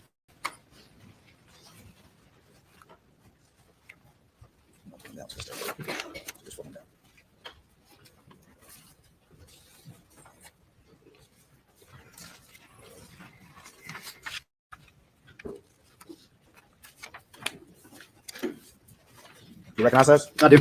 And what are those? That's all activity on my phone. Missed calls, text. Stand up. One side.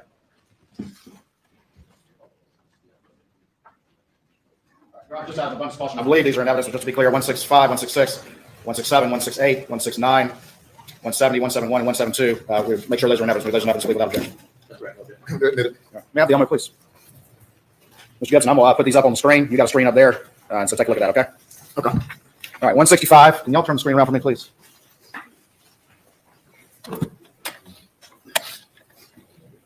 That's a screenshot that Jeff Croft took of your phone that on June 8th, 2021, the next day? That's correct. All right, and that reflects a call from who? Paul. And which Paul is that? Paul Murdaugh. All right, and what time is that call? 8:40 p.m. And how long does it last? 4 minutes. All right. Is that the call you just described to this jury? It is. The call y'all were talking about Cash the dog and trying to figure out the tale? It is. I'm going to show you what's been marked as 166. Now, again, you told this jury that when y'all got off the call, he was going to try to FaceTime you, and if not, send a video. That's correct. All right, I'll show you 166. Is that another screenshot of it? It is. And that's the FaceTime call, is that right? That's correct. 8:44 p.m. That's correct. For 11 seconds? That's correct. That FaceTime didn't work, did it? Yeah, it came through, but it was lagging. We couldn't communicate through it. So y'all stopped? That's correct. And you were expecting what after that? A video. I'm going to show you what's been marked as states 167. Are these texts that were on your phone? They are. And who are those texts between? Who are you trying to text right there down those last two bubbles? I was sending those texts to Paul. All right. It's got a little glare on it. Well, what time is that text right there? 8:49 p.m. And that's on June 7th, 2021? That's correct. And what are you telling Paul right there? Can you read that to the jury and then explain what you were trying to say to Paul, please? See if you can get a good picture of it. Mary Ann wants to send it to a girl we know. That's a bet. Tell him to sit and stay, and he shouldn't move around too much. Who were you talking about when you said tell him to sit and stay? Cash the dog. Did you send another text right here? I did. What time is that? Can you read it? 9:58 p.m. What do you say? Yo. When you say yo to Paul, what are you trying to get him to do? Just trying to get him to call me back or text me back. So you ain't got that video. That's correct. I'll show you what's been marked as 168 states. Is that another screenshot of your phone? That is. These are missed calls from June 7th, 2021? That's correct. Are these outgoing calls? They are. Who are you trying to call? Paul Murdaugh. Tell me the times you tried calling. Start from the bottom, please. 9:10 p.m., 9:29 p.m., 9:42 p.m., 9:57 p.m. Did you ever respond? No, sir. I'll show you what's been marked as states 169. Is that another screenshot of your phone? It is. Who are you trying to call right there? Paul. What's that last call? 10:08 p.m. Did he answer that call? He did not. Show you what's been marked as states 170. Is that another screenshot of your phone? It is. And who are you trying to text right here? Miss Maggie, What time did you try to text her? 9:34 p.m. And what did you text her? Tell Paul to call me. Tell Paul to call me? Yes, sir. Did she ever respond? She did not. You said you woke up the next morning on June 8th, 2021, and you saw you had some missed calls. Is that right? That's correct. I'm going to show you what's been marked as states 171. Was this also a screenshot or a picture that Special Agent Croft took of your phone? It is. All right. And who are those missed calls from? Mr. Elliott, And what time did they come in? 10:21 p.m. and 10:24 p.m. And that would have been on June 7th, 2021? That's correct. Were you asleep at that time? I was. Unaware they were coming in? That's correct. 172. Is that another screenshot of your phone? It is. All right. And those other missed calls that came in? 10:25 p.m. and 10:30 p.m. When you spoke to Special Agent Croft on June 8th, 2021, did you tell him and Special Agent McAllister who you thought you heard on that phone call at 8:40? I did.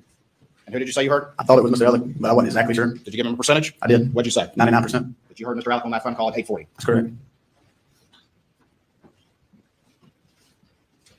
As time went on after the murders, did you go to Moselle where all the family and friends were gathering? I did. Were you there for a amount? Probably the whole part of that later that week. While you were there at the house where the family and friends had gathered, did anyone ever ask you about your last contact with Paul? There was. And who asked you? Grandma. And that being Miss Brandstetter? That's correct. Maggie's mother? That's correct. And what did you say? Told her, yeah, that I talked to Paul about the dog. I told her that I heard Miss Maggie in the background and I heard a male voice that I thought was Mr. Elliott. Was he in the room then? Yes. Did he stand up and say, no, I wasn't there? He didn't.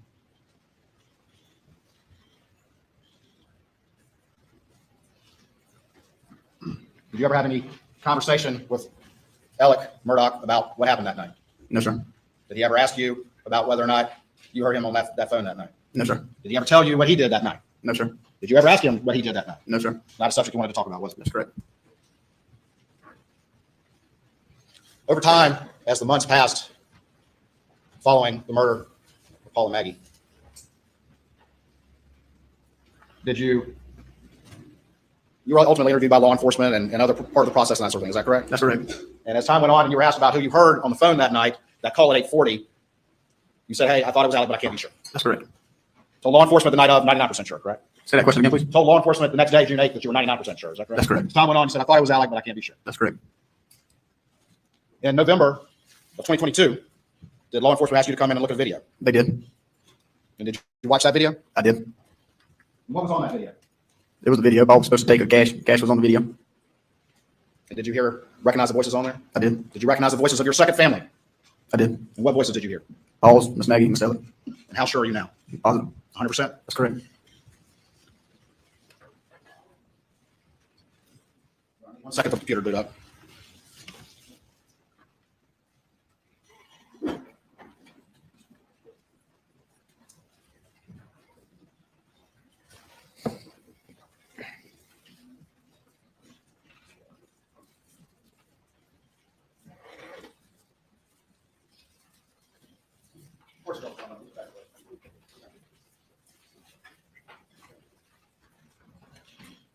Stop staying for a moment.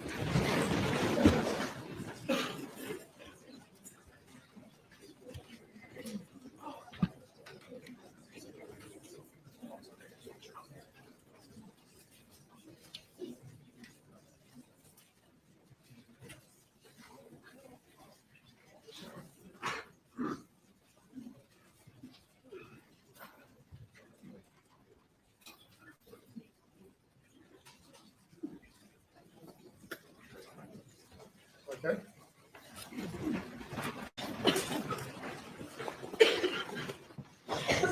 Before we play the video, I want to ask a couple more questions. When you received that phone call from Paul at the kennels at 8:40 p.m. on the night of June 7th, 2021, did Paul sound normal to you? He did. Did he sound stressed to you? He did not. Did he sound like someone was there that he didn't know? No, sir. Did he sound worried? He did. Did you hear Maggie's voice? I did. Did she sound stressed? She did. Did she sound worried? No. Did she sound normal? She did. Did she sound like there was somebody there she didn't know? No, sir. Or that she was in danger? No, sir. Did you hear Alec's voice? What I thought was his voice at the time, yeah. When Maggie or Paul would go down to the kennels, how would they usually get there? They would drive. Sometimes Miss Maggie would walk or ride bike. If they had an ATV or golf cart in the yard, sometimes they would drive down. Paul more likely to be one to ride or one to drive down there? Most of the time he would drive. Was it usual for the family to go down there sometimes and let the dogs out? It was. Let them run around? That's correct. Did Miss Maggie like to do that? She did.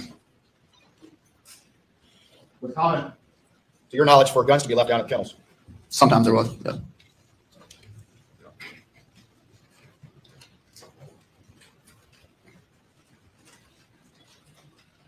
I'll play that video for you, okay? Okay.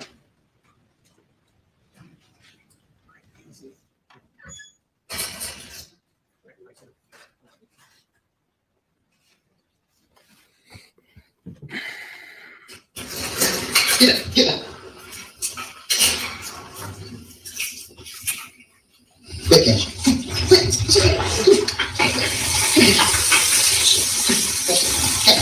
Hey, stop burning now. Hey, Bo. There's a kitty. There's a chicken. Come here, quick.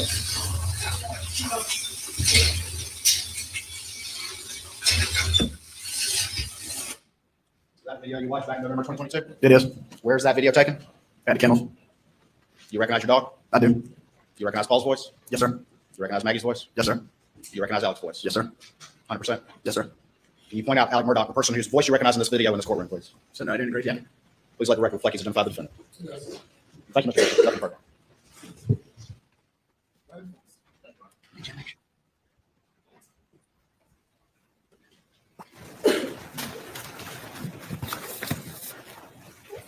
Good afternoon, Roby. How you doing? We've met many times, haven't we? Yes, sir. Tell the jury more about Paul, please. What did y'all like to do together? We loved hunting, fishing, just hanging around. We loved staying at the beach, going to the sandbar. He could get along with just about anybody. See, one of your best friends? He is. Is this a hard day for you? Yes, sir. Did you live one summer in the cabin there on the property? Yes, me, Buster, and Nolan lived in the cabin, and Paul was there a lot. Right. And when you got a house of your own, it was just right down the road, wasn't it? Yes, sir. Down Moselle Road? Yes, sir. It was your grandparents' house or you moved into? That's correct. And but before that, Ms. Maggie and Big Red over here, Mr. Alec, they treated you as family, didn't they? That's correct. They did. And Paul was like a brother to you? Yes, sir. And Ms. Maggie was like a second mom to you? Yes, sir. And Mr. Alec was like a second dad? Yes, sir. He was. And could you tell the jury what you observed Alec's relationship was, starting with you? What was his relationship with you? We had a good relationship. I mean, he treated me like one of his own. We had fun. He gave me permission to hunt the property. Did you have permission to come and go down to the shop? I did. Did you have permission to use any of the equipment? Yes, sir. And did you help out on the farm for game management stuff? I did. Okay. And can you tell the jury a little bit about Mr. Alec's relationship with his son Paul? Very good relationship. Very good. Were they close? They were. Nothing happened without Paul telling us about it. And did jury's heard some Alec interviewed on the tape, various about how the Moselle property was Paul's passion. It was. You agree with that? Yes, sir. Why do you think it was his passion? What was he so passionate about out there? He just loved hunting and using equipment to manage for wild game, fishing. Right. Loved all of that. Was Paul a good friend? Yes, sir. Was he a loyal friend? He was. Was he a loyal son? Yes, sir. Tell me about Miss Maggie. She was like a second mother to me. I always took care of me. Treated me like one of hers. Did you spend time down at Edisto? I did. And you and Paul and Miss Maggie sometimes, just the three of you down there? It was. Okay. What did Miss Maggie like to do? She liked the beach. When they were down at Edisto, were you the only friend welcome at the Edisto house, or what was it like? There was many friends that were welcome to the house. Like adult friends, or was Miss Maggie, Miss Alec's home, was it open to all of Paul and Buster's friends? It was open to all of Buster's friends. And was that the case of Edisto? That's correct. Was that the case of Moselle? It was. Did it appear to you that Mr. Alec enjoyed being around his family? Yes, sir. He did. And did you enjoy being around Mr. Alec and Miss Maggie? Yes, sir.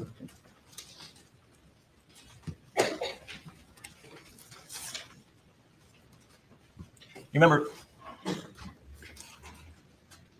I apologize, I'm going to get the date wrong, but do you remember in early 2019 that Paul was in a boating accident? Yes, sir. And a beautiful young woman died in that accident, didn't they? Yes, sir. Her name was Mallory Beach. That's correct. And Paul was eventually charged. Is that correct? Yes, sir. Did Paul receive any threats or harassments that you knew about as a result of that boating accident? None that I thought was real serious. I mean, he mentioned it that he'd get people comment about it, but nothing that I thought was real serious. Did he Would people just mouth off to him when he went out in bars or just with his friends? Yes, sir. He had mentioned that. But was it anything that you thought was serious in nature? No, a lot of times I wasn't there when that happened, so I didn't think it was that serious. Let me back up. I skipped over something. You played sports when you were a kid growing up? Yes, sir. I think your dad was a coach, was he? Yes, sir. And was Mr. Alec a coach to Paul and Buster? He was. And did Mr. Alec, when he wasn't coaching, would he and Ms. Maggie come to all the sporting events for the kids? They were always there. Can you think of them ever missing a sporting event for Buster Paul? Not that I can remember. And they come to your sporting events? Yes.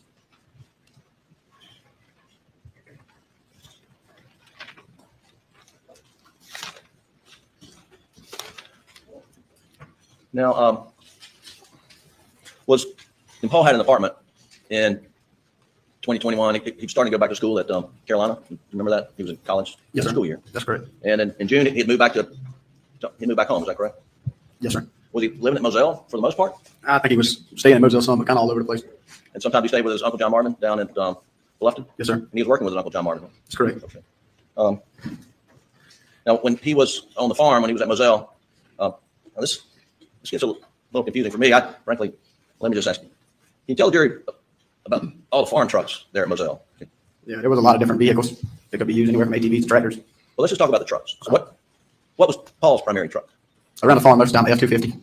All right, but what was his primary mode of transportation? Was it a truck? It was F-150. And was it white? It was. Okay, and did he drive that around the farm some? Sometimes, yes. And then there was a big F-250. That's correct. And that was also white, wasn't it? That's correct. Did that have a name? The big F-250 farm truck? Yeah, White Boy. That was the older F-250. And then there was another one called Dolly? That's correct. That was a newer F-250. That was a newer F-250. And then there was there a black truck? There was. And that was F-150? It was. And was that Buster's old truck? It was. So there were so Buster had another vehicle, and his old F-150 stayed at Moselle, right? That's correct. And then Paul had his white 150 pickup, and when he was not at Moselle, there's still 3 other trucks at Moselle, right? That's correct. Dolly, White Boy, and then Buster's old black pickup. That's correct. And when Paul was there, he would drive any one of those trucks, wouldn't he? Yes, sir. And no matter which one he was driving, he would most often have some sort of firearm in the truck, right? That's correct. Most of the time on the farm, he had a firearm in the vehicle. And those trucks, they would either stay down at the shed, the workshop, or at the house. I mean, there was no set place for them, correct? That's correct. And they didn't lock the trucks up, did they? Not normally. I mean, and then Paul would leave guns in the trucks, wouldn't he? That's correct. And Paul would leave guns everywhere, just about, wouldn't he? Yeah, he could leave. He left a lot of stuff different places. Yeah. Did he ever leave any guns at your house? I'm sure he has over the years. Okay. And then he would leave guns in the workshop, right? I have seen guns in the workshop, yes. And then did they keep the workshop locked? It just depends. Not a whole lot, but I have remember it being locked. Yes. Was it more often not locked than locked? Probably more recent. Yeah, it wasn't locked. Did it? If someone were bent on mischief, would it be a hard thing to go up on that property and steal stuff? Probably not around the sheds. It wouldn't be too hard. And if someone were bent on mischief, would it be a hard thing to go open up and rifle through, look through White Boy or Dolly or Buster's old black pickup truck? That is possible. Yes. And there were no security cameras down at the old airplane hangar, the workshop, the kennels, and the pole barn and shed, were there? Not that I was ever aware of. And there were no in the cabin where you guys stayed that summer. There was no security cameras there either, right? Not that I knew of. And was that cabin, did it stay locked? Sometimes it was locked, sometimes it wasn't. Paul left guns there too, didn't he? I have seen guns in that cabin before, yes.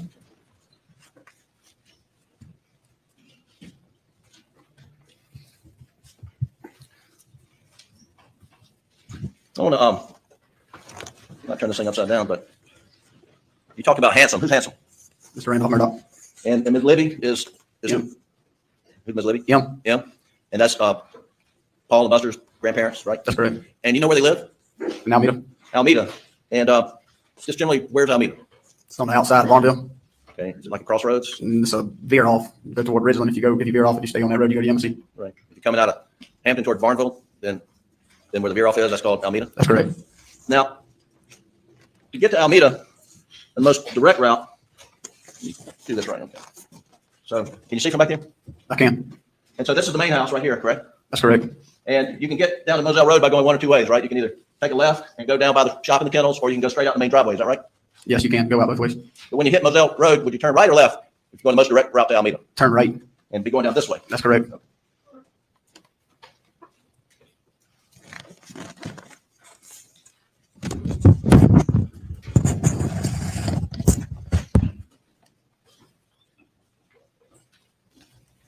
You asked a little bit about Paul's cell phone usage. He was on it a lot. He was on it a lot, yes, sir. Yeah. And did the battery get down low pretty regularly? Yes, he would let his phone die sometime or he would lose it. Well, and when it would get down low, did he have a habit of not using it to try to keep him going all the way out? Yes, I have seen that happen before. And have you done that yourself? Yes, sir. And phone coverage, cell phone coverage on that property is somewhat, when I say that property, I'm talking about Moselle, somewhat spotty, isn't it? It is. And is there better coverage up in the house than down at the kennels? I wouldn't think so. Okay. It's kind of hit and miss. And you can be down at the kennels, you can be, well, 10 yards one way, you'd have some coverage, 10 yards the other way, you wouldn't have coverage, is that right? That's correct.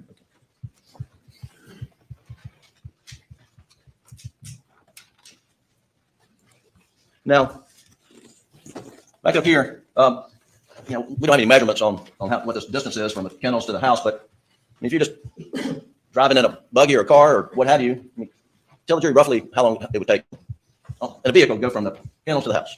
It all depends how fast you're driving, but it don't take long to get from the sheds to the house. I mean, do it under 2 minutes? Definitely under 2 minutes. Going fast enough, you can do it in a minute or less. Is that right? Yes, if you're going fast enough, you would be able to make it from the sheds to the house in under a minute. Okay.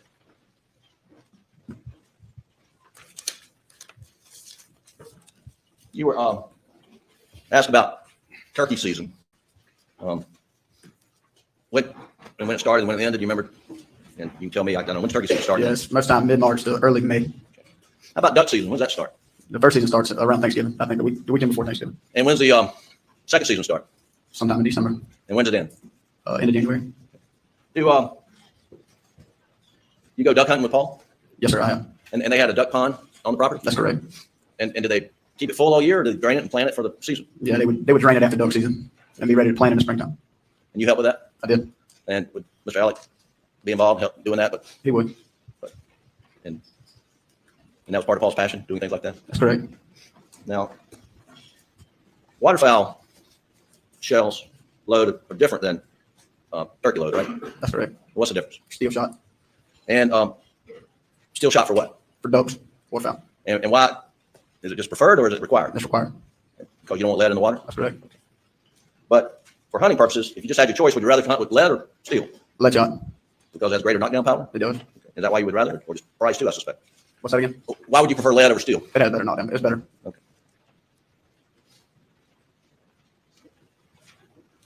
Now, you were asked questions about 300 blackouts. And at one time, Paul had his own, Buster had his own. They had 300 blackouts. You remember that? I did. And then you heard that Paul had one stolen out of his truck at a party. That's correct.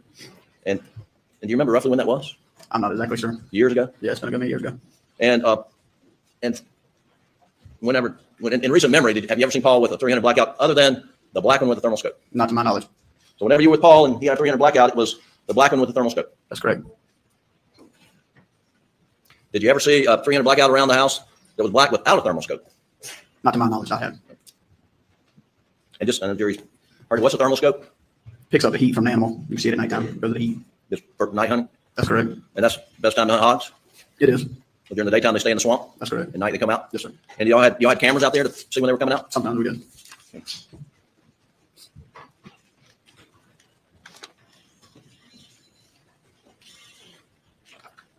Now, you listened to this videotape and heard that was your dog, Cash? It was. Chocolate Lab? Yes, sir. And you heard Miss Maggie? Yes, sir. And you heard Paul, obviously? That's correct. And Miss Maggie was saying he got a guinea. Guinea. And then you heard a voice say, no, it's a chicken. You remember whose voice that was? It was Mr. Alex that said it the first time, and then Paul also said it was a chicken. Okay. And then someone says, Bubba, let go of that chicken or something like that? Yeah, just hollered for Bubba. And whose voice did you recognize hollering for Bubba? Mr. Alex. And who's Bubba? Their dog. Did they have, and was Bubba a yellow lab? He was. Did Bubba have his own kennel? He did. Which one was it? Most of the time he was in the first one right beside the feed room. Now, you talked to Paul. I think the record showed you had a 4-minute telephone conversation before that video was taken, which you didn't receive until law enforcement showed you. But you remember you talked to Paul for about 4 minutes, right? That's correct. And I believe when you were interviewed, you said it sounded like Mr. Alec had pulled up or something to that, driven up. Do you remember that? No, I don't ever remember hearing a vehicle. Okay. I just remember hearing a third voice. Okay. And the next day, excuse me, was it the 8th? The next day you went over and met with and went into the house at Moselle and you saw Maggie's parents? That's correct. And that's when Grandma, Ms. Brandstetter, asked you if you heard Maggie's voice? Yes. Okay. And you told her you did? Told her I heard. I talked to Paul and heard. And you told him in front of everybody that you had thought you'd heard Alex's voice too, right? That's correct. And didn't push back whatsoever? No, sir. What was Alex demeanor when you first saw him after the murders and days after? What He was just real distraught, sad. Just tore up about it. did he cry a lot? Yes, sir. Did he hug you? He did. Did he cry? Yes, sir. Did you cry? Yes, sir. I mean, did you cry the day after and the day after? I mean, That was really sad. 1 second.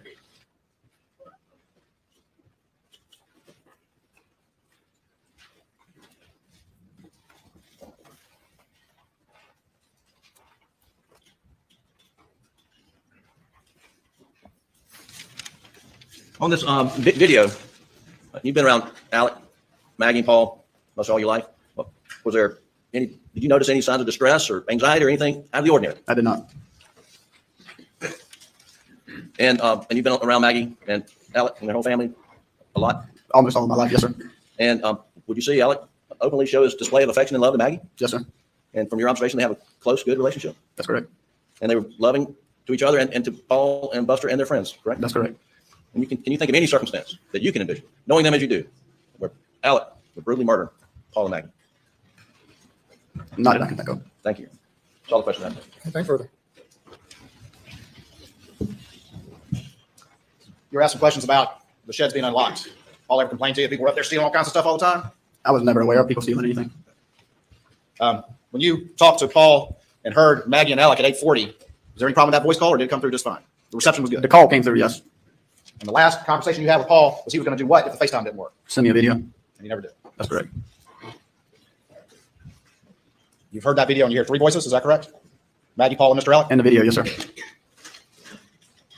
When you're standing, if you're at the house or inside the house on the second floor, something like that, can you see the roofs of the sheds and down there? The last time I had been out there, yes, you would be able to see the top of the structure. And if you're standing out here in front of them sheds, could you see the top of the house the other way? Same thing, yeah. Last time I was there, you would be able to see the top of the structure. There was trees growing between the houses. And that was a long time ago, right? That's correct.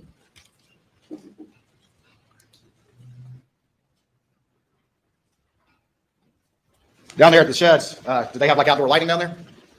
Yes, sir, they did. And if all that was on, could you see all that lighting from the house? Yes, you would be able to see that there were lights on from the house. If those lights were on, it'd be pretty well lit up, is that right? If all of them were, yes. You were asked about the boat wreck.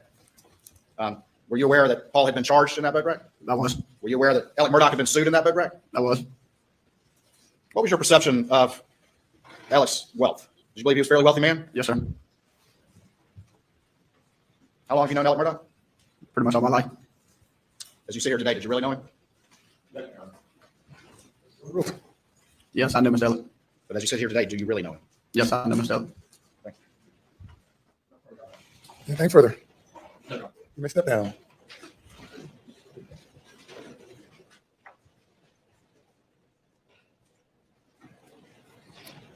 We'll take about a 10-minute recess.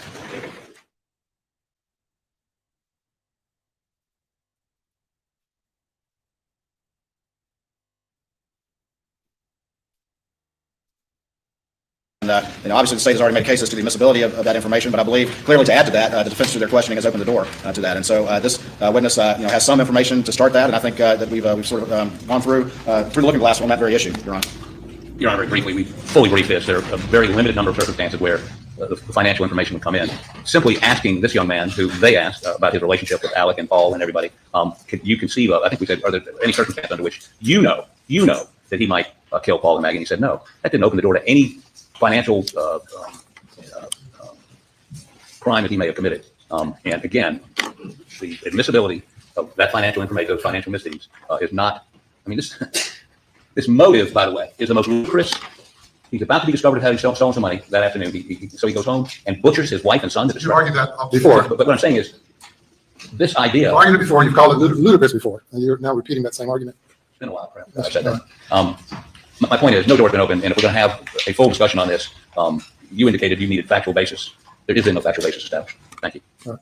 Yes, sir. Your Honor, again, and we have argued this, and I'm not going to repeat the various arguments that I've made. I think that we have, I do just to sort of summarize a little bit, we do have a specific confrontation that day. We also have the pendency of that hearing. And for the jury to understand that, we have to understand the extent of what is about to be exposed and what that actually means for him, the prospect of losing everything in life without parole. Will Loving. He is one of Paul's friends. He's mostly here to talk about firearms and the shell casings and things like that. But he also will talk about a little bit about the boat case, about the pressures on the family, about selling the house in Hampton, and the fact that that there were financial pressures because of that boat case that they were having to deal with. And I've made it clear to the defense as well as to Your Honor that before we went into such a matter like that, that we would that we would of course certainly alert the court. For this particular witness, that would be the questioning that I intend to ask that witness. So this witness, he's my witness. Any information he has about financial pressure or reasons they sold the house would be solely based upon hearsay, and it certainly didn't come from any conversations with the defendant. He has no independent knowledge of any of that. So aside from the overall 404B evidentiary rule, I mean, there's no basis. This witness doesn't have any actual knowledge of that. We agree with the testimony. I'll rule based on any objections I hear. Bring the jury.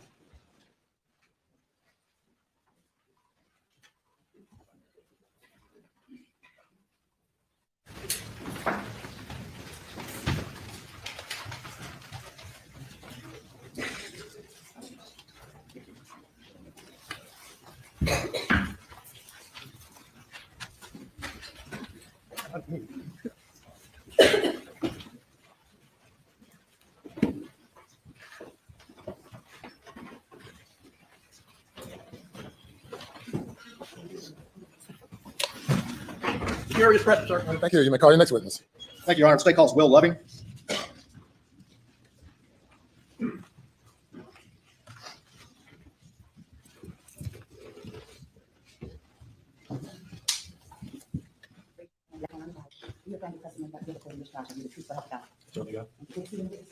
Again, for the record, spell your last name. Will Loving, Loving. How you doing today? I'm good. All right. Tell the jury just a little bit about yourself. Where'd you grow up? Where'd you go to high school, college? What'd you do for a living? I grew up in Columbia, South Carolina. I went to high school at AC Flora. I graduated from Georgetown Tech with a forestry degree. Pursued that for a few years. Now I'm working down in Charleston for a marine construction company. That's about what I'm doing now. What year did you graduate from high school? Graduated high school in 2015, and I graduated from Georgetown in 2020. Where are you living these days? Just living in Charleston. Did you ever, over the course of your life, get to know Paul Murdaugh? Yes, I did. And tell me, when was that, roughly? I met Paul when I was probably 15 years old down in Edisto. He was probably 13, and our friendship just met on the beach one day. That's about where I met Paul. But we did pretty much everything together down at the beach whenever I was there and he was there. We'd go hang out on the beach, we'd go on the boat, go fish, or just hang out. And when you met him at Edisto, do you know where Paul was staying? Yes, Paul was staying at his beach house at Edisto. And over the years, as y'all's friendship developed, did y'all start to hang out more and more outside of Edisto? Yes, sir, we did. And how old were you when that started to develop more hanging out than just Edisto? Probably once Paul was later on in high school. So I would have been, 18, 19 years old. We started getting closer. And then, when I was probably 21 and Paul was 19, we got pretty close. How old are you now? I'm 26. What are some of the things that y'all got pretty close? What would y'all do together aside from hang out at Edisto? We would hunt and fish, go out, hang out with friends. We went down to the property at Moselle a lot. We'd go to Edisto a lot. Just kind of going wherever, going with the flow. We'd go down for a weekend in Charleston before either one of us, before I was living there. But we lived together in Columbia for a short period of time right before everything happened. But yeah. Okay. Now you said y'all lived together. So y'all roommates there for a while before the murders happened? Yes, sir. And was it just the two of you in the house, or were others living there as well? It was just the two of us, and I was kind of just a couch guest, but it kind of turned into a long-term thing. Gotcha. Were y'all planning on getting an additional place around the time that the murders happened? Yes, we had already been in contact with the house about to sign a contract on a house. Me, him, and another friend from Columbia. You mentioned that you would go to Moselle a lot, and what would y'all do in Moselle? We do just about anything, depending on what we were there for. If it was during a certain hunting season, we'd go hunting, or we might just be there hanging out for the weekend, and might be there working. We did a lot of different things while we were there. What kind of hunting would y'all do? We deer hunted, we hog hunted, we duck hunted, we dove hunted, we turkey hunted, pretty much about everything. Tell me about the hog hunting. How does that work? We did it for a certain period of time with some dogs, and that was you got a pack of dogs that chase them down, and you go out and neutralize them. But then we also did it at night with a thermal scope. It's based off heat vision, heat signals, so you can see them at night, and you had to use the thermal if you were going to do that. Okay. And when y'all would hunt at night on the Moselle property, how would y'all physically do it? Would you walk around? Would you ride around on a four-wheeler? How would that work? Most of the time we took a vehicle, whether it be one of the farm trucks or some sort of buggy. You mentioned the thermal scope. What was that thermal scope on? What kind of weapon? It was on a 300 blackout. And what color was that 300 blackout? It was black. How many 300 blackouts did the family have? They had two. And were those the only two you're aware of, or was there a third one? Those were the only two I was aware of. I'd heard something about the third after the fact, but the only two I was aware of was those two. And what did you heard about the third? I just heard it got stolen out of Paul's truck at a party. Was that years ago? Years ago, yes, sir. So there was a replacement gun, a third one. Is that correct? Correct. What was that gun like? It was about the same as the black one, except for the color of it. It was tan. It didn't have any kind of sight on it. The first few times I saw it, and but other than that, it was about the same thing, just a different color. It was a tanner color. And where would that gun typically be located? I never really saw it move from the gun cabinet room. Most of the time, it was in the main house at Moselle in the gun cabinet room. You mentioned that that particular gun didn't have a sight on it or an optic on it. Is that correct? That's correct. And what does that mean? What's the difference between having a scope or sight and not having? How do you shoot it if it doesn't have one of those? So you have something called iron sights, which is just it's already attached to the end of the barrel. It just has a little thing that you can see down, but nothing to zoom in your image. It didn't have a sight on it at all. The other one had the thermal sight that you used at night, and this one had no sight on it at all. At some point, did y'all go get some sort of optic or some sort of sight for it, other than the iron sights? Yes, sir. We went and bought it's called a red dot sight. It's just got a little. It's not very big. It's about maybe 2 or 3 inches, and it just has a little tube, a little red dot in the center of it. It doesn't zoom in either, but it gives you a little bit better of a look at what you're shooting at, a little bit better than an iron sight. Is it like a thermal sight in that you can see what you're aiming at night? No, sir. So what do you see when you look through the red dot? You can just see whatever's out in front of you from the naked eye. And then how's the thermal work? The thermal works at nighttime. You look and see heat glows up in a different color than black. It glows up in white, so you can see it very easily. When did you and Paul go buy that red dot sight for that other blackout gun? It was either in late March or early April. I'm not exactly positive on the date. But I got it from the Ace Hardware in Hampton. And when you say early March or late April, what year are we talking about? 2021. You went with Paul to get that? Yes, sir. And what did y'all do after you got the sight? We went back to Moselle and we put the sight onto the rifle and sighted it in.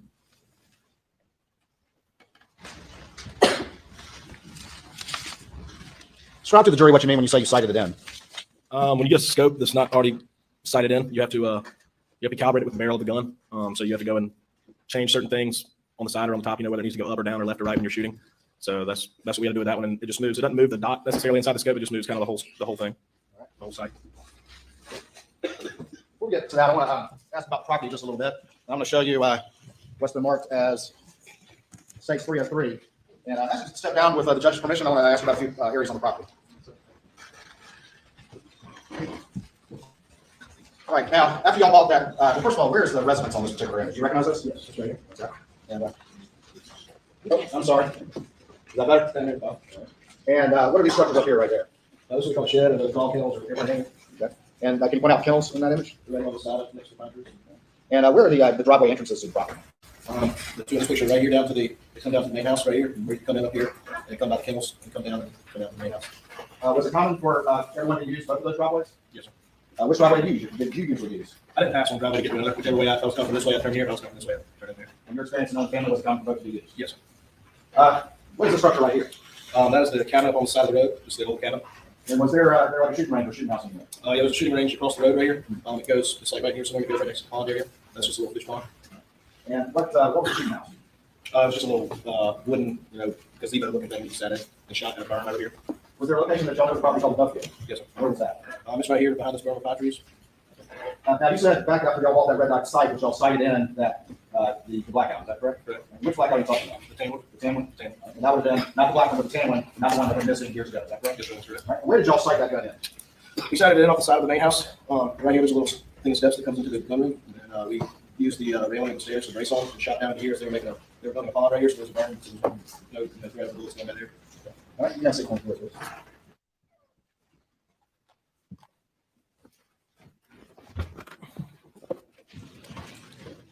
When did y'all sight that gun in? We sighted that gun in at the very beginning of April or one of the last couple of days of March in 2021.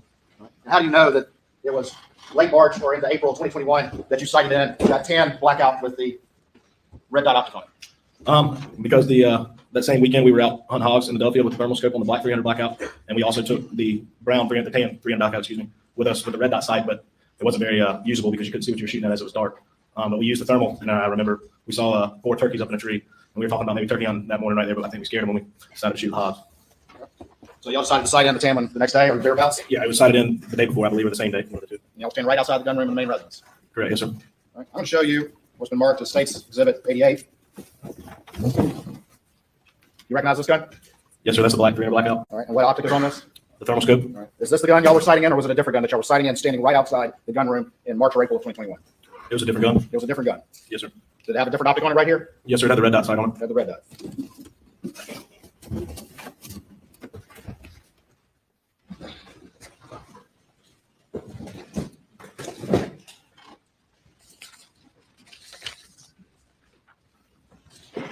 I'll show you what's been previously admitted to evidence as States 175. Do you recognize that? Yes, sir, I do. All right, tell me what that is. This is the stairs that lead up into the door that go into the gunroom on the main house. Okay. And was that where you were sighting in that tan blackout with red dot optic? Yes, sir. It's not the one you just looked at? Correct, yes, sir. And what's through that door right there? The gunroom into the game room. All right. And describe, you said you were using the to brace it. What do you mean by that? We were using this right side of this right side you're coming down the stairs railing, because we're both right-handed, and you can brace up against it to make sure you're steady when you shoot at the target. I'm going to show you what's been marked as States 176. And do you generally recognize that image? Yes, the bottom of the brick below the stairs on the side door. And was that where y'all, in the general location where y'all were sighting in that third blackout with the red dot optic? Yes, sir. In March or April of 2021? Yes, sir. All right, I'm going to show you what's marked as 177 States. Do you recognize that? Yes, sir. And what area is that, please? That is the flower bed right next to the stairs going up. Yeah. Was that in the same general area where y'all were sighting in that blackout with the red dot optic? Yes, sir. States 179, do you recognize that? Yeah, it's just the bottom of the bricks at the stairs again. Same area where y'all were firing that? Yes, sir.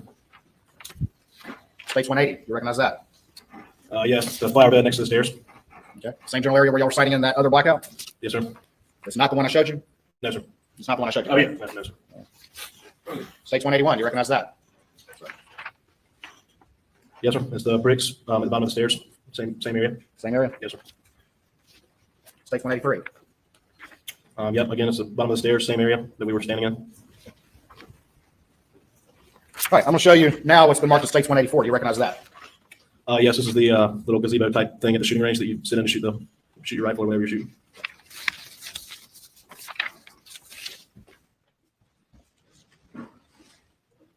After that time in March or April of 2021, which you remember because it was turkey season, correct? Correct. When was the next time that you saw that tan blackout that had the red dot? I do not recall seeing it again. I used it that night. The black blackout, was that gun frequently with Paul? Yes, sir. If he was at Moselle, a lot of times we had it with us. Yes, sir. All right, and where would you have it? In the back seat of the truck most of the time. If we were riding around late or coming home from somewhere late, just to check something, go look for a hog or something. Did Paul have a shotgun that he favored? Yeah, he had a Super Black Eagle 3 Benelli shotgun. And can you describe it any further? What did it look like? How was it colored? It was camouflage and sort of like a cryptic, like bluish purple camouflage. Not real sure the name of it, but it was more of a distinctive color camouflage. Okay. I'm going to show you what's been admitted into evidence as States 89. You recognize that? I recognize it, yes. Okay, which gun is that? I'm not sure whose gun that is, but it was used for turkey hunting. Okay. You recognize that as one of the guns that was in the gun room at Moselle? Yes, sir.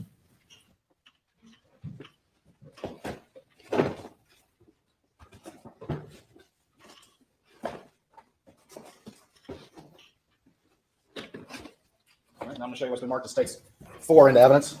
See if you recognize this. Yes, sir. It's the camouflage Benelli. All right, and which one is that? Paul shotgun. Okay. How can you tell the difference between the two camo ones? How do you know this one's Paul's? Just has a distinctive camo pattern on it. They did have two of these shotguns that were the exact same. But this is the one you recognize as Paul's, correct? Yes, sir.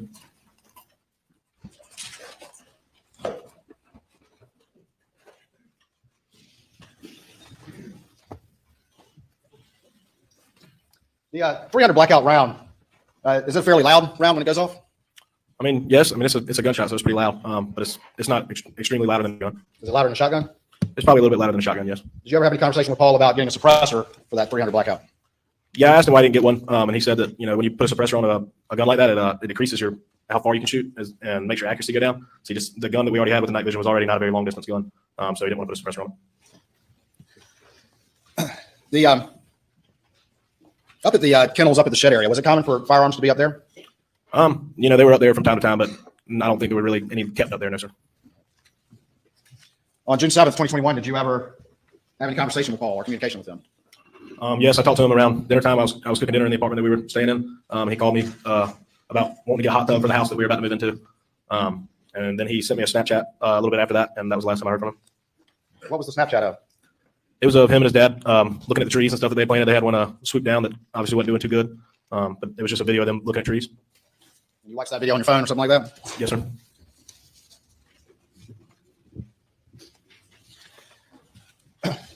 Over the years, as you got to know Paul, did you also get to know his family as well? Yes, sir, I did. Did you get to know Miss Maggie? Yes, sir, I did. To your knowledge, did Miss Maggie like to go down to the kennels? Yes, she did. And how would she get down there? Do you know? Sometimes she would use her bike or her car or walk. She liked to walk. There are two labs around the property. So it was not uncommon for her to go down there. And what would she like to do when she went down there? She would go down and look at the dogs and mess with the dogs. A lot of times she liked to ride her bike, right before it got dark, on a sunset or something.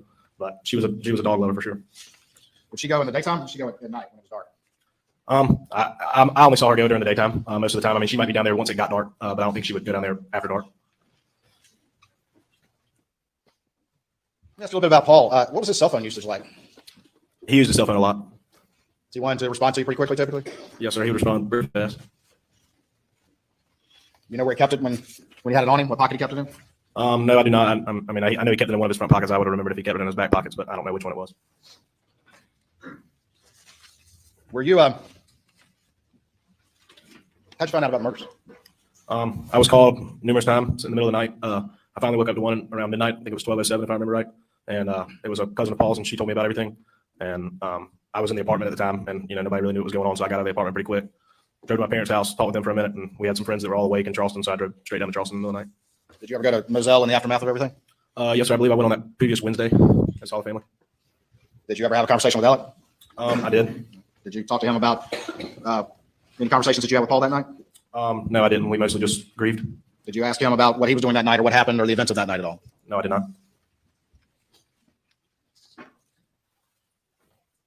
Were you aware of what's called the boat wreck or the boat case? Yes, sir. And were you aware that Paul had been charged in that boat case? Yes, sir, I was. Were you aware that Alec Murdaugh had been sued in that boat case? Yes, sir, I was. Whenever Paul, did you ever talk to Paul about the boat case? Not much. I didn't want to bring up something like that. You mentioned that the family had an Edisto Beach house. Is that right? That's correct. At the Moselle property? That's correct. Did they have another property at one point in time? Yes, they did. They had their house in Hammond. Did they ultimately sell that property? Yes, they did. What was your understanding as to why they sold that property? You can answer if you know. It was just through the grapevine to help pay for some of the lawsuits that they were under. The objection is sustained. You say through the grapevine. Did you ever have a conversation or were privy to a conversation with Alec about that? No, sir. When you did you have a conversation or were you privy to a conversation with Paul about that? We talked about the house being sold. I don't believe he ever told me that that's what it was for.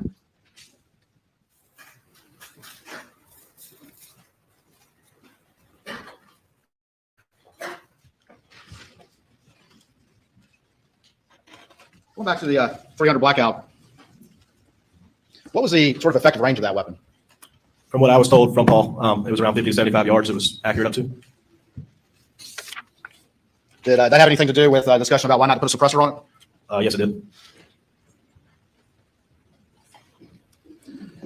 When y'all were shooting that tan blackout 300 blackout rifle with the red dot optic on the side of the house in Moselle in March or April of 2021, who was doing most of the shooting of it? Paul was. Did Paul express to you any dissatisfaction with that tan one in the optic? No, he did not.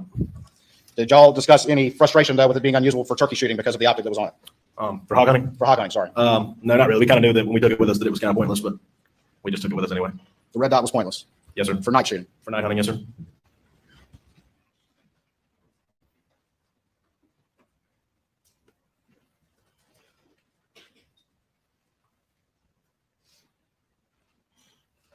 You said you're present when they purchased the red dot, is that right? Were Yes, you sir, I involved was. with the red dot? Yes, sir. Who paid for the red dot? It was put on a store credit that was his father's. That was his father's? Yes, sir. Whenever Paul needed money, who would he get that from? He would normally text his dad.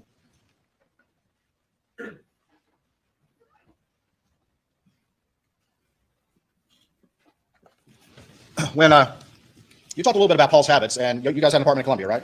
Yes, sir. Did Paul like to go to Charleston a lot? He did. You like to go to Moselle a lot? He did.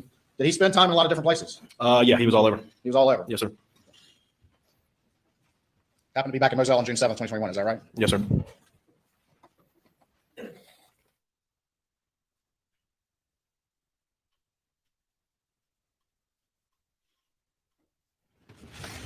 All right, one last thing. Have you had the opportunity to view a video at the kennels in Moselle? Yes, sir, I have. And were you able to recognize any voices on that video? Yes, sir, I was.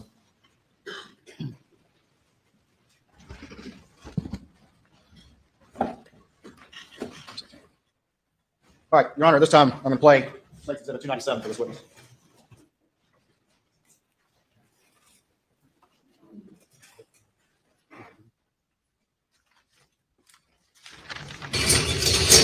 Quit,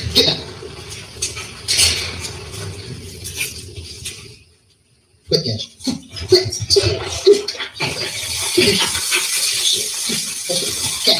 Hey, he's got burgers now.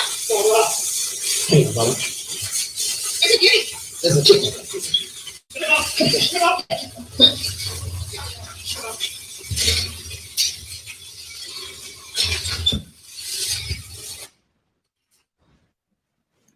Whose voices did you recognize on that video? Paul Murdaugh, Maggie Murdaugh, and Alex Murdaugh. And how sure are you? 100%. The person whose voice you recognize on there that you identified as Alec Murdaugh, do you see him in the courtroom here today? Yes, sir. Can you point him out for the jury? He's sitting right there. Your Honor, please let the record reflect he's identified the defendant. She does. Mr. Levin, please answer any questions the defense may have.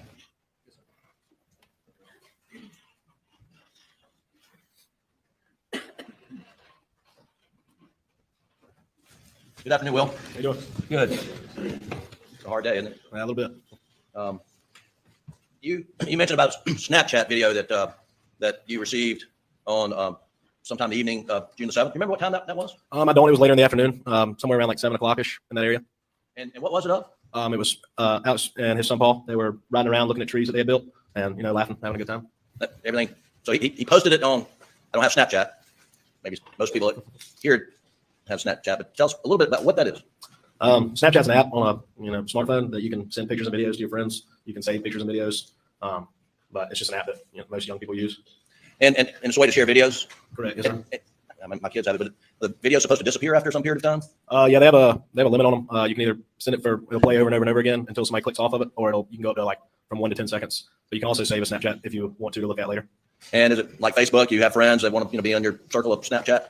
Is that how it works? And Paul had a lot of Snapchat. They call friends on Snapchat. Yes, sir, he did. And would he frequently post things on Snapchat? Yes, sir. And would he frequently post things, events like he did on the evening of June the 7th when he and his father were out, messing around with a tree? Yes, sir, he would. And we post stuff with his family events. Yes, sir, he would. Okay. And the Snapchat, when he would post it, would go to everybody who's in his, I guess, group. Yeah, you have to send it to certain people. He wouldn't necessarily put stuff. They have what's called a story that everybody that you're friends with can see. He wouldn't necessarily always put stuff on a story, but he would send stuff to whoever he wanted to. I think we're gonna learn more about Snapchat, but let me ask you, when Paul would post on Snapchat, could people see where he was posting from? Did he have his location services activated? I don't think he kept his location on. Sometimes they have filters and stuff that show you different areas where you are. But I don't think he kept his Snapchat location on.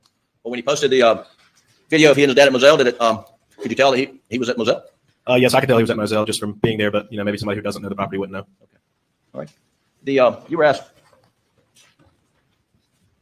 questions about the last time, well, you were with Paul and, well, getting ahead of myself, I'm sorry. So you and Paul were good friends, and Paul was friends with your friend group out of Columbia, is that right? Yes, sir, that's right. And then y'all would sort of migrate to Charleston, and some of the Columbia folks went to Charleston, and y'all would visit down there? Yes, sir, that's correct. And I guess originally you all met at Edisto with family homes and vacationing, and right? Yeah, that's where everybody met until, everybody went to college and everybody just kind of meets up. And sometimes Paul would come to Columbia and stay with you? Correct. And you had another friend, Wills Chapman, that he would stay with Wills? Correct. Okay. And Paul, left a 300 blackout at your house for some period of time, didn't he? Yes, sir, he did. How long did Paul leave a 300 blackout at your home? Probably a month or so at least. Okay. And I think when Wills Chapman moved to Charleston, what did he find in his closet? He found Paul's deer hunting rifle. Paul had left there?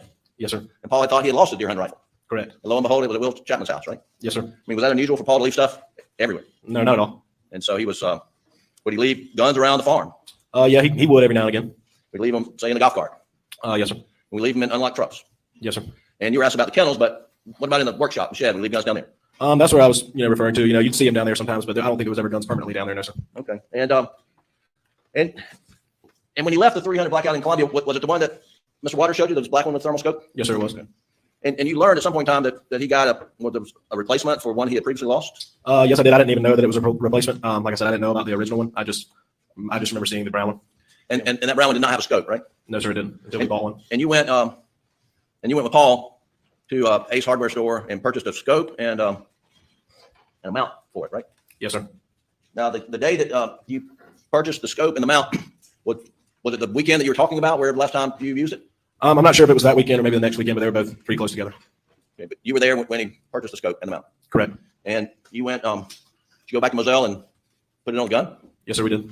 And did you use the gun that weekend or waited till the following weekend? I'm not 100% sure if we used it that weekend or if it was the following weekend. I know we sighted it in that day that we bought the scope for it. So that was the day when you were shooting off the railing beside the gun room. Correct. The day you bought the scope. Yes, sir. Okay. And it's possible you hunted with it that weekend, but if not, it was the following weekend. Yes, sir. And had you ever seen that gun again after that weekend or the following weekend, whichever it was? No, sir, I haven't. Okay. And would you be able to more accurately provide, know when it was? I think you said late March, early April. If you saw the receipt from the purchase. Yes, sir. Okay.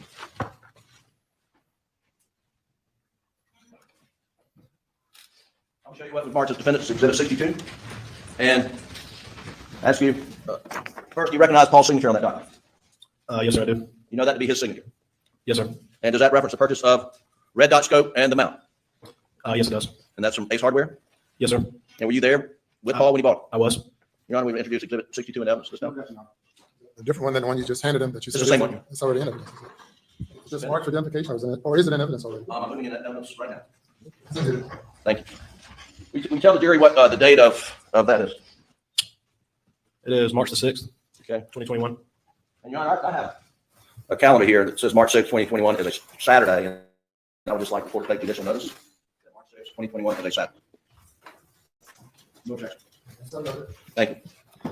So knowing that it was purchased on March 6th, 2021, a Saturday, does that help you reflect, remember when you last used the gun? Yeah. So that was a Saturday. So we would have sighted it in that Saturday. And I do remember using the gun. It was the first week of turkey season because we were going turkey hunting the next morning, which would have been either March 20th or March 22nd. I can't remember what it was 2 years ago, the opening day of the season. So it would have been 3 weeks after we sighted it in. Okay. So you sighted it on March 6th? Yes, sir. I'll take it back.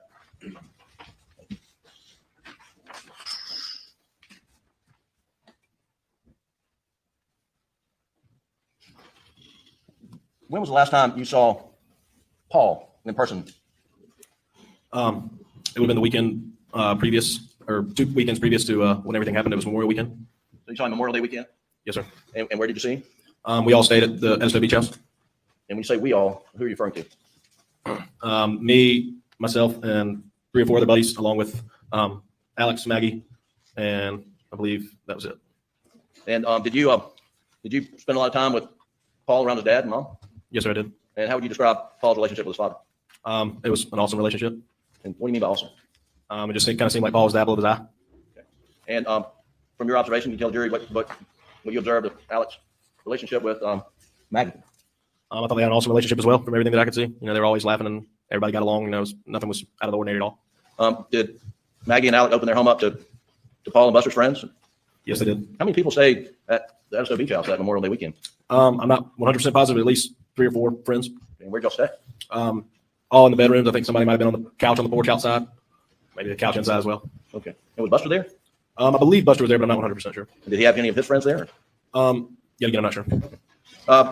You mentioned that when you got a phone call from Paul's cousin, I believe, after midnight on June 7th, so early morning, June 8th, you learned what happened, and your immediate reaction was to, I tell it out of there? Yes, sir. And were you fearful for your safety? At first I wasn't, and then I was calling back other friends, and people started telling me to get out of there, so then I started second guessing myself, and yeah, then I got out of there. And when you left, I mean, did you even lock it up when you left? I honestly couldn't tell you. Okay. I'm going to show you what I marked as Exhibit 61, and it's a disc. And before you testify today, did you have an opportunity to view that very short video clip on the disc? Yes, sir, I did. And did you, are those your initials on the disc? Yes, sir, they are my initials. And is it a short video of the Memorial Day weekend when you were down at Edisto with Paul and your friends and Maggie and Alec? Yes, sir, it is. And is it one of a birthday celebration for Alec? It was a birthday celebration for Alex. I would like to introduce Exhibit 61 in evidence and play the video. Without objection.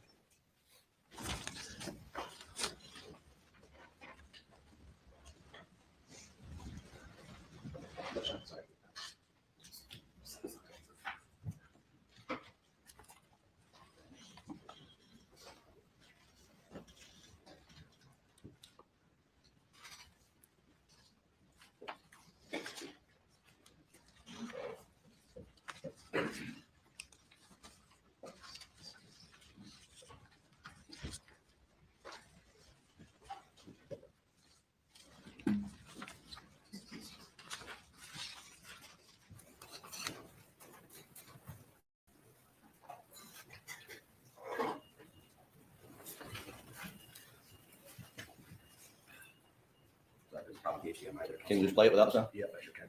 We're going to play it without the sound, but You seen video? Yes, sir. People singing happy birthday to Alex? Yes, sir. They are. Okay. Happy birthday to you. Happy birthday, dear. Happy birthday to you. Thank y'all so much. Thank you, baby.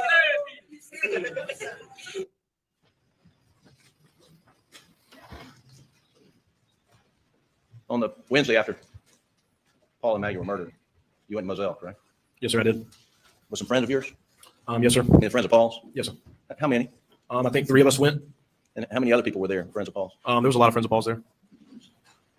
More than 10? On Wednesday, I don't know. I don't think so. I think a lot of people were kind of trying to feel out the situation. So just like the closer friends went, but there was probably 10 or so of his friends there when I was there. And what was Alex Murdaugh's demeanor on the Wednesday? He was grieving, crying a lot. I think we all were. I think you described that he just couldn't talk. You remember that? Yeah, it was pretty hard to talk. You know, he came and grabbed me and 2 other guys, and we just kind of had a big hug, and it was pretty tough for him to make words. Was he crying? Yes, sir. Were you crying? Yes, sir. Everybody there crying? Yes, sir.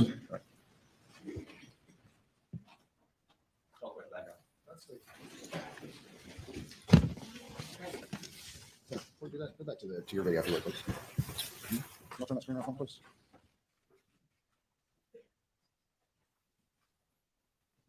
Still at the very end, please.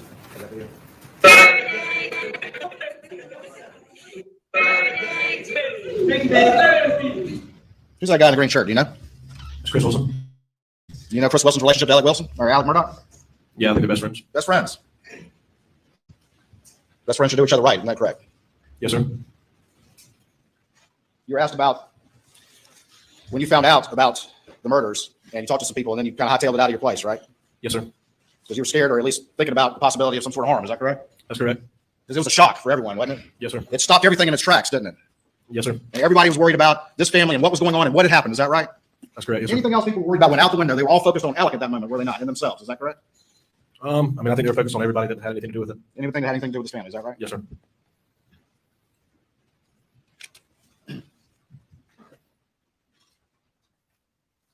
You were showing the Snapchat video. You were also asked about another Snapchat video that you saw the day of the murders. Yes, sir.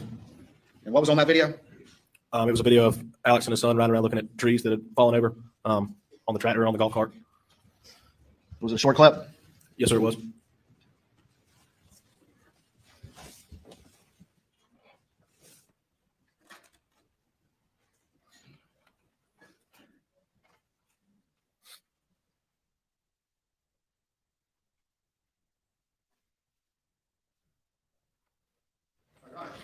I have State's Exhibit 306, which is a Snapchat video, I believe, without objection. Okay. Submitted.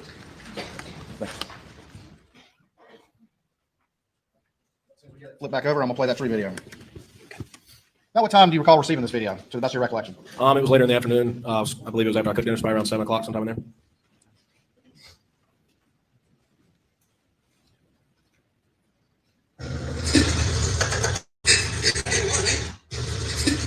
That video you saw?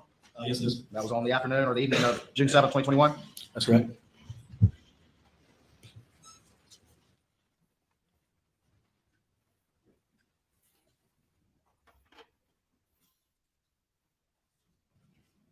Clothes that he was wearing, at least in that video you saw on the evening of June 7th, 2021.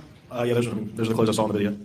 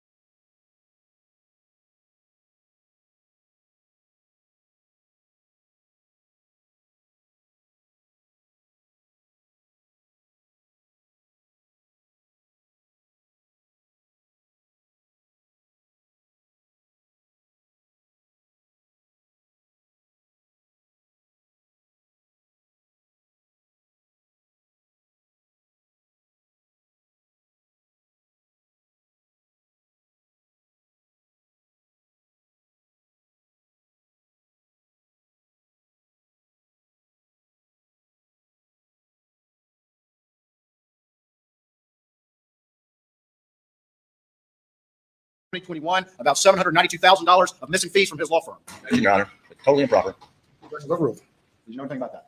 No, I did not. You know any of the facts of those things that I just asked you about? No, sir.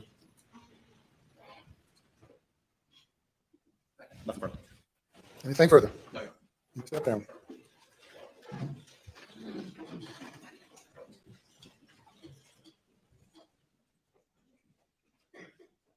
Ladies and gentlemen, that's it for today. We'll see you at 9:30 tomorrow morning. Please do not discuss the case.